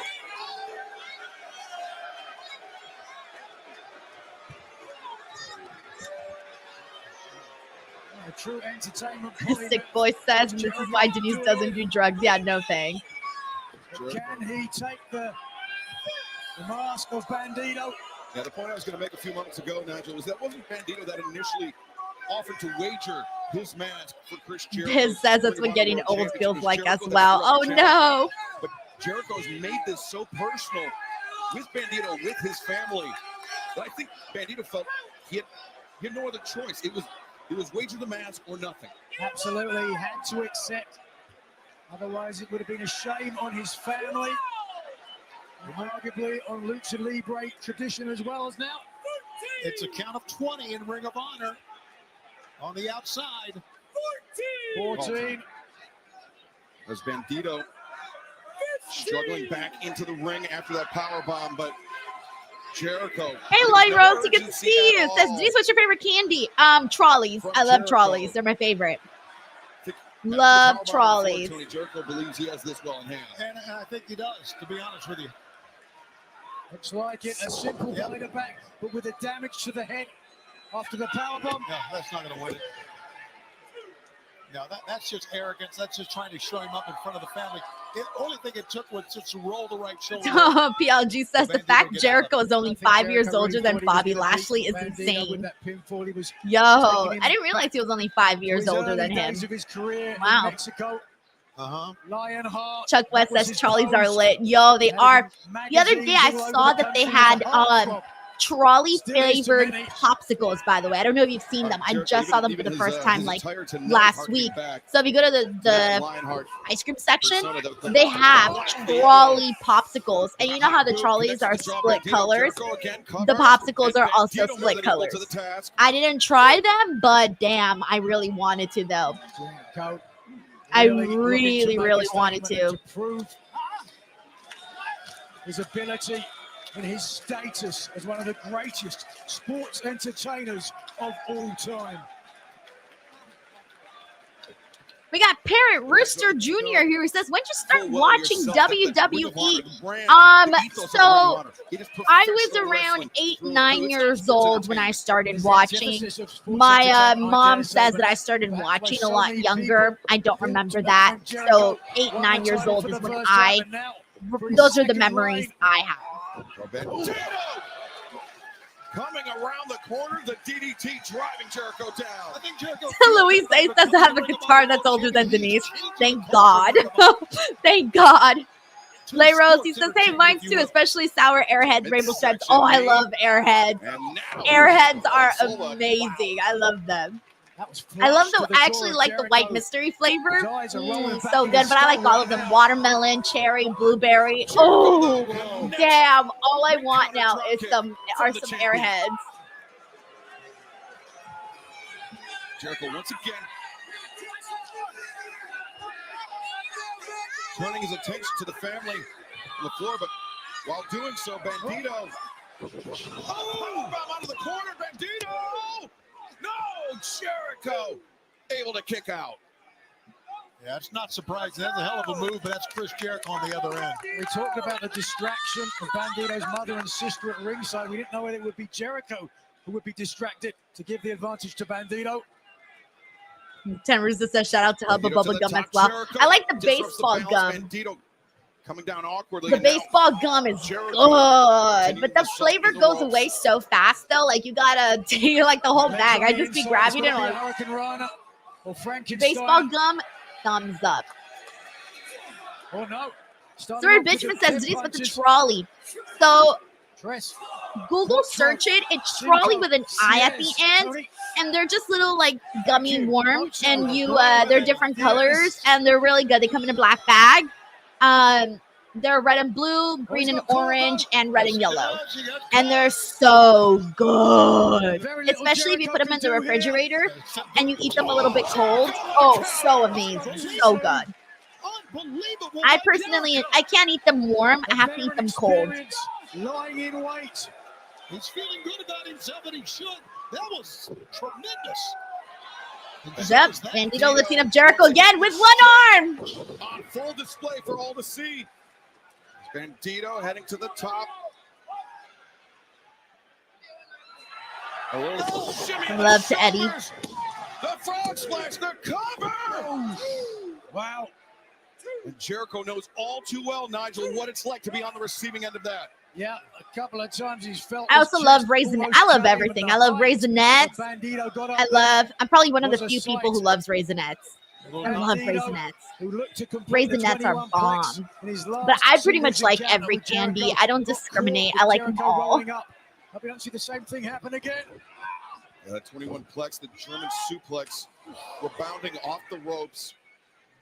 I have a That extra major impact, sweet that extra tooth. emphasis for So- Bandito, who now the tornado. Oh, code breaker Jericho. off the tornado spot He that didn't catch him Bandito flush, did. but boy, did he catch him. Hey, sick boy, thank you so much. It says just a big thanks, Denise. Love your watch-alongs. Thank you so much, man. It's really nice of you. Thank you, thank you. Tell that Jericho was It poised just says this and match waiting should for be Bandito to shorter. come out. It is going a little bit. It's going a bit. Okay, maybe not a candy corn, Eric D. I knew there was one. I was like, someone's going to bring one up that I don't like, and I'm going to have to take back my statement. I forgot about candy corn. Raphael Smith also loves Raisinets, too. Out of the chest of this impassioned desperado. I like Red For his Vines, family. Pike Bishop. PLG says he likes snow caps. Jericho Bandito Those are finding themselves the back circle to back. ones, right? This like the circle ones. Well, high I like noon. those too. I love Rice Krispies. They have them. What are you talking about? They still have Rice 5 Krispies treat paces. cereals. They have them everywhere. Oh, Jericho. This is that's Reese's Pieces No Buttercup. one-on-one feeds Oh, it. love it. Jericho, look at this, the feet on the ropes. I can't eat chocolate, by the way, which sucks so bad.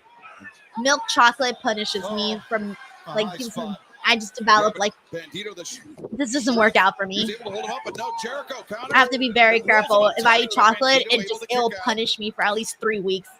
Bandito, every time he gets his shoulders pinned to the mat, he's got to be fearful. He's losing the mask. The knee. It's got Jericho rattled. The 21 plex, Nigel. This could be Perfect it. setup for it. Bandito. Oh, you got it. Come on.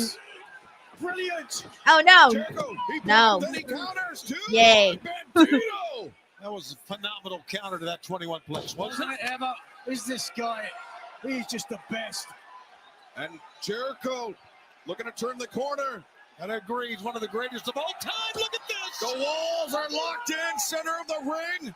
And the walls may be closing in on Bandito. Bandito has used so much strength holding Jericho up for nearly 60 seconds. What does he have left? He's to got put this. himself to Come the on, bottom rope? Bandito. You've got this. Bandito needs to call on every ounce of reserve. To lose the We got Space mystery, Cowboy giving some love to Bandito. Hell yeah, to man. lose the mask.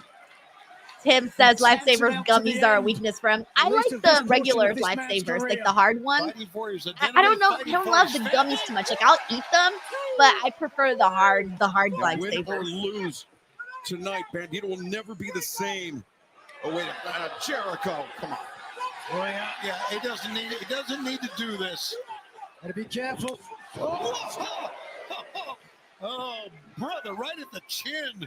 Yeah, Bandito really stepped through with that I thrust think we're kick. gonna have to do a seventh inning stretch at He's some aiming point, well past the everybody. jaw of Chris Jericho. Oh no, there's Brian Connected Keith. with EC. Oh, he's coming out to help out Chris Jericho. To the ring after his encounter with the Hurt Syndicate earlier tonight. I like how he comes out like limping and stuff. Boy, Gravity. Oh, gravity. Gravity, we haven't seen him since he had his head cracked by that bat from Jericho. That's now Aubrey Edwards. Gravity with his mask back securely on his head now. Oh no, Jericho's got the The bat. official's back's Do turned. not do Bandito dirty. Do not do Bandito dirty. Do not do Bandito. Oh no! This is it. Please do not tell me they're going to take Bandito's mask off. Please do not tell me they're going to take Bandito's mask off. Please tell me they're not going to take Bandito's mask off. Can't see it.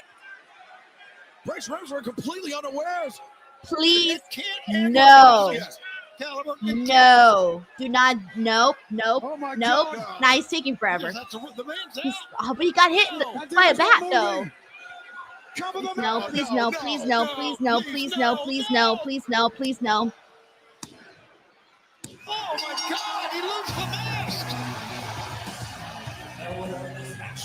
The winner of the mask and still Ring of Honor World Champion, the new heaven, the learning tree, Chris Jericho. Terrible moment, Excalibur. A horrible moment in the history of Ring of Honor. Jericho, Jericho's lost a tooth. He's retained the title. he lost his tooth and whatever shred of What's dignity he more had left. important is what Bandito is gonna be forced Guys, to lose right what I didn't even go to the bathroom. I just needed to take a second here because what? Left here, but Aubrey Edwards is talking to the family. Guys, I'm sorry. I don't like this at all. I'm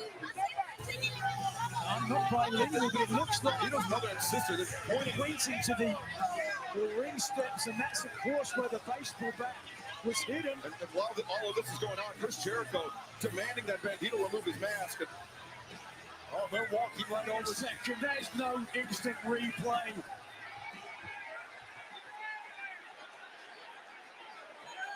Oh, my. She's got the bat. Oh, thank God. Oh, my God. Please, thank God. All right, what do we got going on here now? Please reverse this motherfucking decision. Aubrey Edwards, the official on the floor, and Justin Roberts, the ring announcer. Edwards is bilingual, she understood. Ladies and gentlemen, referee Bryce Remsburg has ruled that this match must restart. Oh, thank God. Oh, my God, guys. Oh, thank God. I was like legit pissed. Well, Bandito. I was legit pissed. Wait, what? No, come on now. Jericho. Just Get him, girl. Get him. Thanks. Oh, thank God, guys. Thank God. continues. Jericho. Maybe on the verge of losing even more teeth as I can Bandito. breathe now. But I'm gonna breathe better once, you know, he gets the win here. Oh, thank God. Oh, thank God. Yo, I was about to say, what kind of BS is this? Oh, thank God. Oh, shit, guys. Thank goodness. I was like For the legit. second time in his career. Yeah, but I don't like dumb. No, thank God, because I don't even know what to say, guys. I was legit upset about that. Like legit upset. I was when I thought they were gonna really take Bandito's mask off. I was about to fucking riot. I'm not even kidding you. I was so mad. I've never left a stream before just to be like, what the fuck is happening? Literally. Seething with anger. Christopher Moreno says this whole thing was huge garbage. Yo, I will admit though, they got me good. They got me good, and I will give them that, guys, because I was legit like blood pressure went up. I tell myself, breathe, Denise, do not go off. Breathe, and you'll be okay. Christopher, we got Day Day here who says, I just got PB and J Reese's Cup so good. What's all your time favorite? Sweet, sour, spicy, or tart? I like sweet, sour, tart, and then spicy. Oh, but it depends on what you're asking. If you're asking for candy, yes. Candy, spicy would be last. Food, then spicy would be up there. Thank you, Day Day. We got Double Lesson says, I was so pissed. Me too. Me too. I was so mad. I was so mad. I was literally, I'm not even gonna tell you. I sent Will 3 messages and I was like, what the fuck? Why? And then I had to put, oh my God, thank God. I literally was so mad. I texted Will. I was like, what the fuck? What? That's literally how mad I was. That's so funny. Vincent says, I'm not crying, you are. That's so fun. Thank you so much for the kind comment, by the way. Appreciate you. Let's see who else we got here. Oh my God. All right, let me hold on one second, guys. I gotta start a backup recording here really quickly. Shout out to Chris, guys, my editor, who's here and working hard behind the scenes, getting clips up on my Instagram. So if you guys seen clips go up, that's all Chris, helping me out tremendously here. AEW Double or Nothing live And so let me just start a second. All right, but now for reals, I really do have to go to the bathroom. So, all right, I'm going to run to the bathroom because I was waiting for this. So enjoy the commercials here. I will be right back. I promise. I swear. Do not leave. And now, AEW stops into the Lone Star State to prove it. Can you hear that? The sound of legends colliding, rivalries reignited, and history being made. Get ready, Texas. We're gonna blow the roof off. From Dallas to Houston, San Antonio to El Paso, this is your moment, Texas. AEW All In is coming to Globe Life Field in Arlington, live July 12th. Tickets are on sale now. AEWTix.com. Prove to the world that nothing is bigger than AEW in All right, I'm back. I'm back. Okay, I'm back. Thank you, everybody. Vincent says Denise went away to cry for Bandito and his family. That's so funny. All right, thank you guys. What a summer we have I was just like, AEWTIX.com. oh God, great, because I was really thirsty too. So, ooh, now I could drink my water and be happy. Adam Cole, no time limit, no outside interference.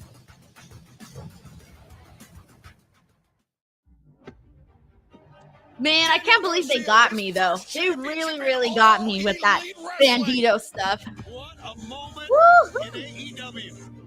We got a space cowboy. Oh my God, that was a good swerve. I don't remember how freaking, I do not remember how freaking mad I was. When's the last time I was this mad about something? I legitimately do not remember. Do not remember. Woo, woo. Oh my gosh. So fun. Let's see what else I got. We got Demolition Dan here who says, nice little bit of the wrestling room you have. Wish we can all see it all. There's really not that much to see.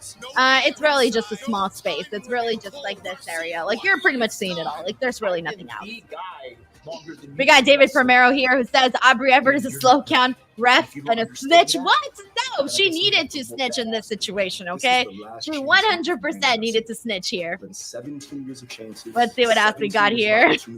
And Dorena says, I think that was a record. That was quick. I run, guys. I run. All right, let's see. Let's see.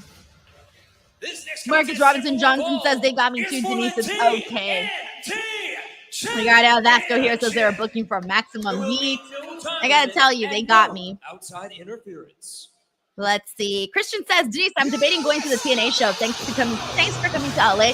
I don't watch it. Do you think I should? I'm gonna watch Rebellion. I think I'm gonna be at the show. So yeah.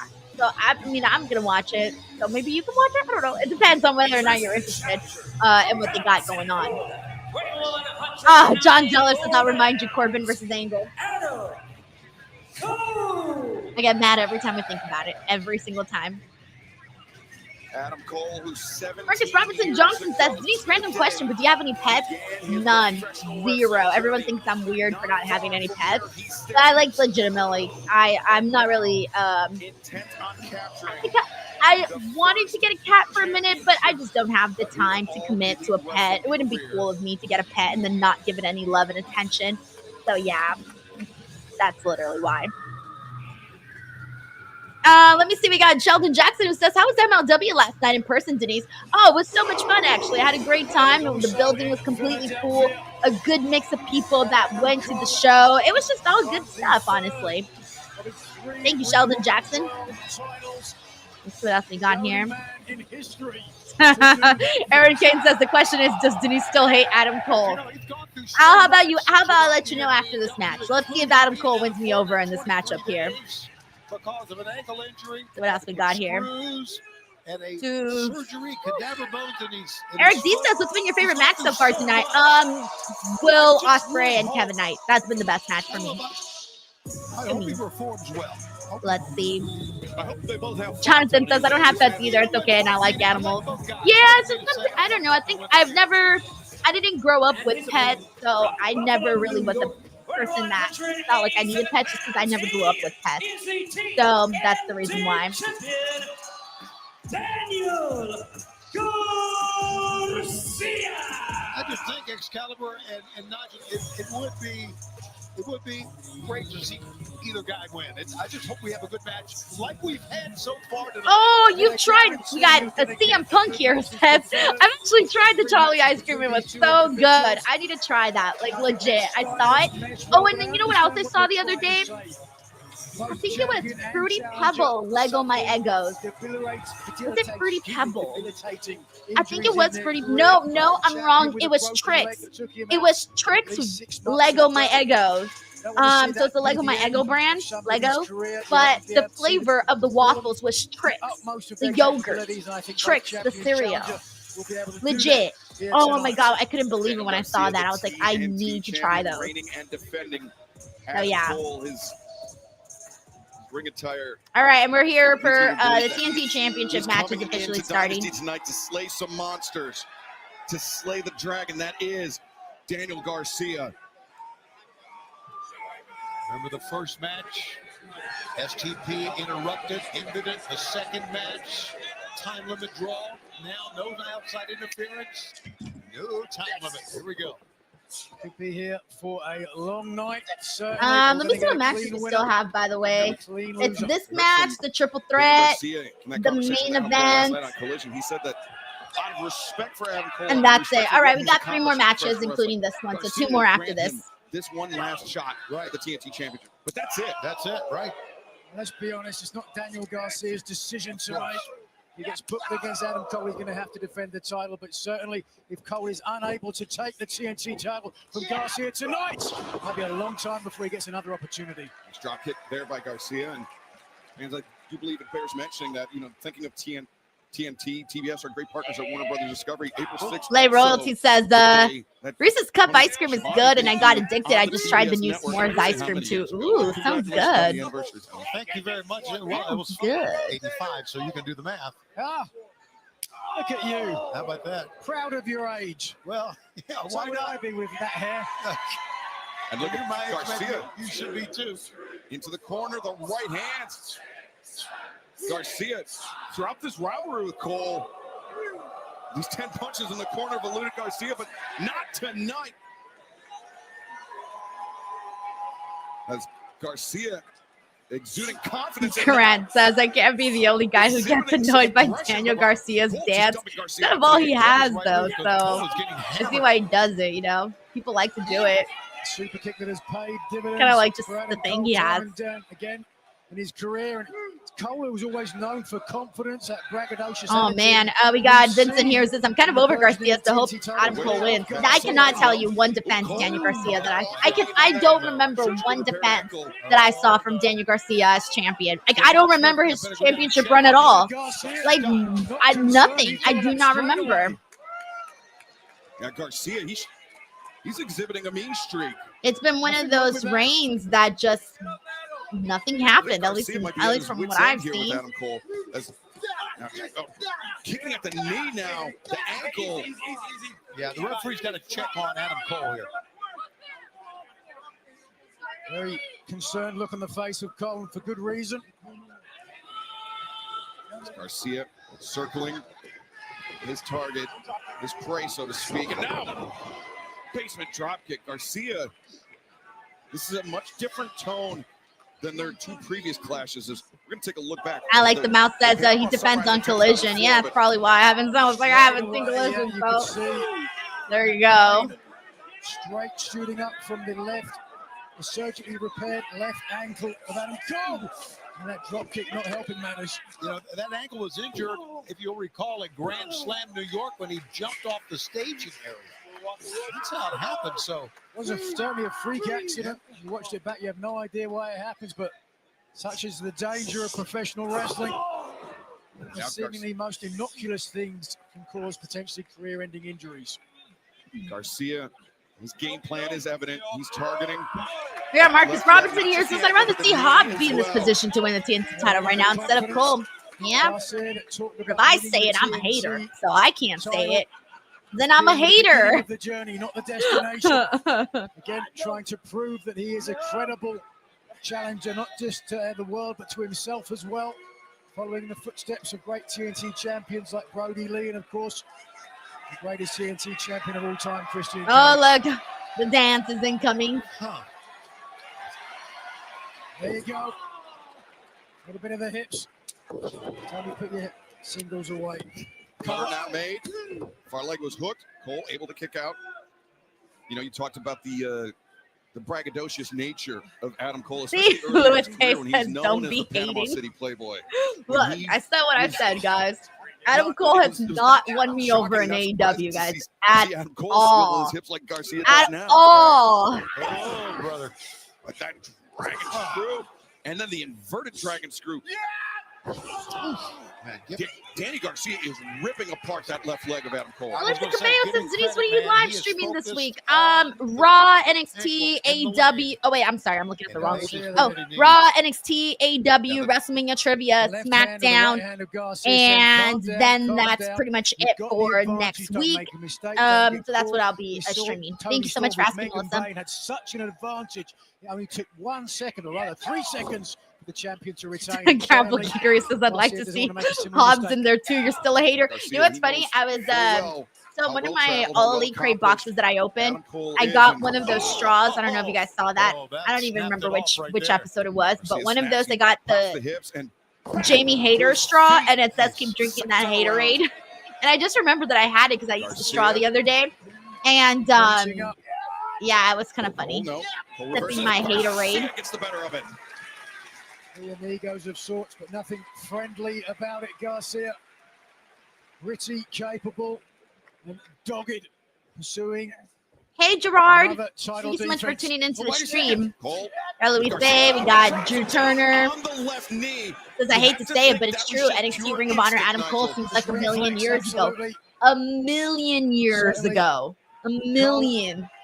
Very little time to think before executing the maneuver, and as soon as he did, he realized the potential error of doing so.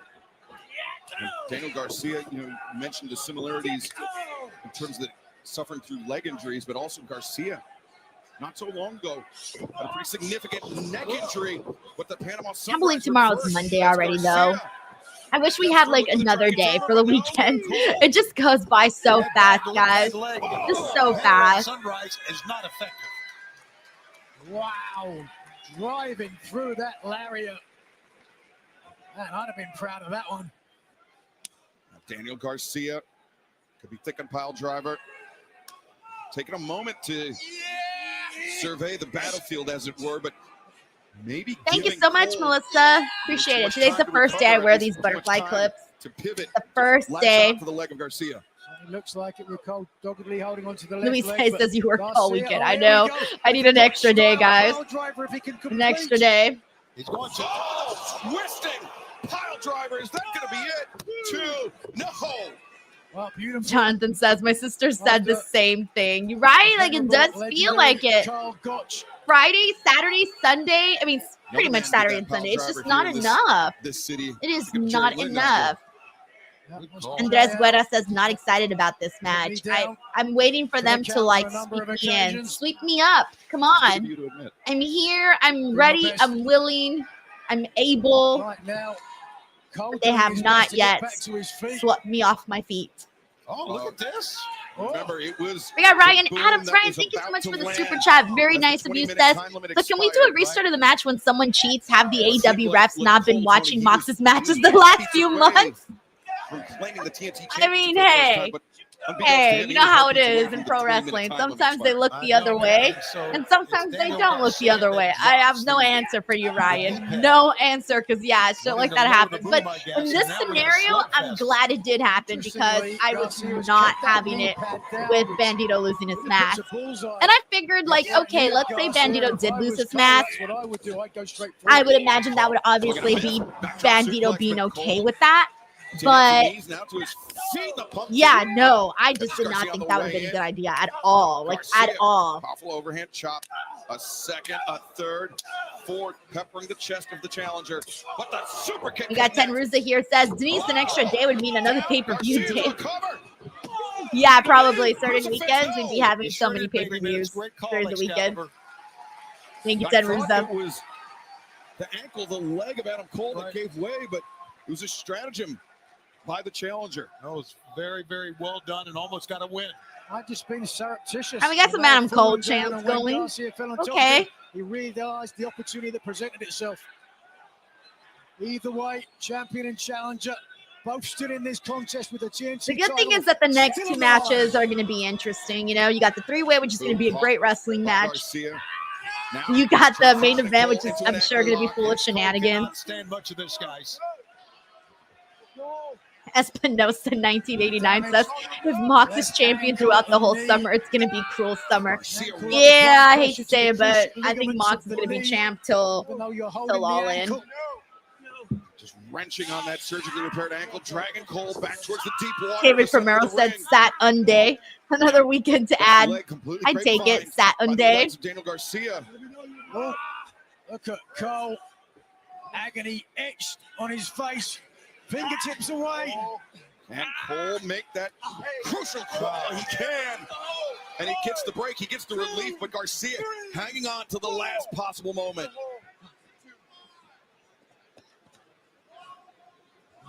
Man, I could hear a pin drop.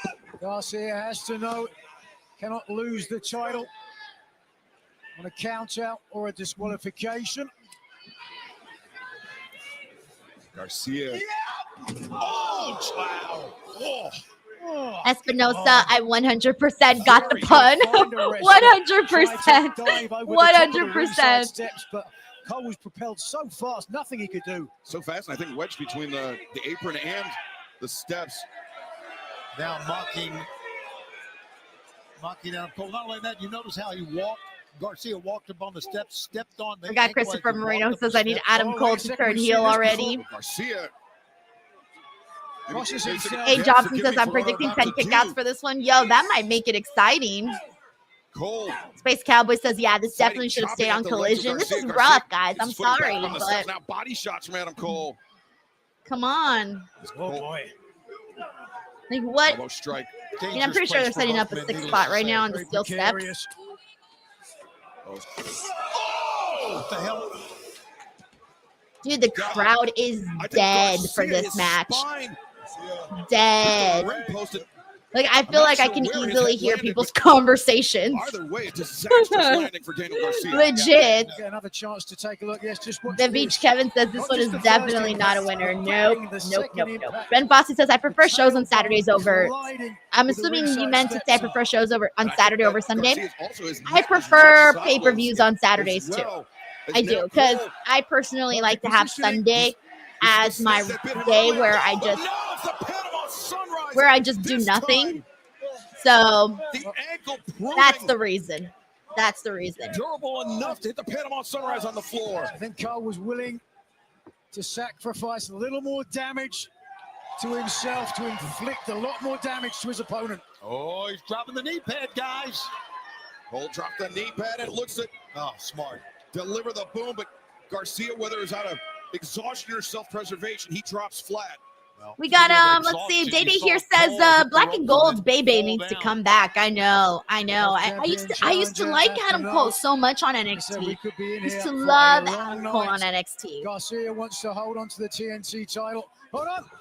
Inside cradle. It's in tight end. Oh, so close. How many matches have been won by an inside cradle? That was almost another. Cole's charging forward. He drops. And Garcia now. Look on his face, didn't you? You saw the opportunity. He's going to do it. He's going to do the Panama Sunrise. Hit him with his own move. My God. And the knee pad's already down.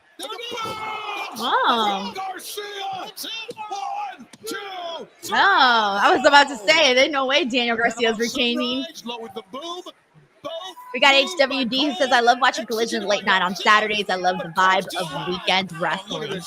Good to know, HWD. I love that. Thank you for sharing that. Now, I get what you mean, too, when you say the vibe of Saturday pay-per-views. For me, that's how I feel when, like, there's a pay-per-view on Saturday. It's just, that's the day to me. That's the day to turn on the TV, order a pizza. You know what I'm saying? Like, it's just that kind of, like you said, that kind of vibe. What it takes. Garcia is trying to prove that right now, Excalibur. Garcia for another pile driver, but Cole lowering his weight, anchoring his weight. And what's he staring at here? He's staring at the turnbuckle.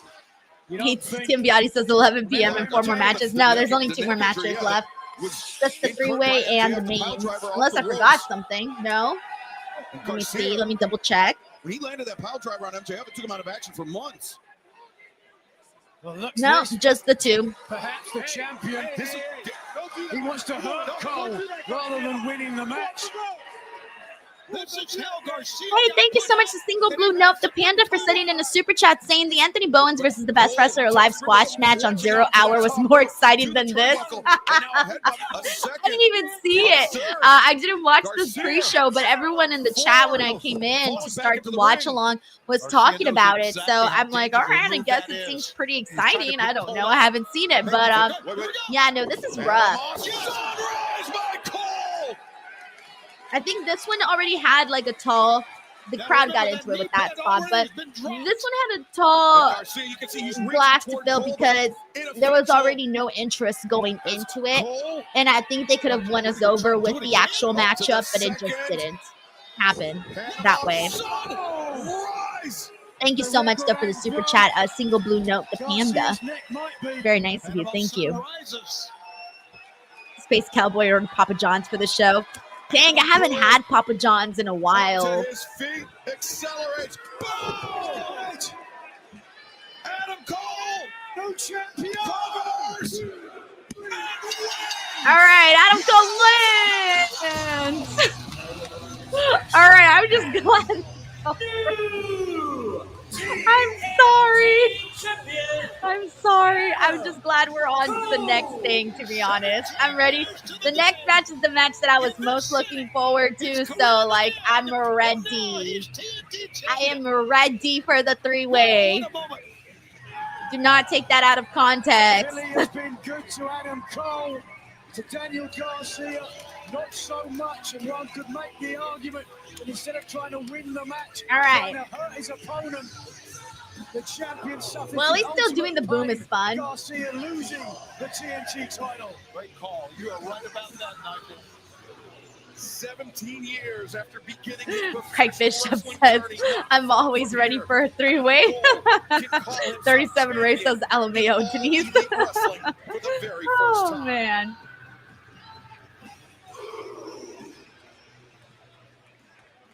Man, we're still going to get a post-match angle, too? Damn, they're really stretching it with this one. Between these two. Ever since January, ever since the first of the year, these two have battled. It's been one of the great rivalries in AEW. I don't think there's any question in there. Rowdy the Cat says that boom was way louder. Yeah, it's usually a lot louder. So usually do like boom. It was Daniel Garcia. Was he trying to take it too far? We'll never know. But what we do know that all right, baby, come on, Kenny Omega. Let's get this 3-way going. Come on. Come on, let's go. Let's go. 3-way, 3-way, 3-way. All right, I'm trying to get my energy back up, guys. I dipped. I was like, oh no, Denise, your energy just went skyrocket low. Day here says, if you watch wrestling daily, what other promotions would you watch, and what snacks are your favorite to watch wrestling? Doritos and Tapatio. When obviously I wouldn't be eating on the streams, but if I wasn't on a stream, I would be eating Doritos with Tapatio, and definitely a pizza and some trolleys. And then other promotions that I would watch if I had the time, I would probably give TNA a little bit more of a chance. Honestly, if I had the opportunity, I would. Thank you, Day Day. Mr. Gonzalez says it's always better in a 3-way. Juan Ortega says, let's get this 3-way going. Clip it. Oh, man. Johnson says 3-way, 3-way, 3-way. Yes. International championship. Dominic Carranza says, DC, you already know people are going to clip that chance. Sick Boy says, freak. Speedball, Mike Bailey. Finally, let's do this. Damn it. This is the match that I tuned in for. Right here, right now. This is why I'm here. Stand in this ring and say, I'm cleared. Cowboy says, I watch TNA weekly, Denise, and in my opinion, you're not missing much. Wait, then why do you watch it weekly, Space Cowboy? I used to really enjoy covering TNA when I used to cover their pay-per-views. I used to cover their Saturday shows very often a few years ago, and now I don't. Now I only do like the major shows, like Slammiversary, Bound for Glory, you know, those shows. I'll be at Rebellion because it's in LA, so yeah. Holy smokes. And wait a second, Ricochet, 3! Who got the pin? All right, 7th inning stretch. All right, people, I got to stretch here for a bit. And I beat former best back machine. I become the new international champion. Yes, this is the way I stretch. Pro wrestling is a game of inches. Anyone has a shot. Consider you and consider Ricochet just another stepping stone to solidifying my legacy. Theology says Ricochet was on commentary with his backwards hat last night. How was he on commentary? Was he good? Hey, HWD, I hope to see you at Rebellion. Hell yeah. All right, freaking finally, let's go. This is a burning late match for the AEW International. Hey, Maria, how are you? Thank you so much for popping into the stream. Hope you had a good work day and glad the work day is over. Yes, enjoy the rest of your evening. Go relax. Relax. Interesting sartorial stylings from Thank you, Maria. the challenger, Ricochet. And Ender says, I watched to support my Hardys and NXT liaison. Chuck West says, Ricochet was good on commentary with Don Callis on Collision. PLG says he was awkward but funny and his promos have been lately. Henry Kiernan says, it has not felt like 3 hours already. I don't really look at the clock when it comes to AEW pay-per-views because their shows are very long. I'm already used to it, to be honest. Like, I'm used to an AEW long pay-per-view night. I already know that when I'm covering AEW pay-per-views, cancel my plans. You ain't got no plans. Like, that's all you're doing. Raul Jr. says, my money's on Ricochet. No way, Raul. You're crazy. It's Kenny all the way. But I'm sure Ricochet is going to look great in the match. From Montreal, Quebec, Canada. Hey, Day, they canceled your work today. In a way, that's good because you got the day off. In a way, yes. Thank you, Day Day. A. Jobson says, I'm liking that the second best looking title in the entire company is becoming the second most important bout in the company. Nice. I might argue the first at this point. Biz says that Ricochet almost cussed out a fan on commentary. You're bald too. You can't be a bald person making fun of another bald person. Not how. I mean, can you be a bald person making fun of another bald person? I don't think you can, right? Maybe. I don't know what the rules are. I wouldn't, because then it's like so easy to get made fun of. any other professional wrestler, he has. What's up, Peter Storch? Thank you so much for hopping into the stream. Hope you're doing well. So many unexpected angles from which we also got a super chat here from Juan Ortega. What's up, Juan? He says, I'm using my PTO to miss work to tomorrow get paid. Yeah. F the system. F the system.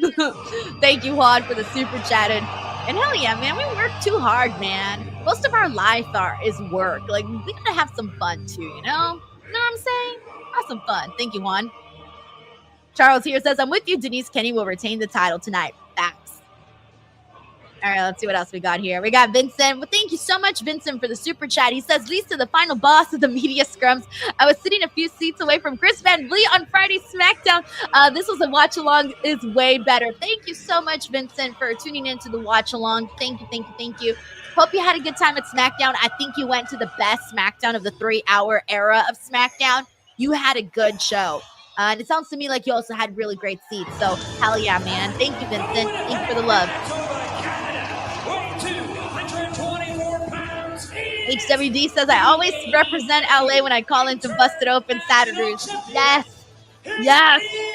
I always get excited when people from SoCal call in. Because I'm like, yo, we're neighbors, you know? All right, there's...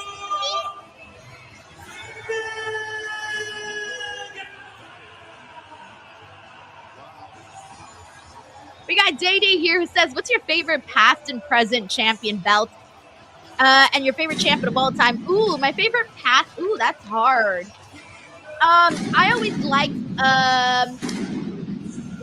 I always had a thing for the hardcore championship, you know, that like grungy look. I know that's probably not the answer you're expecting, but I always really liked it. Always really liked that look. My favorite champion of all time, ooh, that's really hard. I would really have to sit down and think about it. Plus, I'm also a little bit biased, where I think I would pick my favorite wrestler versus who is truly like the best champion of all time. Like, I would have to sit down and like really, really think about that one. That's a tough one. There's been so many great champions throughout history. So many. So fucking many. I love Kenny's entrance. It just feels so grand, you know? Feels like a wrestling goddess coming out in our presence. Like, oh. Thank you so much, Day Day. It's a hard question. I got to think about that. Listen, every time Kenny Omega goes out, you know you're going to get his best. Yeah, oh my God, Stuart, I was literally thinking this. He says, almost sounds like a video A. Literally, I was about to grab my marker and write it down on my idea board, and then your tweet came in. Literally. Anyway, it's on the idea board, so it's there. The AEW International Championship. Yeah, Biz says old WCW heavyweight bouts. Yeah, that's so big and gold. Against Ricochet and Speedball like Space Cowboy says he is the god of pro wrestling. I've had the honor, the privilege. John Della says I was expecting that bout choice. I made fun of it once and Denise threatened me. For reals, yo, I've been saying that I want to buy it so that I can put it up here as decoration. I just keep forgetting to do it though. Both happening in pro wrestling. But I'm going to buy like the replica, not the real bout.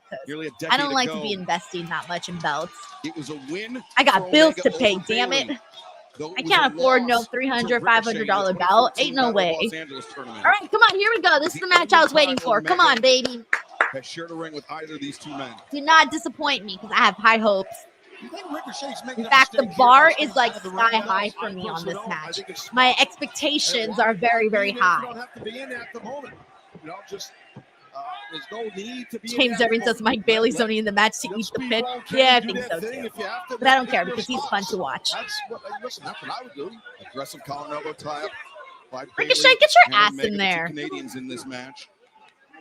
I've had my share of three-way matches, three-way dances, as we called them in this town. I was like, yo, Taz, where you going? He's like, I've had my fair share of three ways. I was like, yo, Taz, what are we doing here? O'Connor roll by Omega. And he spills through the... Vincent says Ricochet should win, be a nice wedding gift. I think he's already winning by not being the guy to get pinned. Now Ricochet going back to work on Speedball Mike Bailey inside the ring. As Big Frog up and over the top by Bailey. Trip avoided. What action? Kick avoided. And Omega. We got Roberto Arsenal in the building. What's up, Roberto? He says the ticket to All In and flight and hotel is cheaper than a WrestleMania ticket. With that said, speedy recovery to Kevin Owens. Swerve has to win tonight. Yeah, you're probably right about that in terms of the prices and whatnot. I haven't looked into the prices for All In yet because I haven't thought that far ahead, to be honest. I will eventually, but also, yes, wishing the best for Kevin Owens. Unfortunate news. And then I don't think Swerve's winning tonight. So my hopes are not. I have not set my hopes up for Swerve to win tonight. So I know people are going to be hella disappointed if he doesn't.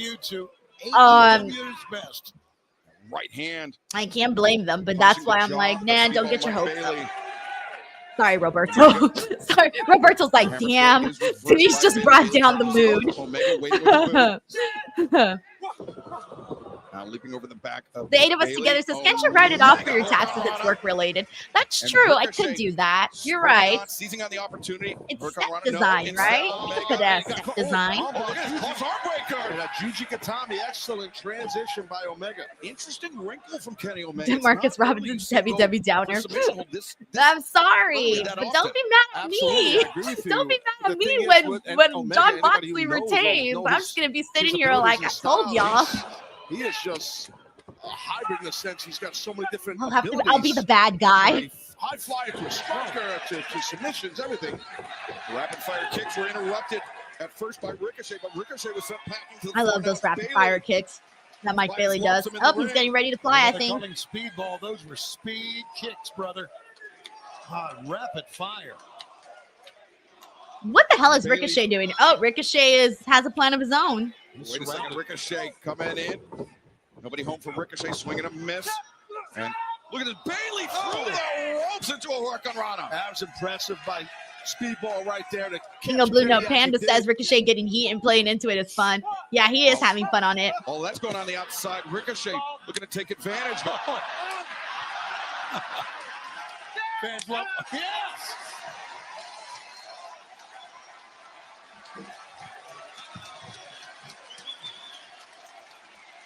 Fans erupt on that, guys. Look at them.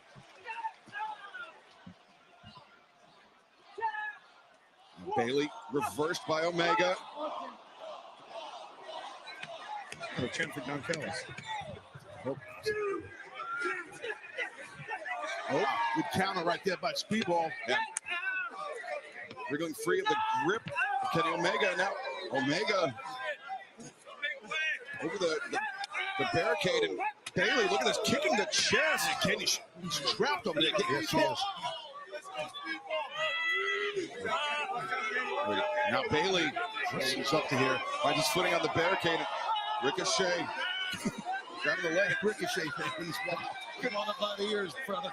Bayley dragged Ricochet up by the ear, but now thumbs into the eyes. Oh my God, this is not looking good for Speedball. That was pretty cool. Look for Omega. too damn good. Not Ricochet fixing himself on camera. The rest of Omega's career.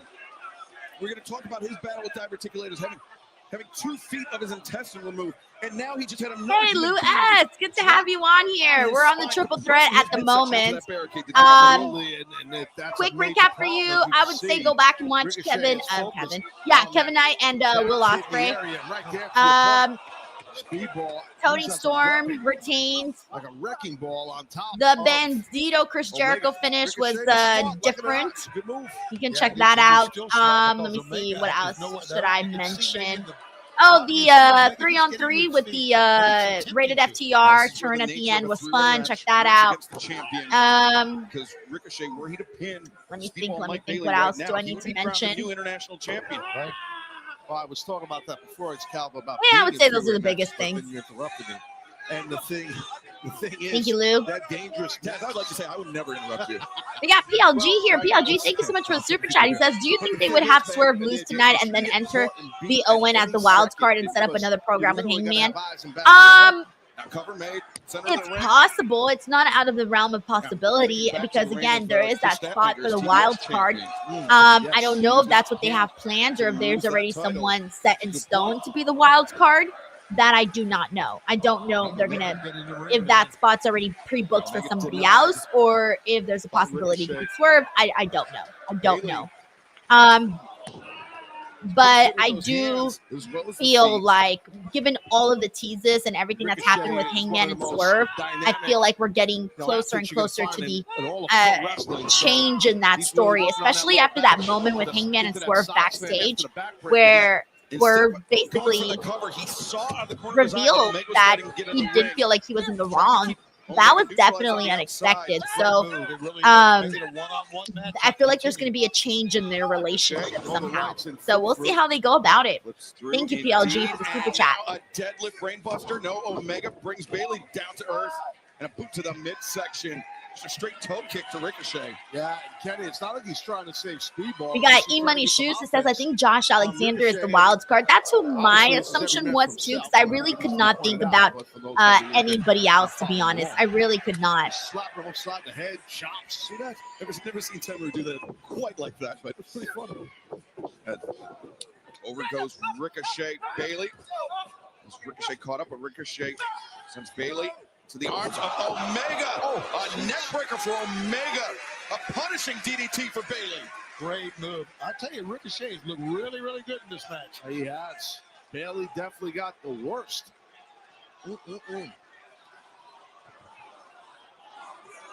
And now Ricochet. Tope Suicida. He might be coming out here. I think he is. Watch out. Ricochet. Ricochet. Ooh. Into Omega, into our announce desk. And How he's going back on commentary. This is why I'm so damn good. I can be Speedball Mike Bailey. I can be Kenny Omega at the same damn time. And there's nobody out here. It's funny because Ricochet spent so much time not talking that now all he wants to do is talk. Poor Speedball. We didn't even hear what he said. Knocked that mic out of commission. He said, "I'm terribly sorry about this. Somebody needs to stop him." I saw him coming around the corner there. I wonder why you were trying to push me into his way. I saw him coming. Sweater jar, Shivani. Oh my God. As now Bailey kick to the midsection, axe kick across the spine. Oh, what a round kick. Mike Bailey can fly in the air once he got mine. Oh! Running shooting star press. Nobody home. Kenny smart. He sees the opportunity. Omega looking to hike up those green overalls. God, look at Omega go. Down. Bailey. He went. Had it scouted. Now Ricochet comes flying in, drops the champion down. And Ricochet telling the ref to move. home. Move, ref! That was Now funny. Speedball Mike Bailey. Hey, what's up, David? Thank you so much, David Podan. Backslide Thank you so here. much for I hopping think he in, is. You're man. right. That backslide is in. We got Godfather Dom in the building. What's up? Double pin, 1, 2. I don't think I've ever seen that done. That was really innovative by Ricochet. Think back to how both Bailey and Ricochet in that four-way match. Yeah. They qualified to face Omega. Originally, it was supposed to be one-on-one. Look at Bailey. Got the arms. Captured up. That was cool. He attempted a double pin there. Got it. Yeah. 2 for the price of 1. Almost got it. We've seen some great things in this match, guys. We really have. You got to get creative, especially in these three-way matches. You got to. Right. To try to capture that. What is this? Here we go again. Double backslide by Omega. So close. Oh. Omega left. Omega Oh, double kick. They ended up kicking themselves. All right, that was cool. That was a cool spot there. The audience loved that. That's so funny. We got single blue note panda who says that looks like a PWG spot. David Rivera says good chemistry. What they're seeing.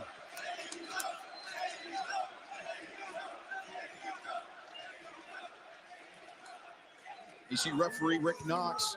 He is not giving the 10 count. This is a match that must end via pinfall or submission.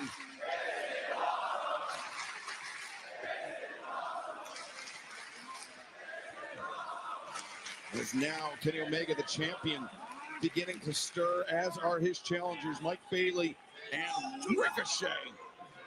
And Ricochet looks spent. All 3 of these men are spent. Physical.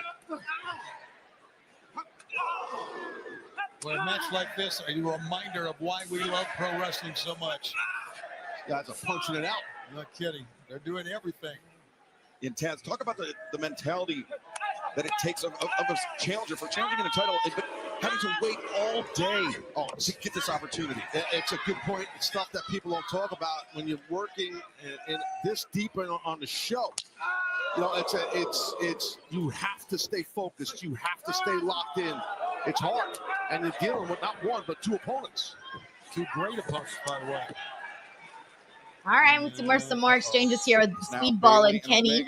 Slowly turn. Oh. Quick jab, second one. Wow, both on target. We got David Podan here says pretty good show so far. I agree. Been some fun stuff. There's only been like 2 matches that I didn't care for. Everything else has been fine. Strikes with Speedball Mike Bailey. Nice chop.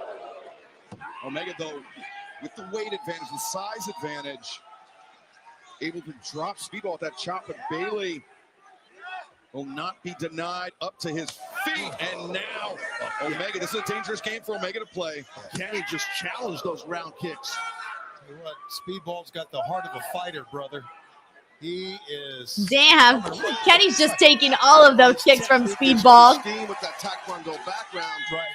those kicks, but now Ricochet, yeah, double handful of hair, and the thrust kick sends Ricochet to the floor. About knocked his teeth out with that kick. Oh, that was cool. That was cool. The camera wasn't even prepared for that speedball moonsault. But the way he got to it was what made it cool. Space Cowboy says I'd be so scared to get kicked by Speedball. Yo, for real. Omega accelerates drop kick. We got Phil in Alaska who says great matches tonight. Caught Speedball. Oh, Kenny's feeding off the 12th man here. Omega. He's looking at Melissa Cabello says, Denise, when the Young Bucks come back, will they be faces or heels? I'm going to predict heels. He's going to come in hot. Even though I think they should be baby faces, but they're going to come back as heels.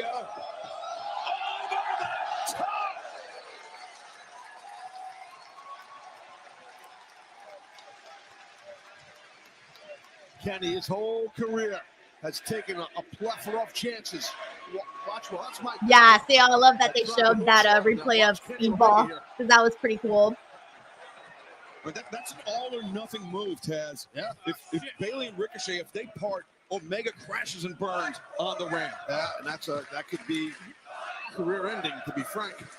Depending on how you landing your tailbone, your neck, what have you. Ricochet. Ten Ruza says, I love these three guys. Yo, they're working. I told y'all this was the match that I was most looking for. Look at that. Look at that. Ricochet just does that like nothing. Makes it look like a walk in the park. Landing on his feet, so hard to do, man. Not that I would know, but I've watched enough people do it. Ricochet has really gotten into the character like so well. He's just like eating it up. That's a good call. You're right. Now what? I mean, Ricochet's Yeah, I was thinking the same thing too, Vasco. He says Ricochet won't shut up now. Love it. Where did he come from? Oh my God! Not quite sure how the hell he did that. Oh my God! Like it was defying gravity. Bayley avoiding Ricochet. All three men taken to the air, which is not a shot. Watch this. The leapfrog. Oh, nice, nice. Okay, I just saw the replay on Mike Bailey's. I like that he springboarded off the top rope. That was cool. Incredible agility. Now work on Rana. Bayley. 1, 2. Omega trying to reverse it around. He didn't get it. Speedball lands on his feet. Omega thinking powerbomb perhaps. Great anticipation to get to this point by Omega. What power in the legs of Bayley. Uh-oh. Ricochet into the ring. Oh! Backdrop. What are they doing? Now Bayley. Oh! All right, that was cool. That was like double. I like that. Stacked both Ricochet and Will, and then had that was wild, man. Speedball do a backflip into them with the knees landing straight on the gut of Ricochet. It was pretty nasty. Ricochet got the worst of that. 1, 2. Then Ruza says, need Samantha, Beth, and Gail to be on AEW TV. And Ricochet is doing not I wonder, like, I think Samantha might have like a long, what do you call it, clause in her contract where she probably can't go to like wrestling and stuff probably for like a long time. So that's why I'm not expecting Samantha. I think she would have been there already. She probably didn't have to like, deal with that stuff. Thank you, Ten Ruza. I think like Beth. I think Beth is busy being a mom, and then Gail. I don't know what's going on, but after her leaving TNA, I would love to see her take on a big role in AEW or WWE, wherever, because she's such an asset to women's wrestling. I would love to see Gail in either one of the big two. Beating down on Ricochet, like beating the hell out of him. Yeah, the frustration just oozing out of Speedball Mike Bayley. Well, Ricochet's the kind of guy who piss you off easily. Oh, he's definitely got a punchable face. Yes. There's no doubt about it. He's got a punchable face. Ricochet attempting to retreat to the relative safety of the ring, but Bayley's incensed. Oh, man. Just stomping down that heel into the chest of Ricochet, and Bayley will do something with that leg. Maybe, no, maybe not. Oh, no. Knees first. Knees first. No. not knees first into the ring apron. No, Speedball. Speedball, your knees. Oh, then he comes out and takes Ricochet that took them down. No, poor Speedball. He's not going to be able to do his thing no more.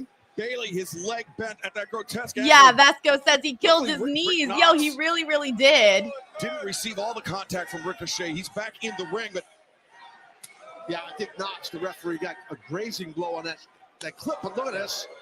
Damage been done, though, to Speedball. Pike Bishop says, poor Speedball, single ball, new Pluto Panda says, oh no, not Speedball's knee. Yo, his knees, they done. That was.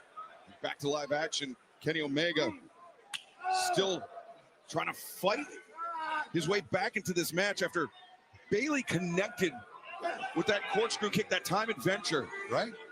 That is, you're right. Yeah, Kenny's in trouble here. His international championship's in trouble. Momentum right now is with Ricochet. Oh. I don't know what that's all about. I hate the biting spot because I feel like John Moxley did that so many times where it's kind of like his thing now in a way. Shows how bad he wants that international. Can't explain it. I don't love the biting spot.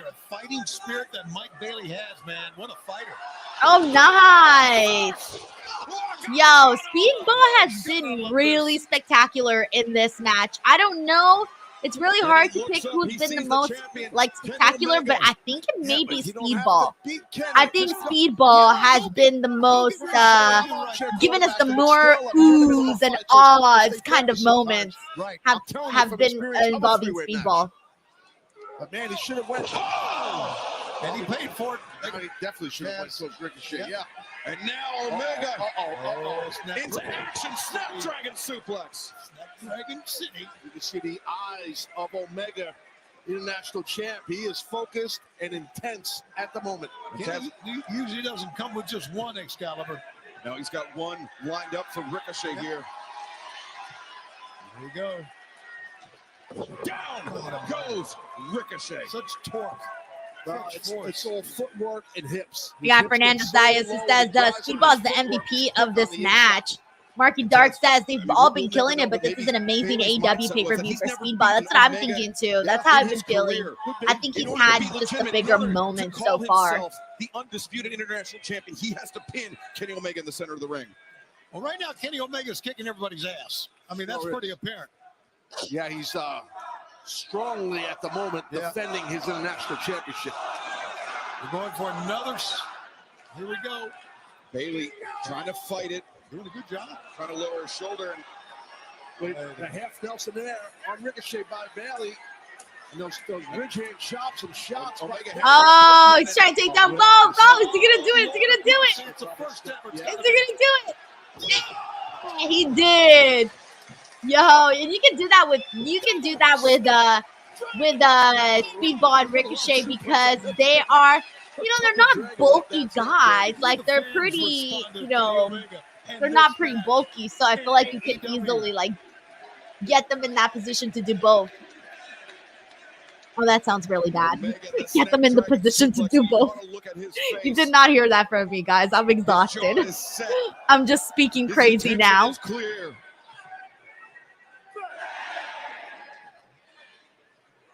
Omega lining up Ricochet. Bang!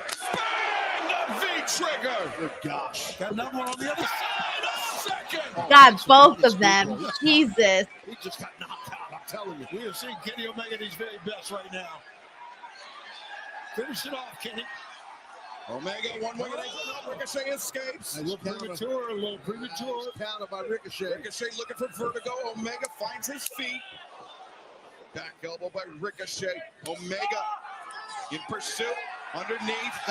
Ricochet got caught, guys. Oh, blitz from the past. 2, 3, no. Oh, God. Ricochet got out of it. Tough to do that to invert back over out of a bridge. Very hard to do. You're not kidding, man. Kenny tried to do. That's hard. That's really hard. Omega, that Kreutz Rad.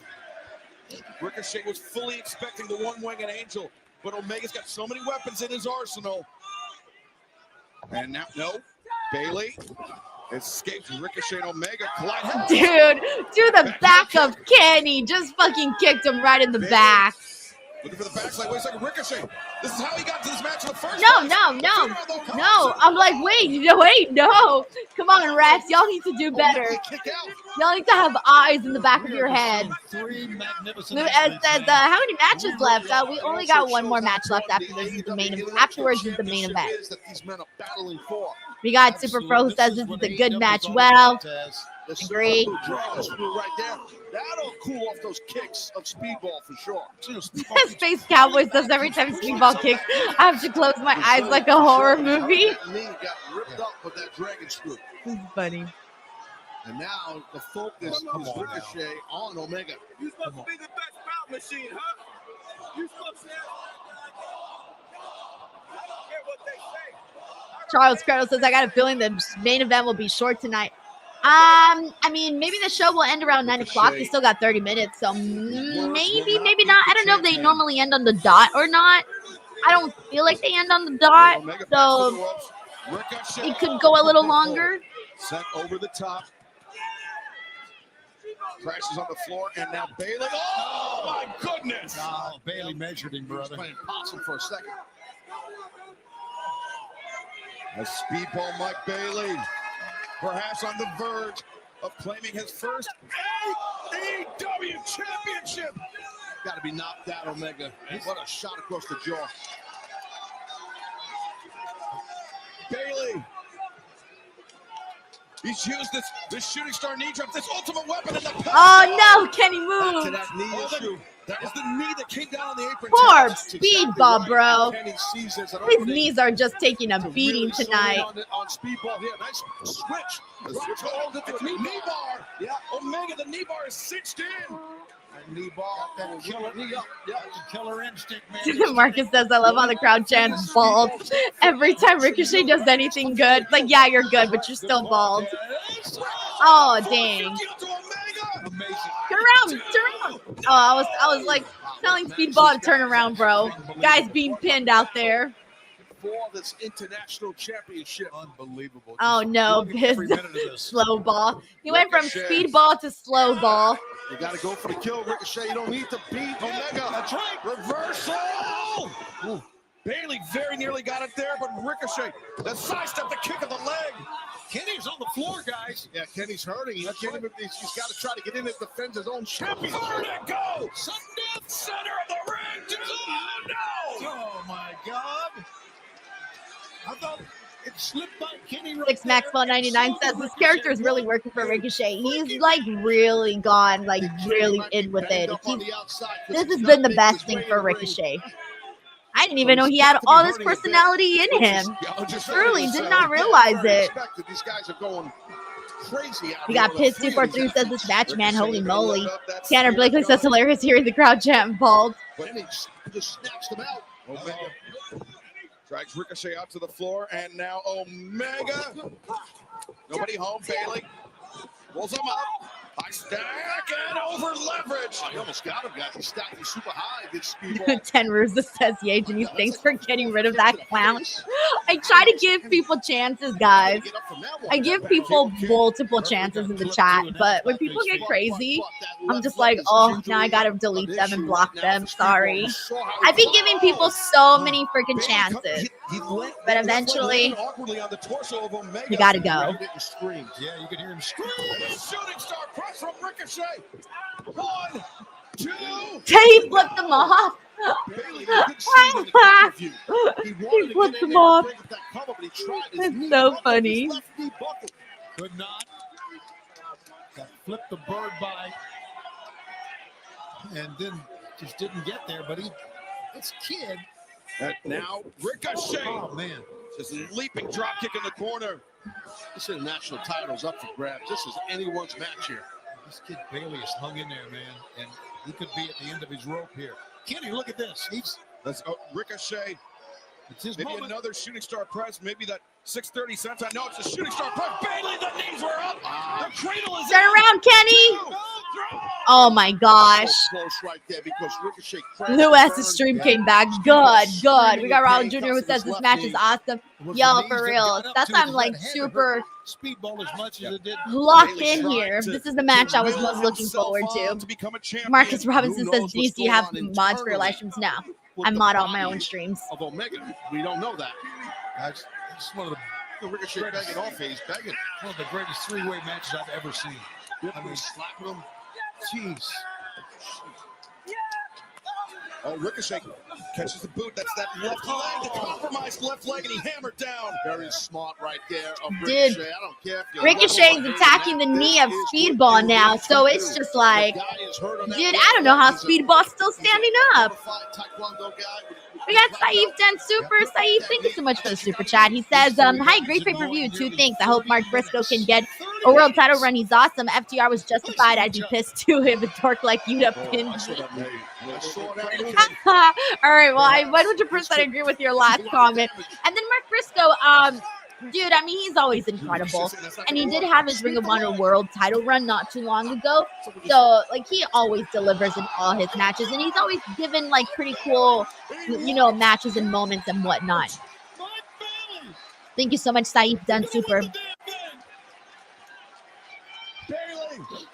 We got everyone saying that this is match of the night. Oh, God. I don't know how he did that. Bailey, the knees are done. Why are you doing that? Why are you doing that? Makes the cover. 1, 2. Oh, we got Terrence Matthews here who says, I was sad to see Mercedes go from WWE, but it was the best decision, and she's doing her thing in AEW and globally. Terrence, thank you so much for the super chat. Mercedes got a good win here today. I'm predicting that she wins the Owen. So, yeah, man, there's a lot of good matches. I mean, they teased her and Athena. I think that was probably one of the biggest things because a lot of people are looking forward to that. Thank you so much, Terrence. Getting it hard. I think there's something. Jimmy England, thank you for the super chat. He says, what happened to Cope? FTR turned on Cope and they concertoed him. After the match, after they lost, Wheeler Yuta got the pin and the win for his team. Thank you, Jimmy. It was done very well. They even mocked him afterwards, and they mocked him, you know, going on the stretcher and things like that. So FTR was they looked good as heels. They looked really good. Thank you, Jimmy, for the super chat. Honor Tega says, God, I do not want this match to end. Yo, for reals. 6Max19 says this is a fun match. They've been going for a while too. Like this match has been pretty it's been going some time. So they're taking their time with it. Oh my god. Oh my god. Oh my god. That was nasty. Oh no. Well, speed. I can't even talk anymore. Speedball was tangled up in the ropes with his. Oh no, Speedball. But I mean, we all knew Kenny Omega was going to win. All right, that finish was definitely fun. Ah, shit, I need to see a replay of that. I need to see that again. Omega had to dig so we got Vasco saying, OMG. Cody Santella says, damn. We got Matthew French there who says, good grief. We got E-Money Shoe says that was a crazy match. Doppelganger does the wow emoji. David Podent says, wow. Vasco says, love that match. Vince says, Speedball, slow ball, no ball. Cody Santella says, good grief, good looking. Rowdy the Cat sends in clapping emoji face. Melissa Cabello says, Kenny. Kenny. David Podent says, 5-star match. Vasco says, wow, crowd is tired. They brought it back, though. They were interested in this match. They were very interested in this match. We got Vincent here who says, happy that Kenny is back to his old self after his health scare. Great match, a little shorter, and it would have been a masterpiece. We got, Space Cowboy says, wow, after a second rope, one-winged angel, I'm done. Yo, I'm done with a regular one. And now off the second top rope. That's wild. Christopher Snow says 10 out of 10. PLG says 6.25 stars. Fizz243 says edge of my seat for the last 15 minutes. Good Lord. Kevin Simpson says great match. David Primero says damn finish. Ted Russo says Kenny versus Speedball in Boston. I think they should do Kenny and Speedball at some point. Let's see. Oh, there's Okada. Okay, here we go. This is the match that we're expecting for All In. So thank you so much, Rowdy the Cat. Thank you. If you do not know, Aaron Kane says this match is why I love AEW. I told y'all, like, that match was gonna hump. I think everyone pretty much knew it, but still. All right, finally, Okada. Kenny. Everyone's predicting that they're going to merge bouts, so that's like what's looking like they're going to do. All right, let's see. I wonder if they'll like battles that have ever taken place inside a professional wrestling ring. Yeah, this match was a long one. Was that at least like, I don't know, 30 minutes or so? I don't know. Come on, come on. You know we're getting this sprawl in, guys. Come on. Look at, there it is. Banner at the top. Merge the belts. Holy shit chance. And it's Omega, the first to flinch. The AEW Continental Champion, the Rainmaker, Kazuchika Okada. You know, guys, Kenny just went through this. Alrighty, let me hold on 1 second. I gotta redo my recording. By Okada, absolutely, absolutely. Two of the greatest wrestlers of all time, two of the greatest champions of all time, and current champions in AEW. All right, well, it's gonna be time for the match that we have all been wondering how it's gonna end, and that, my friends, is the main event incoming soon. So I think this one's going to be fun. A lot of people are definitely going to be talking, that's for sure. People are going to be talking, that's for sure. Let's see what we get here. Raw Jr. says, is it too late to get my money back? Wait, on the pay-per-view? Do you not like it, Raul? Who are you? Really? Vincent said Swerve is losing, sad face. What are you? Guys, I'm telling you, Really? do not get your hopes up. I listen, I watch, I see everything. Do not get your hopes up, guys, please. I know exactly what you are. Please, guys, I'm just like telling you, do not get your hopes up. The most dangerous man. Oh, God. Swerve I Strickland. wonder what the reaction's going to be. That's my thought. Like, if John wins, what is the reaction going to be if John wins? Oh my God, Moxley! Oh no, Moxley's had enough. Michael Caputo says, hey, Denise, how's everything? How are you? I'm feeling good, honestly. I'm feeling good, doing good. I'm a little tired. I think today's show there was a couple of moments that got me a little tired. But other than that, like, everything else has been fine on the show. And I'm excited to see what the commentary around this match is going to be, truth be told.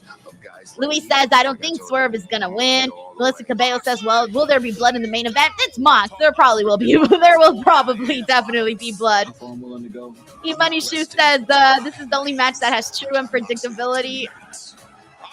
I can't agree. I can't agree. The second they made this match, I was like, I know, I see the writing on the wall. Guys, I see the writing on the wall. Vincent says, I think Renee should get involved. What could she possibly do? I like the mouth says the building will be silent. I don't know. I think it'll be the opposite. Maybe people will be pissed. I don't know. Kim Watson Moore says, my boy going to be the new champ. Dynasty. I don't think so. I don't know. I don't think so, guys. Let's see. We got Kevin Simpson says he hasn't tapped out. He's out here in the UK. Hey, man, power to you. I'm always so amazed by the people in the UK that they can watch wrestling at the craziest time. Thank you, Kevin. We got Ten Ruza here. It says, I just want to see the damn title. Missed that thing. What does it even look like? We don't even remember. Ten Ruza, thank you so much, man. Oh, my God. Thank you so much, Jacob, for the love. Tracy says, well, if Swerve loses, I won't be very ladylike, to be honest. Ladylike out the door.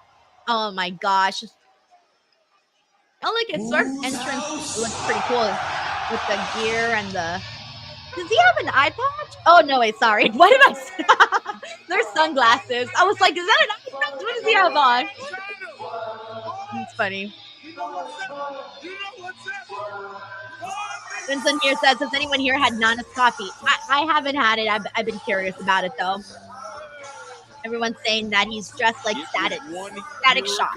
I don't know what that is, but I'll trust y'all. Apparently everyone here knows Static Shock, except me. To the world of professional wrestling when he claimed the AEW World Championship for the first time. I like seeing people do the dance. It's so funny. We're going to witness that again tonight here with Mr. Strickland. Got a great reaction, obviously, here. Swerve's house here up in Philadelphia. Oh, boy. Let's see what goes down here tonight, everybody. I'm question. Is there anybody here that wants Jon Moxley to win? Not thinks he's going to win, wants Jon Moxley to win. You've seen, we saw the package, but he has to realize that Jon Moxley does not come alone. Oh, no. So he has to realize what he's got to fight through. I think Swerve does realize that we've seen Pike that. Bishop says, hell no. Ten Russo says, please, TK, do the right thing. You know what else has me feeling like he ain't gonna? I don't remember the wording, but Tony Khan was asked about, people being like negative towards Jon Moxley in the storytelling. And I think Tony said something along the lines of like, that's not what our numbers are showing. I'm like, oh no. Alan says just for the drama, yes. Vince says him, AEW needs healed. Okay. We got one person so far. Okay, Jay Grouse says I low-key just do just to see the outrage. So it seems like everybody that says they do, it's more so for the outrage. Big G says I just want Swerve to lose. What? All right, let's see. Young. Hold on. How'd you say it was pronounced? It wasn't Jinx. It was in New York City. It was Oh my gosh! It was I forgot. You told me last time. But anyways, he says those people don't exist. What was it? Oh my god. Wasn't Jinx, Day New York City. Was something totally different. And I said, oh, I'm going to remember next time. I don't even remember the ones that I said I wasn't going to say. Oh my god, I'm so sorry. Eric Rodriguez says Prince Nana becomes part of the Death Riders. 37 Ray says, yes, I want Mox to be honest. It's not Swerve's time right now. But he's already been champion. He's been champion. But everybody's pretty much like, no. Vasco says people hate it, but they watch it. That's so funny. We got Tenruza here who says Adam Page with returning Bucks after Death Riders. Adam Page with returning Bucks after Death Riders. I do expect the Young Bucks tonight. That was the one thing that I had said earlier. I do feel like we'll see the Young Bucks. Let's see what else we got. Let's see. Thank you, Tenruza. Who else do we got? Jay Nice. Thank you. Jay Nice. That's what it was. Jay Nice. Nice. Okay, I'm going to remember it for sure. Next time, I'm going to remember it for sure. Jay Nice. Put it under lock and key. Yeah, man, he did. Okay, I'm gonna remember it. Woo! Andrew Reyna says I kind of want Swerve to win, but I think Mox will win. I want Swerve to win. I don't think he's gonna win. A. Jobson says I like the Death Riders team. Hate that faction stuff. E-Money here says wrestling 101 with Swerve getting his butt kicked at the end of Dynamite means he should win here. You'd think so, and plus his best friend, or his close friend, Willow, getting attacked. I literally said this to Dynamite. I'm like, he kind of has to get revenge for his friend, and then afterwards he got attacked on Dynamite. I'm like, he kind of got to get revenge for himself. But again, kind of woulda, shoulda, coulda. He is a man that embodies chaos. Young Jay Nice says, we'll text you next time. I'm ready for it. Oh, there's no doubt. Strickland is a violent cat. Oh man, guys. I wonder if they're gonna go past 9 o'clock. I'm sorry, I don't usually remember what time they close out. Like, I don't remember if they end on the dot or afterwards. Pretty sure the show probably, if they go after, they might go an additional like 15 minutes maybe. They know way it's just 13 minutes. And then afterwards, I'll be doing a review of the show. It'll probably be a short one since it's just me, but it'll be fine. Run through the show, get that out there.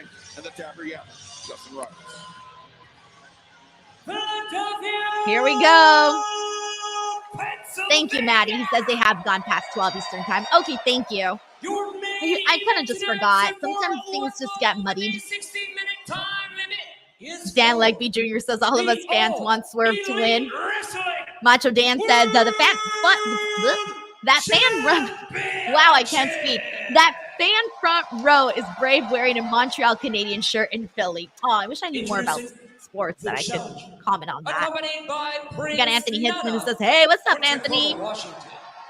By the way, we got Cleveland Rocks who says, just look at the Owen brackets. Ospreay versus Mox at All In. Unfortunately, yeah, I've literally been saying it like 1,000 times. Literally been saying it 1,000 times.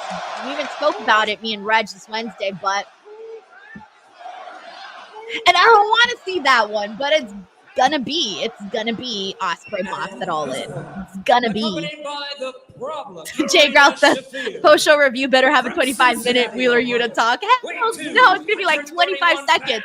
Wheeler Yuta was here. Wheeler Yuta won the match for his team. Wheeler Yuta has bad hair and bad beard. There, we're done with Wheeler Yuta. 25 seconds. Wanskin says, Denise, please don't get my hopes down. I don't hope we get a new champ, AEW champ tonight. I'm trying to help you.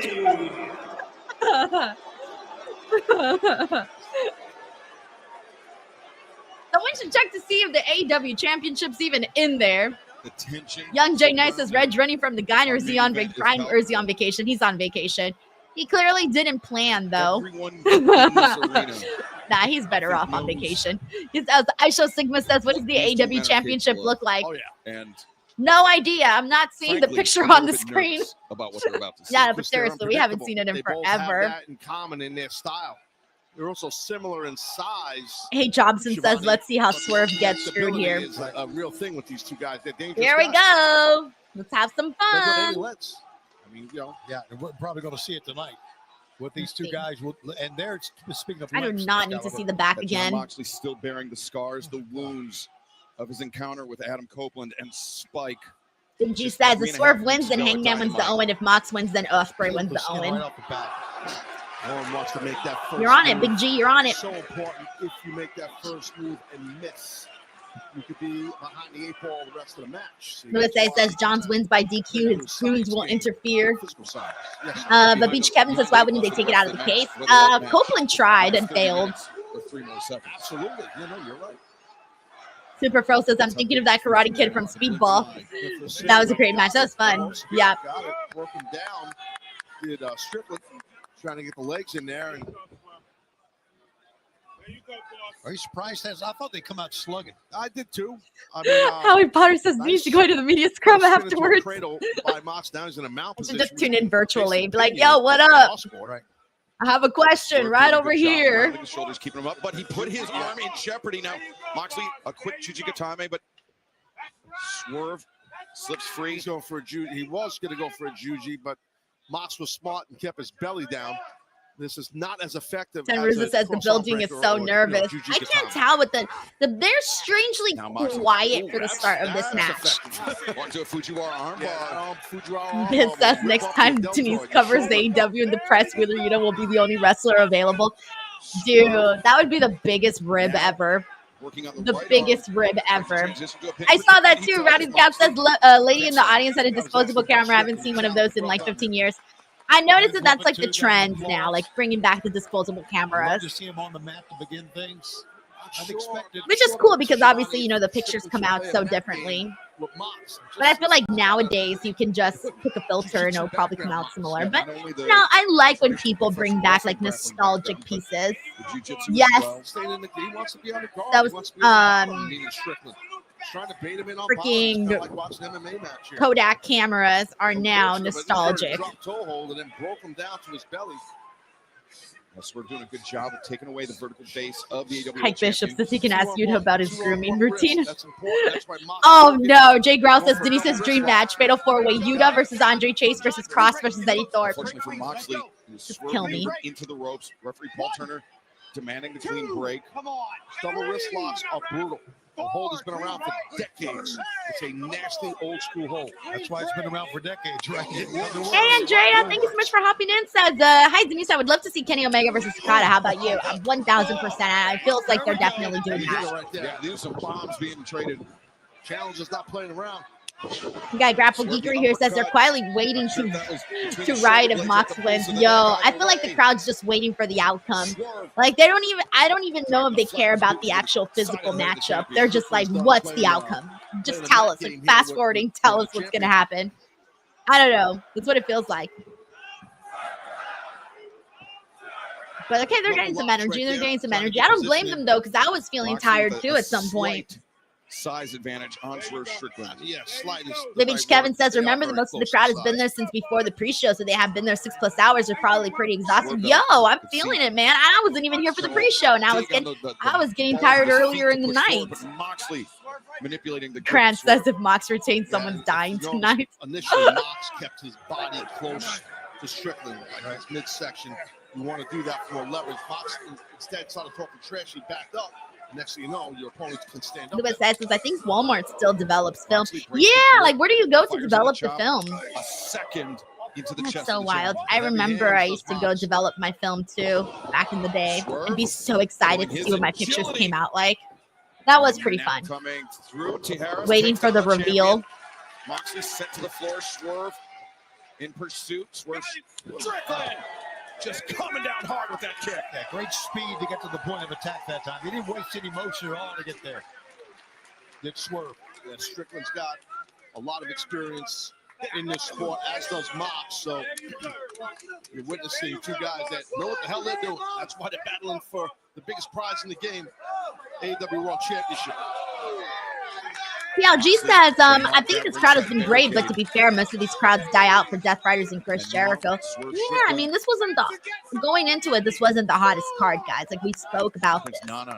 Dynasty didn't feel the way that it felt last year. I mean, last year we had Bryan Danielson and Will Ospreay. Think about that. John Moxley and Swerve Strickland. Howie Potter says, Chad, imagine running into Denise at Walmart while waiting for your film to be developed. That'd be pretty embarrassing. Because I usually go to Walmart looking a mess. Yes! Oh my God! What a shot! Yeah, Moxley, a slugging elbow strike and Swerve on the way down. I think his leg may have gotten slightly hung up in the ropes. It says interview choke Mary. I guess I'd have to marry Roderick Strong. I would choke out Wheeler Yuta and interview Adam Cole. That's it. Right there. Good one. Thank you, Biz. Moxley over to pick up the pieces here. That's the opening that Mox wants and needs. Yeah, right. Oh, now. Swerve. Then Riza says Willow needs to come out. If she's recovered, I mean, she was down and out last week. Down and out. That's Moxley. He thinks he's on the streets of Cincinnati. Swerve the hip. The side body going into those steps.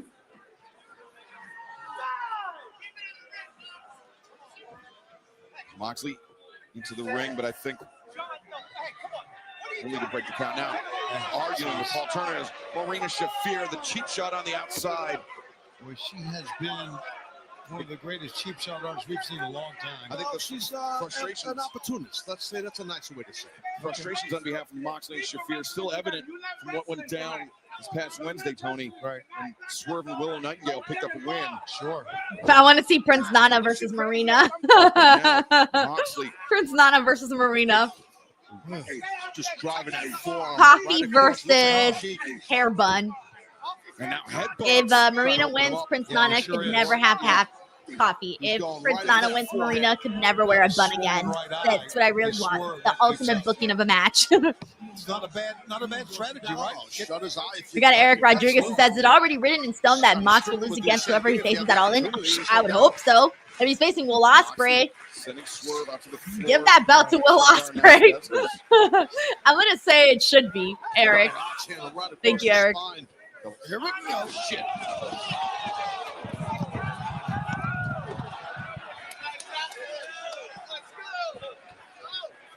Well, I'm still on here. I believe the other guys aren't.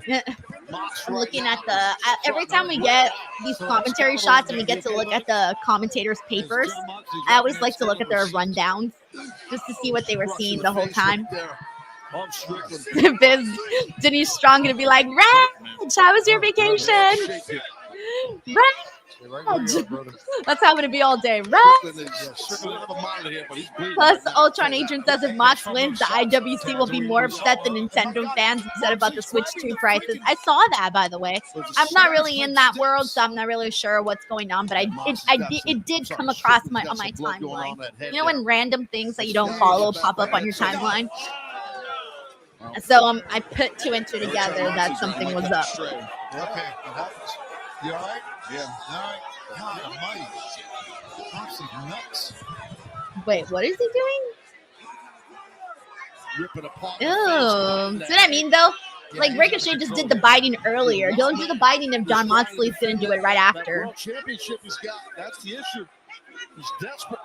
He is taking those steps. He's dragged those steps out from the ring post. There we go. We got blood, guys. I told you. Someone earlier asked if we were going to get blood in this match. I'm like, there's absolutely no way we're not getting blood in this match. That's barbaric. David Primero says Mox in his vampire era, and he's never gotten out of it. He's never gotten out of it. And Swerve Strickland knew that's going in. I mean, everybody. Andrew Reyna says making me feel old over here. Was it the Kodak camera memories? Trying to roll, trying to get away, but yeah, just trying to get away. You know, oh, look at Moxley. Now he breaks the count. Yeah, are you satisfied, ref? Yeah, sure. the video before the match, Swerve said, "I'm the most dangerous man, not only because of what I can dish out, but what I will take. The lengths I will go," and we're seeing it right now. The referee will definitely be lenient, obviously, with countouts just for the world title. You know, The referee's discretion is important, but even that has its limits. Oh God!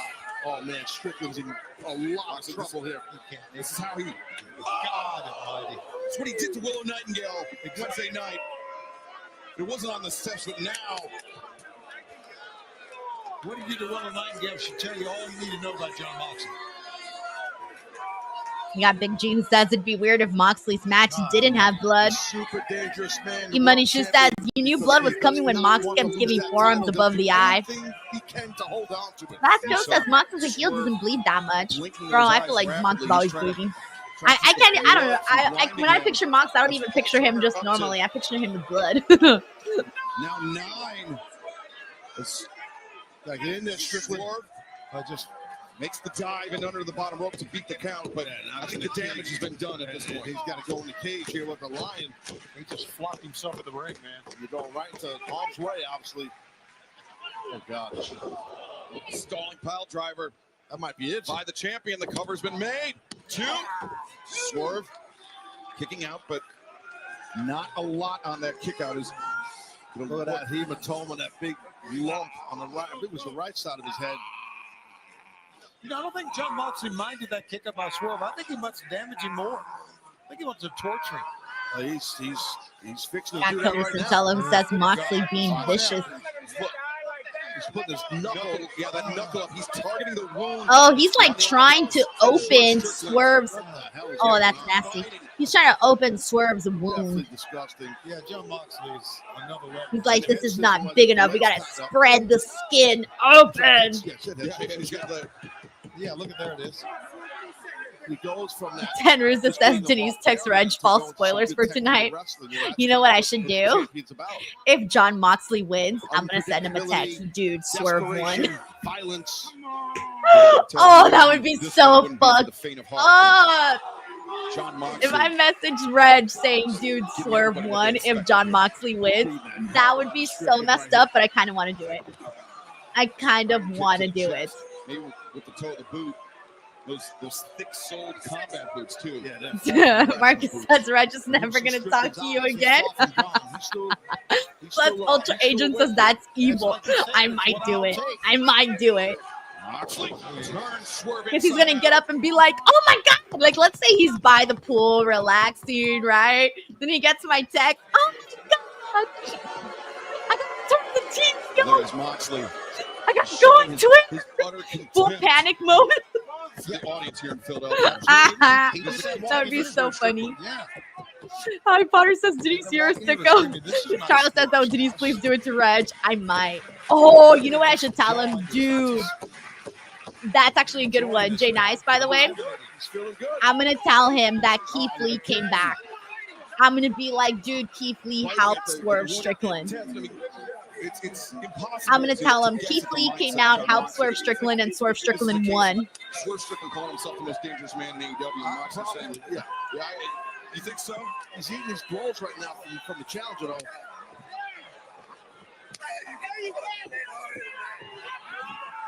And you kind of heard what the champ said. You got to hit me harder than that. Hit harder than that. Big G says you should do it on a live stream. Mox likes it. He likes that. Funny. Yeah, that's what I was wanting. It's a free adjustment. Andrew Reyna says, hell yeah. Oh, man. All right, it's Moxley sold. inviting the contact from the challenger. I'm going to play a prank on poor Reginald on vacation. Guys are bringing those. But I got to wait to see what the outcome of this is.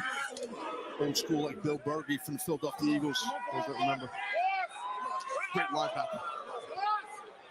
Oh, Ricochet turning the corner. Staggered open-handed. Yeah, that staggered Moxley. On the boots. He's the jaw. E-Money Shoe says Swerve has been getting his butt kicked 99% of the match. Yeah, he has. The momentum just hit a roadblock. Ran right into it.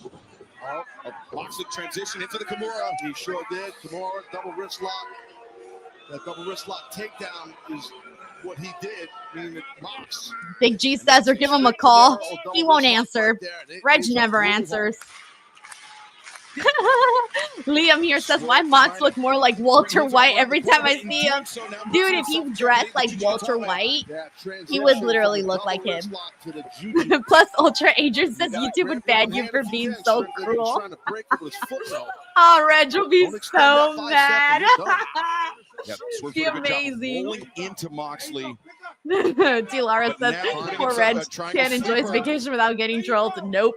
Swerve peppering the body of Moxley with some shots, but this hold will put you out quick. Yeah, what happens is the Swerve's own bicep comes across his carotid artery. Correct. The legs of John Moxley have like a vice-like grip around the head. The blood leaves the brain, and you pass out. It's a choke. Hey, Daniel Pinson, thank you so much for hopping on. I saw the crowd there. It's our first ever pay-per-view in Philadelphia, and what a night it is. What power by Swerve Strickland! And that was impressive. Mox is not a little dude. That was impressive. This deep in this thing, the punishment. Penrose says the ref bump spot incoming probably. Hey, Drana. Hi, Denise. My name's Aiden. Nice to meet you. Oh, what's up? Sorry, I saw you, Drana, so I wasn't sure. I usually just call people based whatever their YouTube channel name is. But what's up, Aiden? Now we're getting a little bit of slugging back and forth. Moxley slinks to a corner, guys. He's in trouble, maybe? Might be. Yeah, Swerve landing shots unabated here on the champion. Moxley into the corner. Hip toss. Yeah, and rolling through here. We've seen Strickland do this a lot. It's a patented deal from him. Here we go. Delayed on the vertical suplex, but Swerve slow to capitalize. Fatigue quickly becoming an issue for the challenger. Wow, got a 2 count. Let's not forget it was Marina Shafiro looks so impatient right now. She's just there like, you're doing a little this and a little that. Can lightning strike twice in Dynasty? Can history repeat itself? Oh, wait a second, Moxley. Now, oh, thank you so much, I Show Sigma. It's very nice of you. Thank you. Nice counter, almost captured a steal and a pin there. Luis says it's like everyone there is taking the night off tomorrow. It's past midnight in Philly. Yeah, but I think people already know that AEW shows end hella late. Like every time I go to AEW pay-per-views in the East Coast, dude, I don't go to bed till like 2-3 a.m. Rolling through, looking for flat. Sometimes I don't even go to bed. Counters with the cutter. Awesome counter. These are some of the reasons why that guy right there is the AEW World Champion. Boy, he gets lustily booed, too, as he walks around. Moxley thinking Death Rider here. Swerve counters, boot to the midsection. Oh, whoa, man. Swerve could be thinking vertebraker. Yes. Oh, my God, no. Moxley to his feet. Yeah, trying to get that Bulldog choke. No. Drags him over the top. The Bulldog is in, and it is in tight. Yeah, and doing that inverted headlock takedown, which you don't see much. It's a move that Suzuki has made famous for those that know. Back in the day, he did anyway, but it makes the hold, the Bulldog choke, even tighter. That inverted headlock takedown. The closest rope is to the near side, and that's where Swerve is going. Oh, was going. And now the body lock, the scissors are in. Yeah, this might be the end for the challenger. Strickland's going to get choked out here. Swerve is fading and fading fast in the grip of John Moxley. Moxley got his grip on Swerve's hair, too. Notice that? Yeah, I did see it. Yeah, but now changes into an S grip, wrenches back further around the throat, around the carotid artery of Swerve Strickland. I feel like we've just been seeing too much of John Moxley on offense, guys. I feel like we need to not away. If you move away, the choke gets tighter. I feel like it's making the match feel like it's lasting longer. Turnbuckle to get out of the grip, and now I think we need to get Swerve some get Swerve going, because Swerve will kind of wake us up like a little bit more. Capture the AEW World Championship. Think back to December 13th, 2023. The inaugural Continental Classic. Swerve Strickland. All right, they heard me. They heard me. They were like, "We hear you, Denise. We hear you." And Swerve avenges now. Young Jay Nice says, and here comes Keith Lee. To want to win this match. No, Swerve may be getting a second win here. I'm not So sure. funny. He's back up. John Taylor says this is the first AEW pay-per-view in a long time where I feel the length. Yo, so I'm like, we need to get Swerve to like, come on, get some shit in, come on. Try to get the victory. I don't know. Maybe Swerve thinks it's going to take more than just one house call to put Aiden Moxley says down. Moxley got the upper hand on Dynamite. Swerve has to win. You would think so, right? You would think so. There goes no. And Mox has gotten like 99% of the damage in on this match too. Connected. Swerve ran into a buzzsaw. Wow. What was that? James Satella says the crowd is not like the Los Angeles crowd. The LA crowd was loud. Yeah, but we had the LA crowd for Revolution had a better card. A way better card. That knocked Moxley's loose. Oh, and now Shafir into the ring, the briefcase. All right, here we go. Let's see what's happening. What do we got? What do we got planned? What do we got planned, AEW? Referee is trying to be lenient, but he's going to. You know what, Tony? Frankly, the coward's way out. That's exactly right. That's a great call. Oh, there's Prince Nana. Prince Nana versus Marina. How about Nana? He should have thrown his coffee on her. Did she get him with the briefcase? Oh, I guess she is. There she is with the briefcase. Oh, I saw that one. All the way coming down to Mississippi. Aw, nah, she's kicking Prince Nana. Okay, I feel like Swerve. Oh, I think Mox is accidentally going to hit Marina.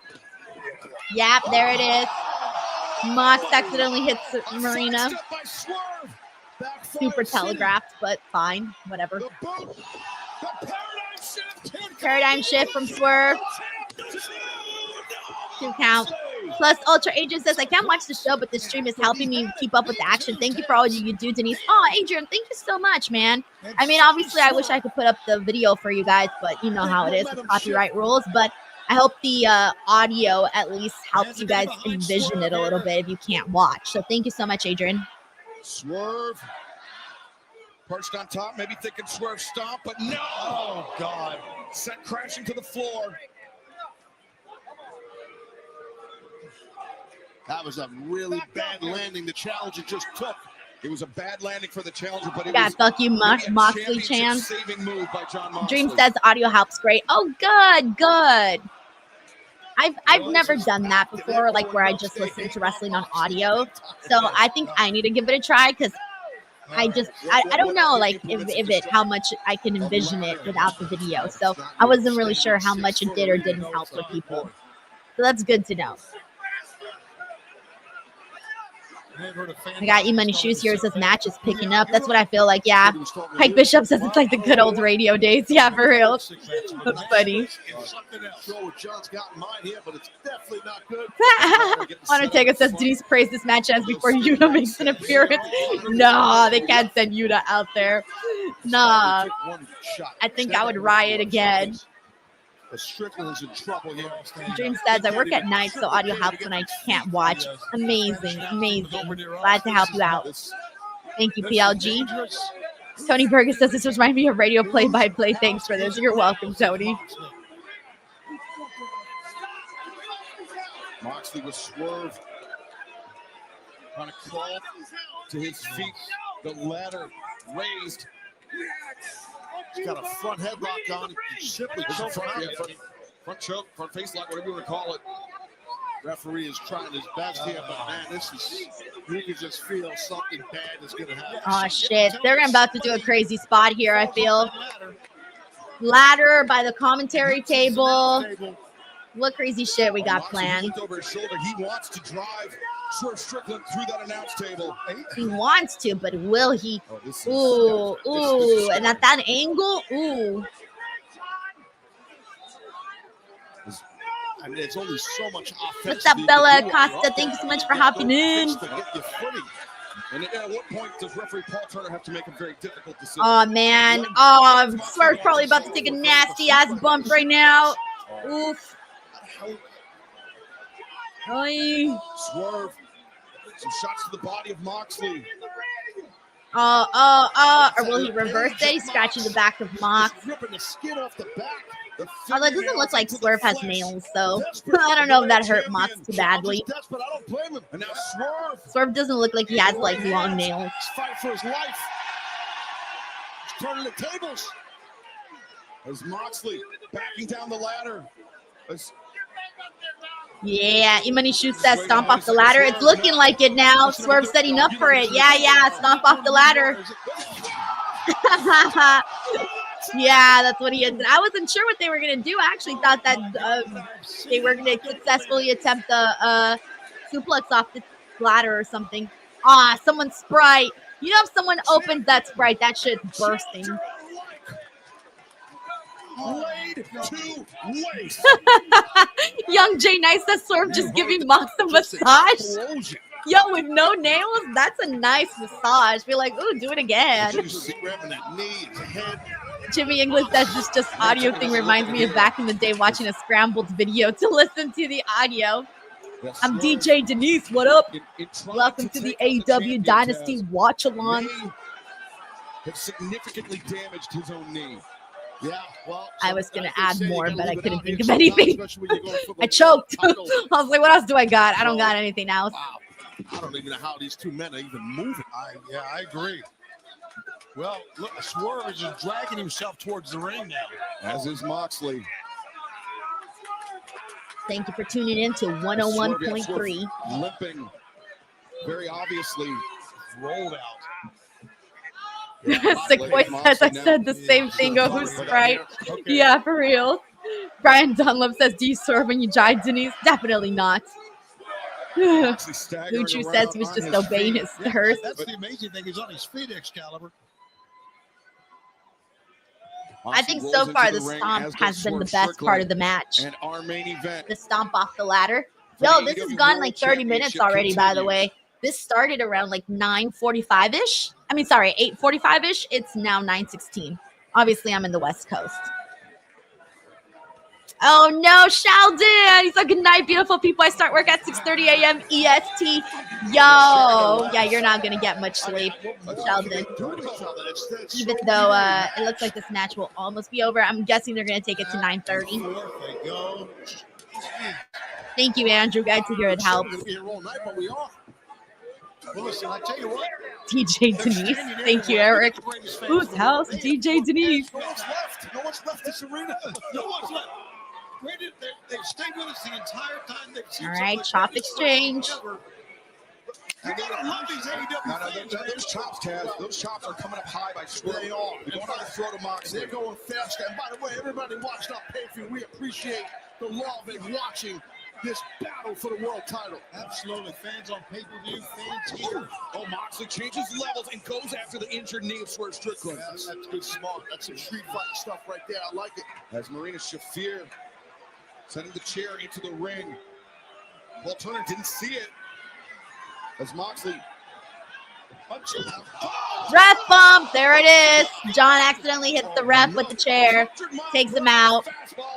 All right. What shenanigans are going to happen here? Oh, you know what? I think this is where Swerve is going to get a visual pin on Mox. Ref is down. Not going to see it. Got Moxley hooked.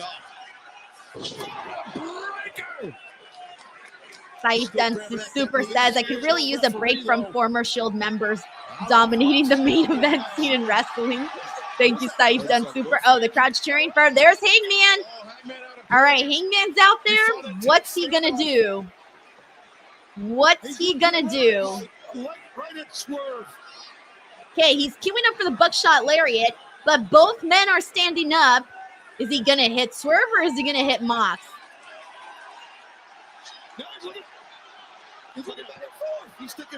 Oh, there's Pac.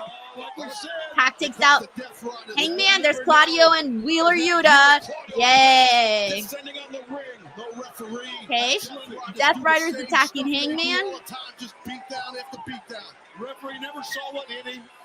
Paul Turner is out cold near this ring post. Ref still out. All this takes place. In another dimension.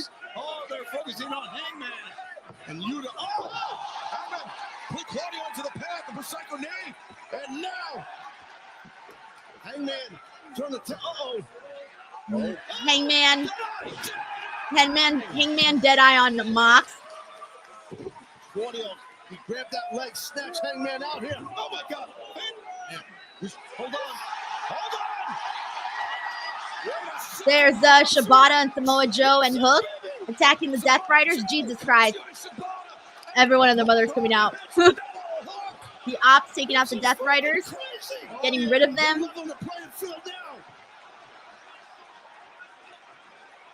And we will never know if Hangman Adam Page is going to go after Swerve or go after Moxley, but I think the Death Riders. Swerve hits John with the chair. Man, what a shot. John is down, but there's no ref. Hangman didn't know what to do. He looked both ways. But now Swerve with the champion. Crowd's getting super excited. Oh, you can feel these people in the house. Going for the stomp. Swerve stomp. He's going for a Swerve stomp. They've been with us the entire way, and now they're all standing. Swerve Ref still down. Nowhere to be seen.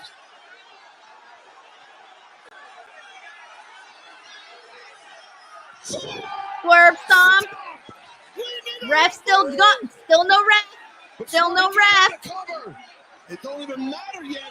There's no ref. We need a ref. Strickland's grabbing his knee.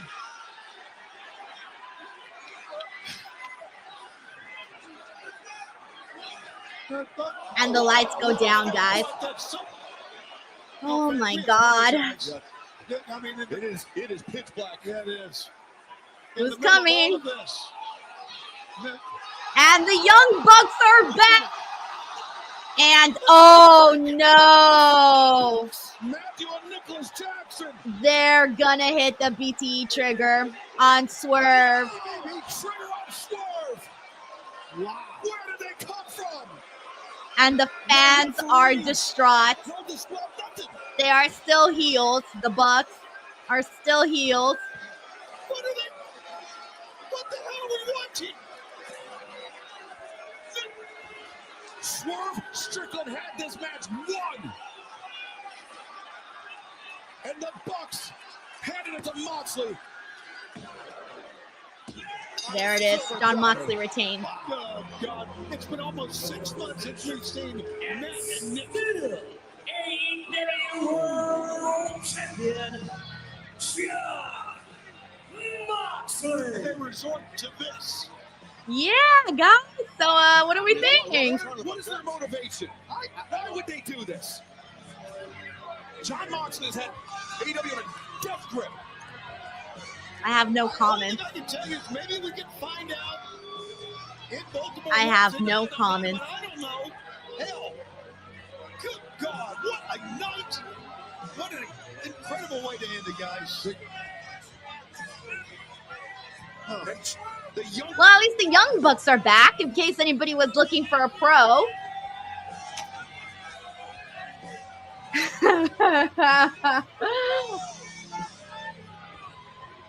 I don't know what to say, guys. Throw my hands up in the air. I don't know what to say. But we have a review show to do, and thankfully, clearly, I'm all alone today, so I gotta tackle this one on my own. Pray for me. Pray for me. We got a lot to get into here today. I'm about to start the review show. But before I do, guys, we got to show some love over to our sponsors.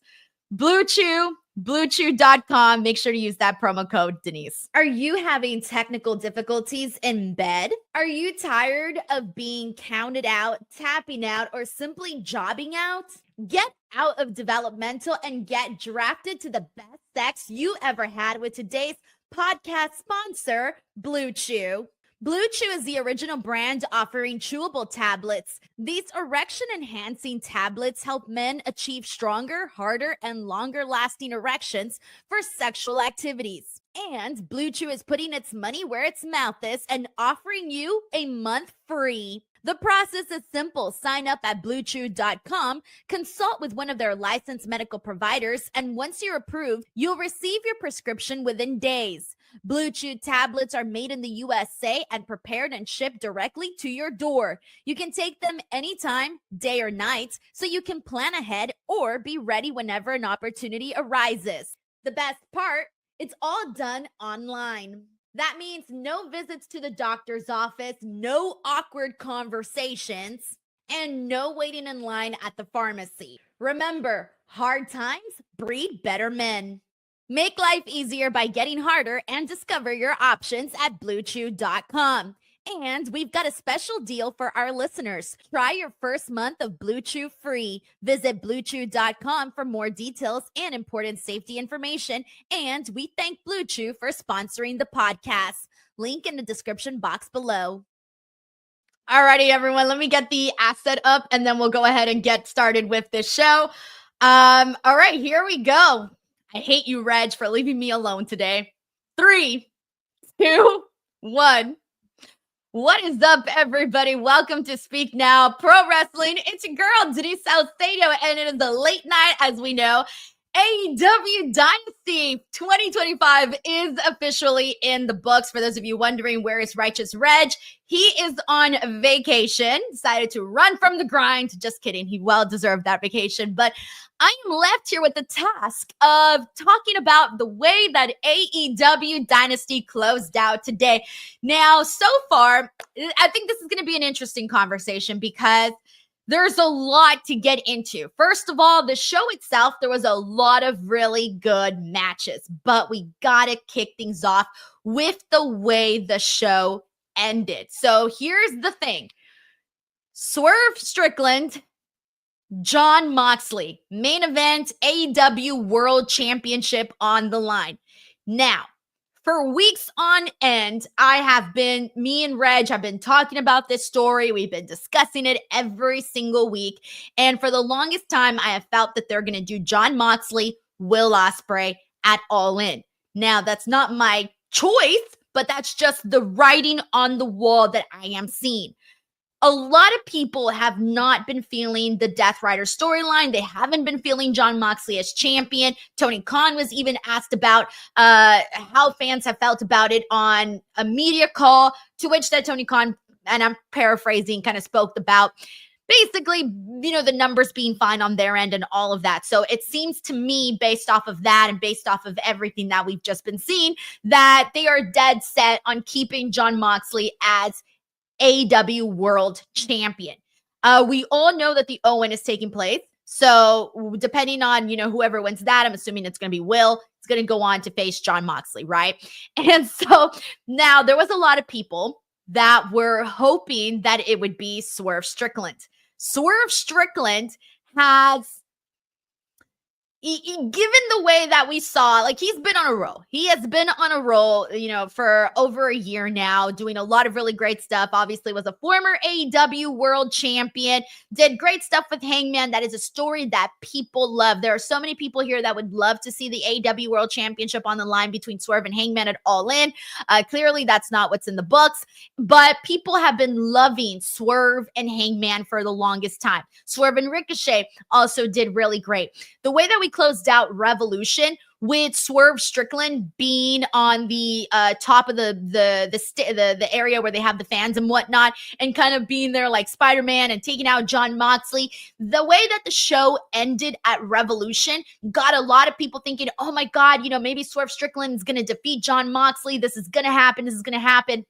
But again, it just didn't feel like AEW was set on the idea of having Swerve get the title back once again. Now, and then not to mention that last time we were here talking about Revolution, Jon Moxley's main event match was rated like 3 stars, not 3 stars, rated like 3 point something on Cage Match, right? Out of 10. So that should tell you everything. All right, so fast forward to last week's Dynamite. On Dynamite, we saw all of these signs maybe indicating that Swerve Strickland might actually win. We thought, okay, Swerve Strickland not only had his friend Willow Nightingale was taken out by Jon Moxley, and she couldn't even move. She was taken out. We didn't see her tonight. She was hurt by Jon Moxley. So I had even said to Reg on Wednesday's show, dude, Swerve needs to get revenge for Willow. Like, that's his friend. He needs to, get revenge for her. And then even afterwards, when they attacked Swerve Strickland at the end of Wednesday's Dynamite, I'm like, okay, like clearly there was all of these signs saying, hey, they've done all of these things to set up a possible Swerve victory. But in the end, it did not come to fruition here on tonight's show. And instead, what we saw was this, to me, I'm just going to be honest, Jon Moxley versus Swerve Strickland, I have seen at least 30 better Swerve Strickland matches. I did not think that Jon Moxley versus Swerve was the match that I had anticipated. Like, even if I thought, okay, you know what, maybe the shenanigans are going to be like going to take us away from the match. But I thought, you know what, they might still have a good match. Like, I really was thinking they would have a good match. I thought it was too much of Jon Moxley on offense. Like, it was pretty much Jon Moxley attacking the whole way through. I thought the best part of the match was whenever we finally started to see Swerve Strickland, pick up the pace a little bit, get some moments in there, but it was very, very rare and moments were far few in between. Then there was a really cool stomp off of the ladder. I thought that was really cool. And there were some moments where I'm like, all right, this is going to start to pick up. But I did not think it hit the level to which some of the past matches that we've seen Swerve in. So with that being said, I started to think like, all right, at some point, Swerve is going to have to get this moment where it's going to build up to feel like he might actually win. And it felt that way. Now, before we get to the moments where we thought Swerve might actually win, we had a lot of outside interference as well. We had the Ops go out there because they were out there to take out the Death Riders. The Death Riders were out there to take out Hangman, who had gotten there before. Hangman teased, this was important, guys. He teased a buckshot lariat, but we didn't know if Hangman was going to try to attempt the buckshot lariat on Jon Moxley or Swerve Strickland because he was literally right in between both of them. So we don't know who that was aimed at. I have the feeling, mind you, Hangman said, I think it was supposed to be for Swerve because Hangman did tell Swerve, hey, man, I don't want you to win the AEW World Championship. He literally said that in that backstage segment, even though in that backstage segment, we did see Swerve own up to the fact that he made some mistakes in his past, right? So kind of giving people the hopes that Hangman and Swerve might end up becoming friends. Now, I do think they will. I do think that Swerve and Hangman are going to end up teaming up to go up against the Death Riders. It feels like that's the direction they're headed in. But Hangman ended up getting attacked by the Death Riders, by Moxley. He eventually attacks Moxley, hits him with the Deadeye. And so, but I think he hit Moxley with the Deadeye, not to help out Swerve, but because the Death Riders and Moxley had attacked Hangman Page. So I think in that moment, when Hangman came in with the buckshot lariat, I think he was attempting to go after Swerve. But after all of the shit that the Death Riders did, it feels like it may have changed Hangman's mind, right? So then, finally, we end up getting the referee was down. Swerve Strickland eventually goes and hits the stomp on Jon Moxley. And this is the moment where we're like, all right, here we go. Like, this is Swerve's victory. Everybody's standing up and cheering. There's no ref to be found. He does hit the stomp. But unfortunately, before he can get to a pinfall or anything like that, because the ref was out, the lights go down. And the lights going down always straight up gives me PTSD because the last time that happened, the lights went down, the lights went on. We had Satnam Singh, but whatever. It's not a conversation for here and now. So the Young Bucks end up coming out and everybody's like, yeah, the Young Bucks are back, right? We've been anticipating them. And I wondered if they were going to come back today at Dynasty because I'm thinking, all right, there's no way that the Young Bucks are missing Double or Nothing. There's no way the Young Bucks are missing All In. So the Young Bucks return. But there was that initial pop of their return, right? That initial pop. But then you realized it. They were holding on to Swerve's arms. And in that moment, you realize they were setting up for the BTE trigger. And they hit the BTE trigger and took out Swerve. Jon Moxley gets the win, retains his AEW World Championship. And the crowd is like, why? That's the question, guys. Why? Why did the Bucks help out Jon Moxley? Now, I'm sure a lot of you guys have theories. I can't wait to see those theories. Please send me your theories if you have any, because other than them being healed, I don't really got an answer for you. Like, I don't really have an answer for you as to why they would take out Swerve and go to Jon Moxley. Now, I'm really going to try to I'm going to try to think about this. Here's my thought process. This is my honest thought process on this. I think that the Young Bucks were brought out in this specific moment to generate a pop for people to be excited about the Bucks being there and to take away a little less of the heat from Jon Moxley retaining. I think that Jon Moxley, of course, was always the plan to retain, but I think the Young Bucks were added to this to maybe lessen the blow for people, because I think they wanted the fans to be like, yeah, the Young Bucks are here. Oh, shit, Jon Moxley won, but you know what? The Young Bucks are here. So I think that's why AEW specifically had the Young Bucks come out in this spot right here, was I think to lessen the blow, or try to lessen the blow of Jon Moxley defeating Swerve Strickland. So here's the thing though. Did it lessen the blow? I don't know. Based off of what I saw from the crowd, there was everyone had this reaction: the hands in their heads, mouth opens, eyes, drooped down, wrinkles in the face, you name it. That was the reaction that I saw from the crowd. There was, I think, a mixture of like, I'm excited for the Young Bucks because they're here. I'm confused as to why they helped them out. Shit, Swerve Strickland lost. Shit, Jon Moxley's still champion. I think people were registering all of those things all into one. So that's where we're at, okay? That is where we're at this moment. Swerve did not win. Jon Moxley did. I'm hoping I'm thinking they're going to do Jon Moxley.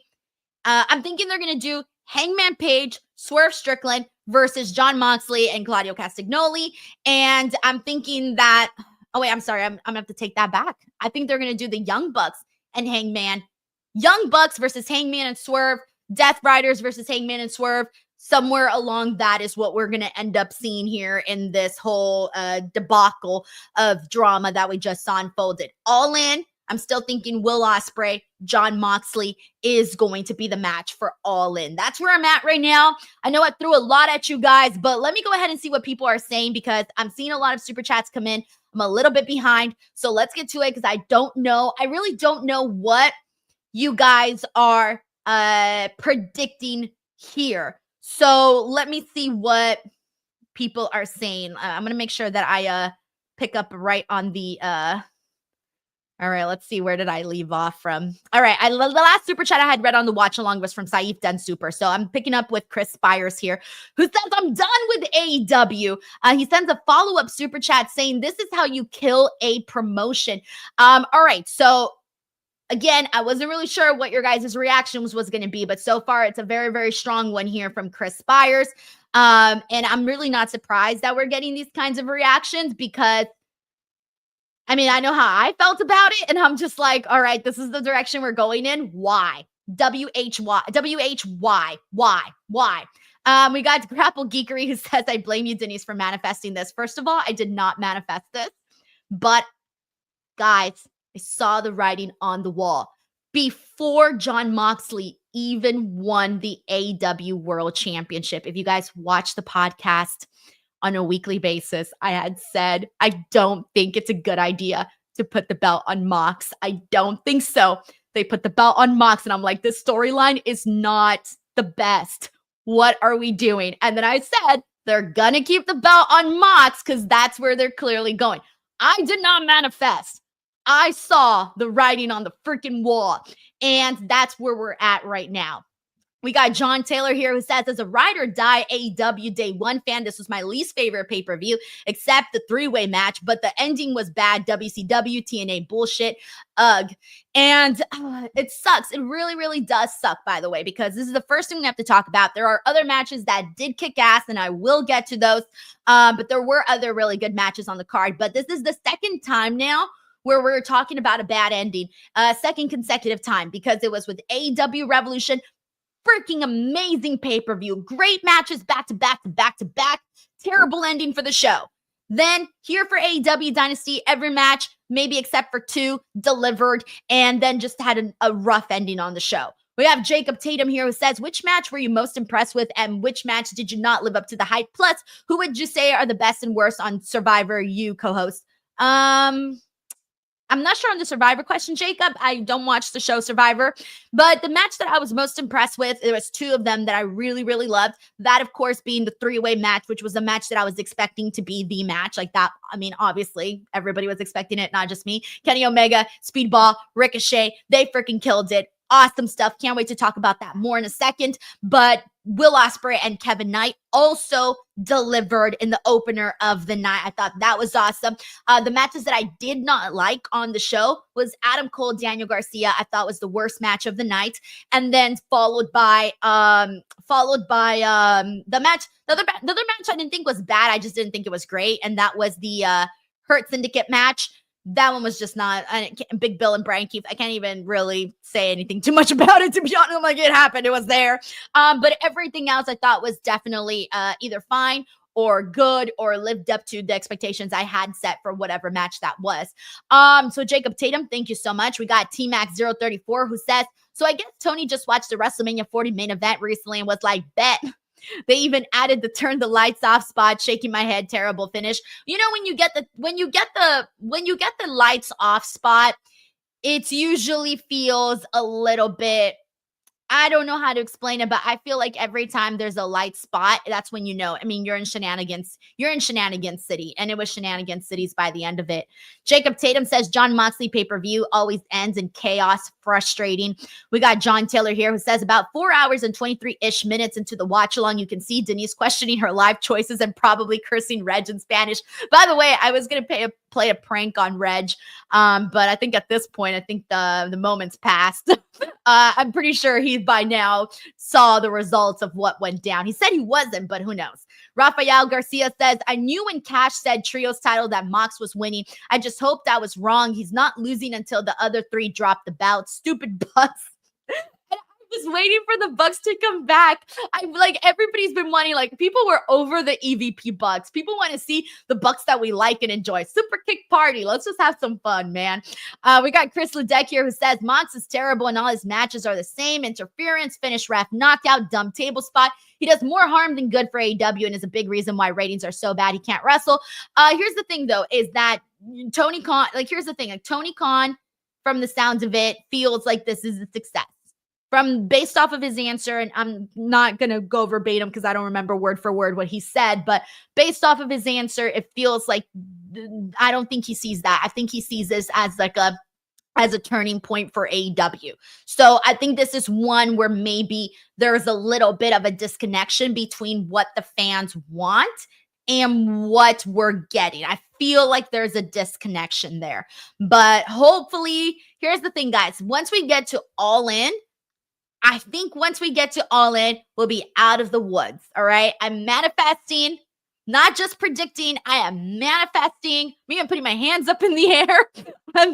Everybody put your hands up in the air. Women like you just don't care. All right, no, seriously. Put your hands down for the freaking air and manifest. Will Ospreay takes that AEW World Championship, and we get back to what I think the fans want to see, which is Will Ospreay as a champion having freaking banger match after banger match after banger match. That's where I'm at. That's what I'm manifesting. That by the time we get to All In, we see Will Ospreay get his crowning moment and we see a new AEW World Champion. Ryan Adams says that finish was funnier than Jericho match. LOL, that was WrestleMania 39 finish. Matt and Nick playing the role of Solo. Oh, man. We got Jacob Tatum here who says thoughts on FTR turning heel plus Edge's future. All right. So let me get to that because that is another big thing that happened on the show. Here's the thing. I actually really liked that match. Can I tell you? I had a good time with that. And I wasn't expecting to enjoy this 3-on-3. And maybe I was being a little hard. I think I just don't like the Death Riders. But I mean, I like Claudio. I like Pac. I don't like Wheeler Yuta. I'm sorry, Wheeler Yuta. Wheeler Yuta is the biggest heel to me. I hate the hair. I hate the beard. He's gotten under my skin. He's from, I learned today, I didn't even realize he was from Philadelphia, but he was in his hometown and people were like, nah, we don't want Wheeler Yuta. People were booing, F you, Wheeler Yuta, all of that. Anytime this man did anything. So I'm not alone on this one. But we against Rated FTR. So they did a great match here. I actually had fun with this. I thought this was very, very fun. But what happened afterwards though, well, first of all, I should say that Wheeler Yuta got the win for his team, by the way, and it's so funny because usually when you get like these hometown victories, you're kind of hoping it's for the hometown hero, but this time we got the victory for the hometown heel. And so Wheeler Yuta gets the win for his team. And then after this, like we just see, Rated FTR standing there and they're clearly upset. And then Dax just goes in and hits freaking Adam Copeland. And so we already knew like, okay, hey, they're going to break up. They're going to tell the story.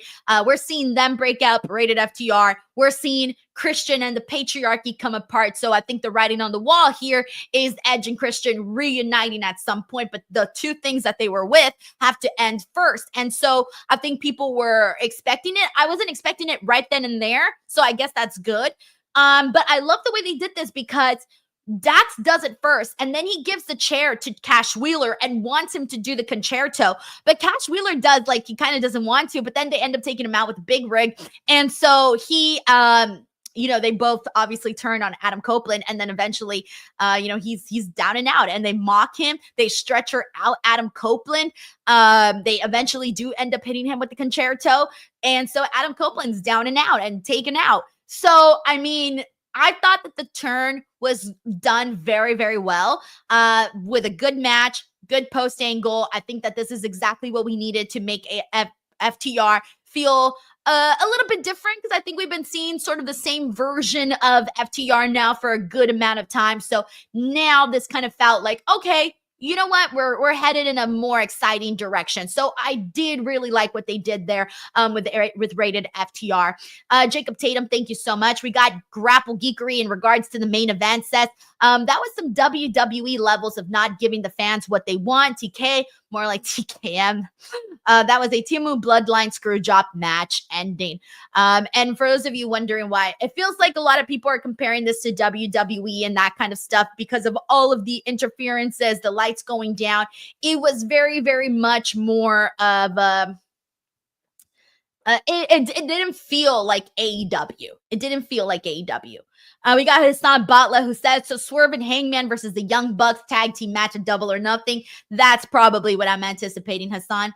Thank you so much. We got Tracy WV88 who says, well, that's like spending $50 on dinner and finding hair in the last bite. I mean, I get it now, but I'm sad. Now going to be a sad zombie at work. Well, Tracy, try to count down days to All In. All In, baby. All In. That's the one. That's the one where we're going to get a new champion. Come on. Also, now that makes me wonder, who's John Moxley going to be facing at Double or Nothing? Okay, I'm not too sure what's going on with that, but we'll talk more about that once we get closer. We got Tenruza here who says goes back to when they were shredding those pages. Oh, yeah, that's right. When the Young Bucks shredded those pages and then just bounced from there. We got Vincent here who says, Denise, what did you think of Toni versus Megan Bayne and Mercedes versus Julia? Which one do you think was better? Ooh, that's a good question. I thought for the most part they were sort of on par. No, you know what? No, I take that back. I think Mercedes versus Julia. That's the one. Mercedes versus Julia was better. I think Mercedes versus Julia was better because Julia looked really good. I thought she went out there and she freaking delivered. And that's not to say that Megan and Toni didn't. I just think that Julia hit in a different way. And there was even a moment where Julia had Mercedes Moné locked in a submission, and people thought Julia was going to win there. Like the crowd was chanting, Julia, Julia, like they were so behind her during this moment. And this is for the Owen. So mind you, it kind of feels like, when you're seeing the chart, you can pretty much predict, okay, you're going to want to see this match. You're going to want to see that match. So in order for that to happen, this person has to win, this person has to lose. So I think people knew Julia was going to lose. And that's why I feel like they were cheering for her even more, because I feel like a lot of people don't want to see Mercedes continue to win and win and win, right? And she's gonna take this all the way. She's gonna face Toni Storm. That is the marquee matchup for the women at All In. And I know some people are gonna be like, I disagree with you, Denise, but at the end of the day, whether or not you like Mercedes Moné, she's a big name. She's a big name. So you're gonna wanna, this is their biggest event of the year. You're gonna want to put Mercedes in there with Toni Storm. So, and I think there's a lot of people who want to see maybe some surprise victories. And I think that's why the people were so behind Julia. And you felt that. You really, really felt that in the actual matchup. So that was my thoughts on that. And then Toni Storm and Megan Bayne. Megan Bayne looked great. So, Megan Bayne ended up losing in a roll-up, but here's the thing. This is why I didn't hate this ending. And I know some people did not like this ending. But here's what I did like about Megan Bayne and Toni, is that right now, Toni Storm is such a big baby face, right? Like, people love her. People love Toni. You really need a big heel. You got Mercedes Moné. I do say she's a big heel. I consider her a pretty big heel. But I think you obviously need a few more. You got way more baby faces than you do heels. Okay, great. So Megan Bayne, I think they should, I'm kind of hoping that AEW really invests in her, in the sense that I really want them to like propel her up, sort of like what they did with Jade Cargill, where they really did everything in their power to make this woman into a star and everything that you possibly need to do that. I want to see them do that with Megan Bayne. Now, obviously, it would be a little different than what they did with Jade. Jade had her streak. It was a totally different scenario, but obviously you can still treat her in a certain way.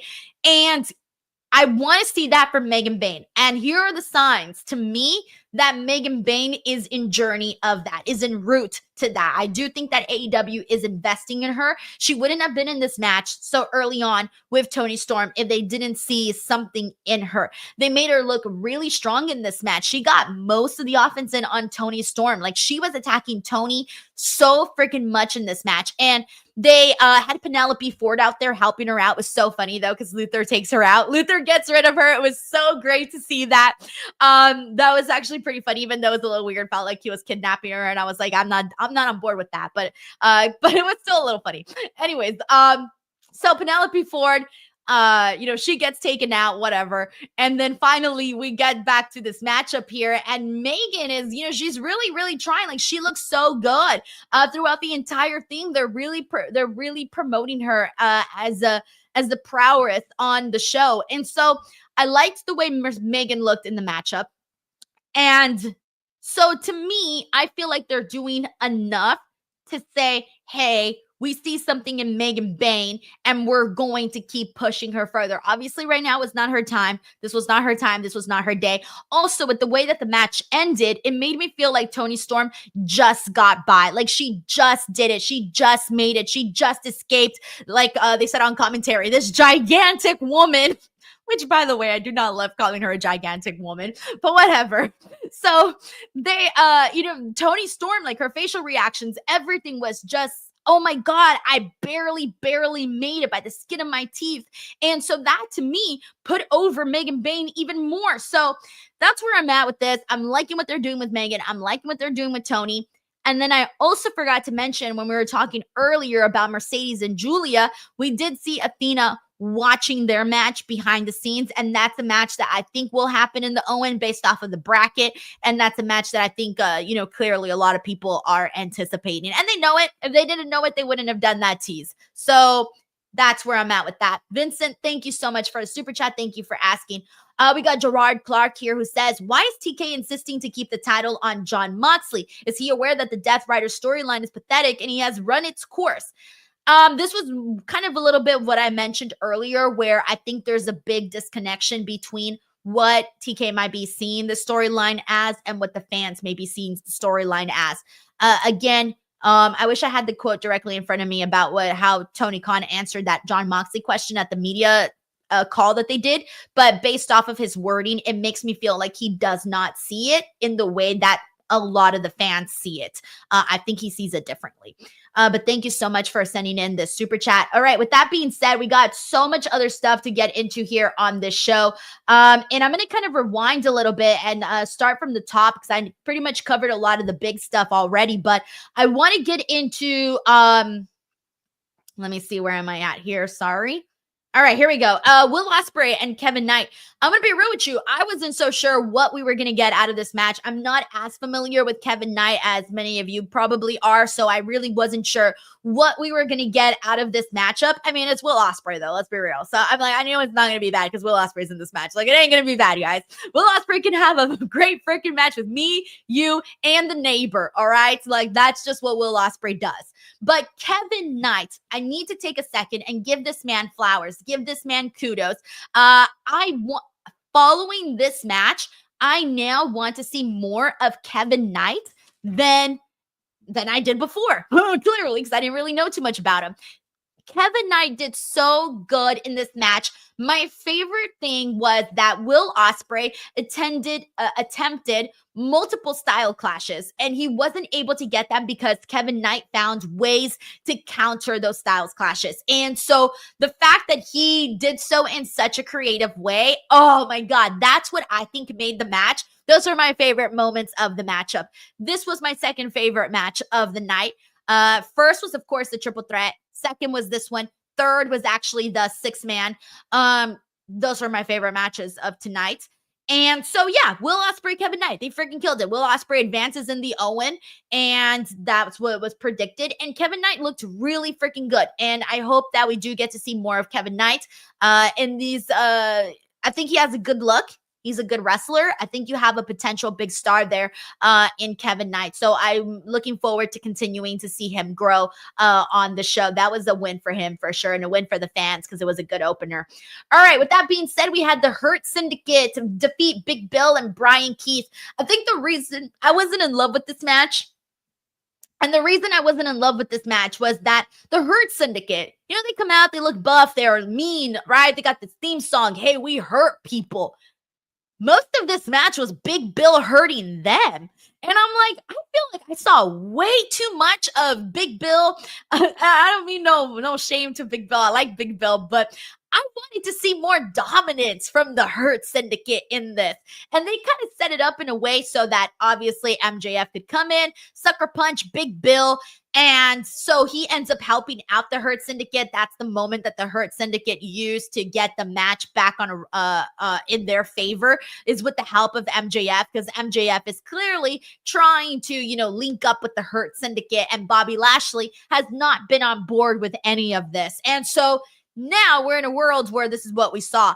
And so that's the only reason I didn't love this match. I would have loved to see more from the Hurt Syndicate. It felt more like it felt more of a TV match than it did a pay-per-view match. So that's why I wasn't too in love with it. But I get the story. I get what they were trying to do. So it was fine on that end. All right. I already spoke about Mercedes Moné. Oh, yeah. In regards to the Death Riders, did I speak about this match already? I feel like I did. But anyways, the thing I liked. Oh, wait. Yeah, I did actually. Never mind. I did earlier. I said I like this match, and then we also talked about the turn afterwards with AEW. Yeah, I already spoke about that. All right, spoke about Toni and Megan Bayne already. Okay, next up we got Bandito and Chris Jericho. If you were on my watch along, you know how I felt about this.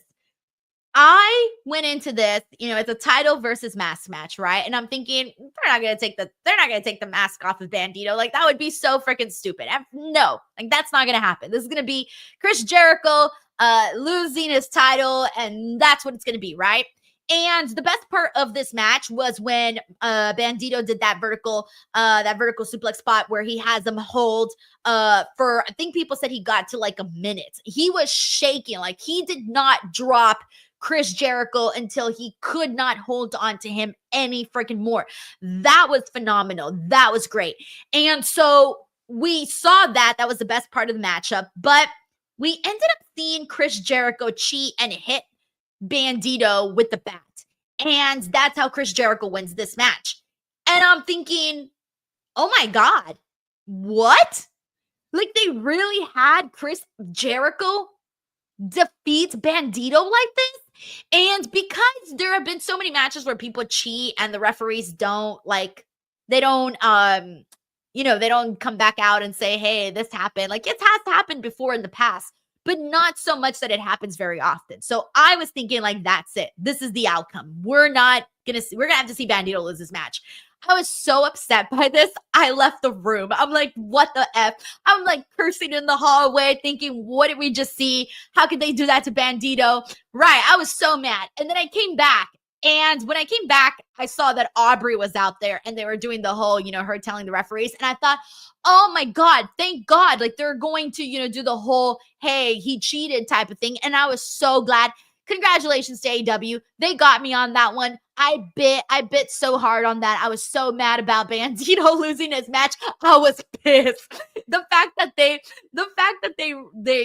fixed it and Bandito was able to win this matchup. Oh my God.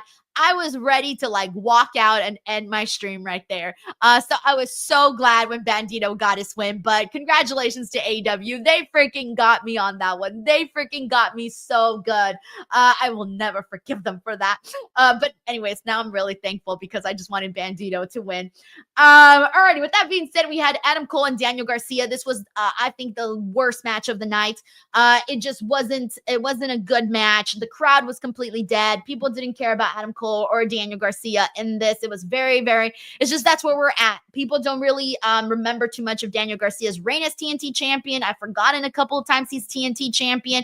Adam Cole just hasn't had a super memorable feud so far, in my opinion. Maybe you consider the MJF one memorable. Sure, you can argue that. I wasn't feeling this match to begin with, but I was hoping they would win me over with the wrestling. And I thought, okay, if they win me over with the wrestling, then we're good, right? We're good. But I don't think we got there. I thought that the match was just not well done. And so I wasn't really a big fan of this one. Adam Cole gets the win. Cool. He's TNT champion.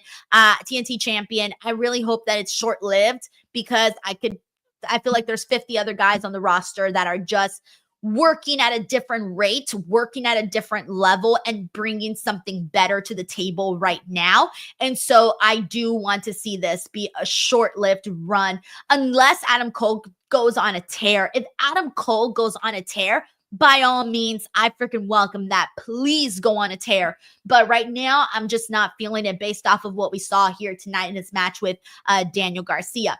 Now, the last match that I need to talk about, polar opposite match of the night. Kenny Omega, Ricochet, Speedball Mike Bailey. Man, please, if you get the chance to go watch the highlights of this, please do, because they went out there and they did a hell of a job, man. I don't even know how to explain everything that they did. I don't know how long this match was. It was definitely over 30 minutes. But they really went for it here, man. We saw a lot. I think here's the thing. I want to start by saying that I loved everybody in this, but I need to take a second and say that I thought Speedball Mike Bailey was the MVP of this match. I think Speedball had the most moments in this matchup that had me going, wow, we really saw that. That was Speedball in this match. I thought his first AEW pay-per-view match was killer. To go out there and be able to look the way you did in a matchup when you're in there with guys like Kenny Omega and Ricochet, and to come out and look that good, I need to give kudos to Speedball Mike Bailey on that. I thought he was the MVP of this matchup. He killed it. Ricochet did a lot of he did a really good job of not only just doing the moves and all of that, but he also did a lot of character work in this, right? A lot. Played with the crowd, played to the crowd, was doing commentary bits during this, but it didn't take away from the matchup because he was still involved. He was still getting in there with Speedball. He was still getting in there with Kenny, but he was really, really amplifying the heel work that we have been seeing him do. And I thought that came across really, really strongly. I think that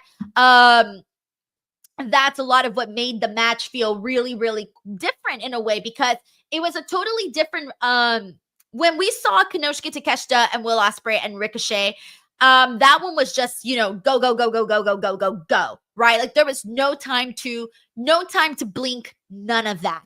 This one, there was all of those fast-paced moments, not as fast-paced as that triple threat match, but so they kind of slowed it down a little bit, but also went and just told a different kind of a story with the matchup. Like at one point, they kept going after the knees of poor Speedball Mike Bailey. Like that played into the finish that they did with Speedball having his knees attacked throughout this entire match, right? He's a speedy guy. You want to take down his knees so he cannot use his feet as his legs as a weapon, and essentially gets like stuck on the freaking ropes when Kenny executes a one-winged angel off the second rope onto Ricochet and finishes him off right there. I was even thinking that Speedball was going to be the one to take the pin. I wasn't even expecting it to be Ricochet. I preferred that a lot more, by the way. I liked that Ricochet took the pin and that it wasn't Speedball because we were all expecting it to be Speedball. So, man, I thought this match was great. I still did prefer Konosuke Takeshita, Will Ospreay, and Ricochet. I still think that triple threat match was better than this one. And I know some people are going to be like, no, Denise, it was this one. Nah, my style of wrestling that I like is a little bit more geared towards that. So I did prefer that triple threat, but this one still, I don't want to take away from it because it really did deliver and it was match of the night for sure. So with that being said, we got another super chat here. This is from Jacob Tatum, who says, assuming Will wins at All In, do you expect a long title reign or a short-lived? And has Max Caster open a challenge, reads its expiration due to boring, and he always losing the title every time? Well, I see like people still react to the Max Caster stuff, so they might still be okay with that. If Will wins, I think he'll hold it for a good amount of time, maybe not too long. I don't think that he will be champion for too long, but I think he'll hold it for a couple of months. But I think they'll know. With Will Ospreay, kind of like the reign we saw with Swerve. Because when Swerve was champion, he held the belt for a bit. And then, he didn't go past his expiration date. You know what I'm saying? Like, after a certain while, okay, we did all we could. You know what? It's time to drop the belt. Cool. Let's see what else we can do. That way fans don't get tired of you, right? Because you don't want fans to get tired of you as champion. So I can see Will Ospreay holding the belt for a couple of months. For me, fuck it, hold it for like 20 years. Just kidding. But no, I think he'll hold it for a bit. And then there's still so many other people that were like, oh my gosh, Hangman Page, is he going to get his title shot again? Darby Allin, when he comes back, is he going to get his title? Like, there are so many people, and Will Ospreay is that guy. Like, Will Ospreay does not seem like a selfish guy. He doesn't seem like that at all. So I feel like he'll hold the title for a bit, and then who knows what direction we go into afterwards. Jacob, thank you so much. We got Rafael Garcia, who says, on the plus side, at least Anthony Bowens is back and he looks good. TK causes me great. Agita? What? What are you talking about, Rafael? What's Agita? TK causes me great. Agita? I don't know. Anxiety? I don't know where we're going here. Rafael, I'm sorry. But thank you so much for the super chat.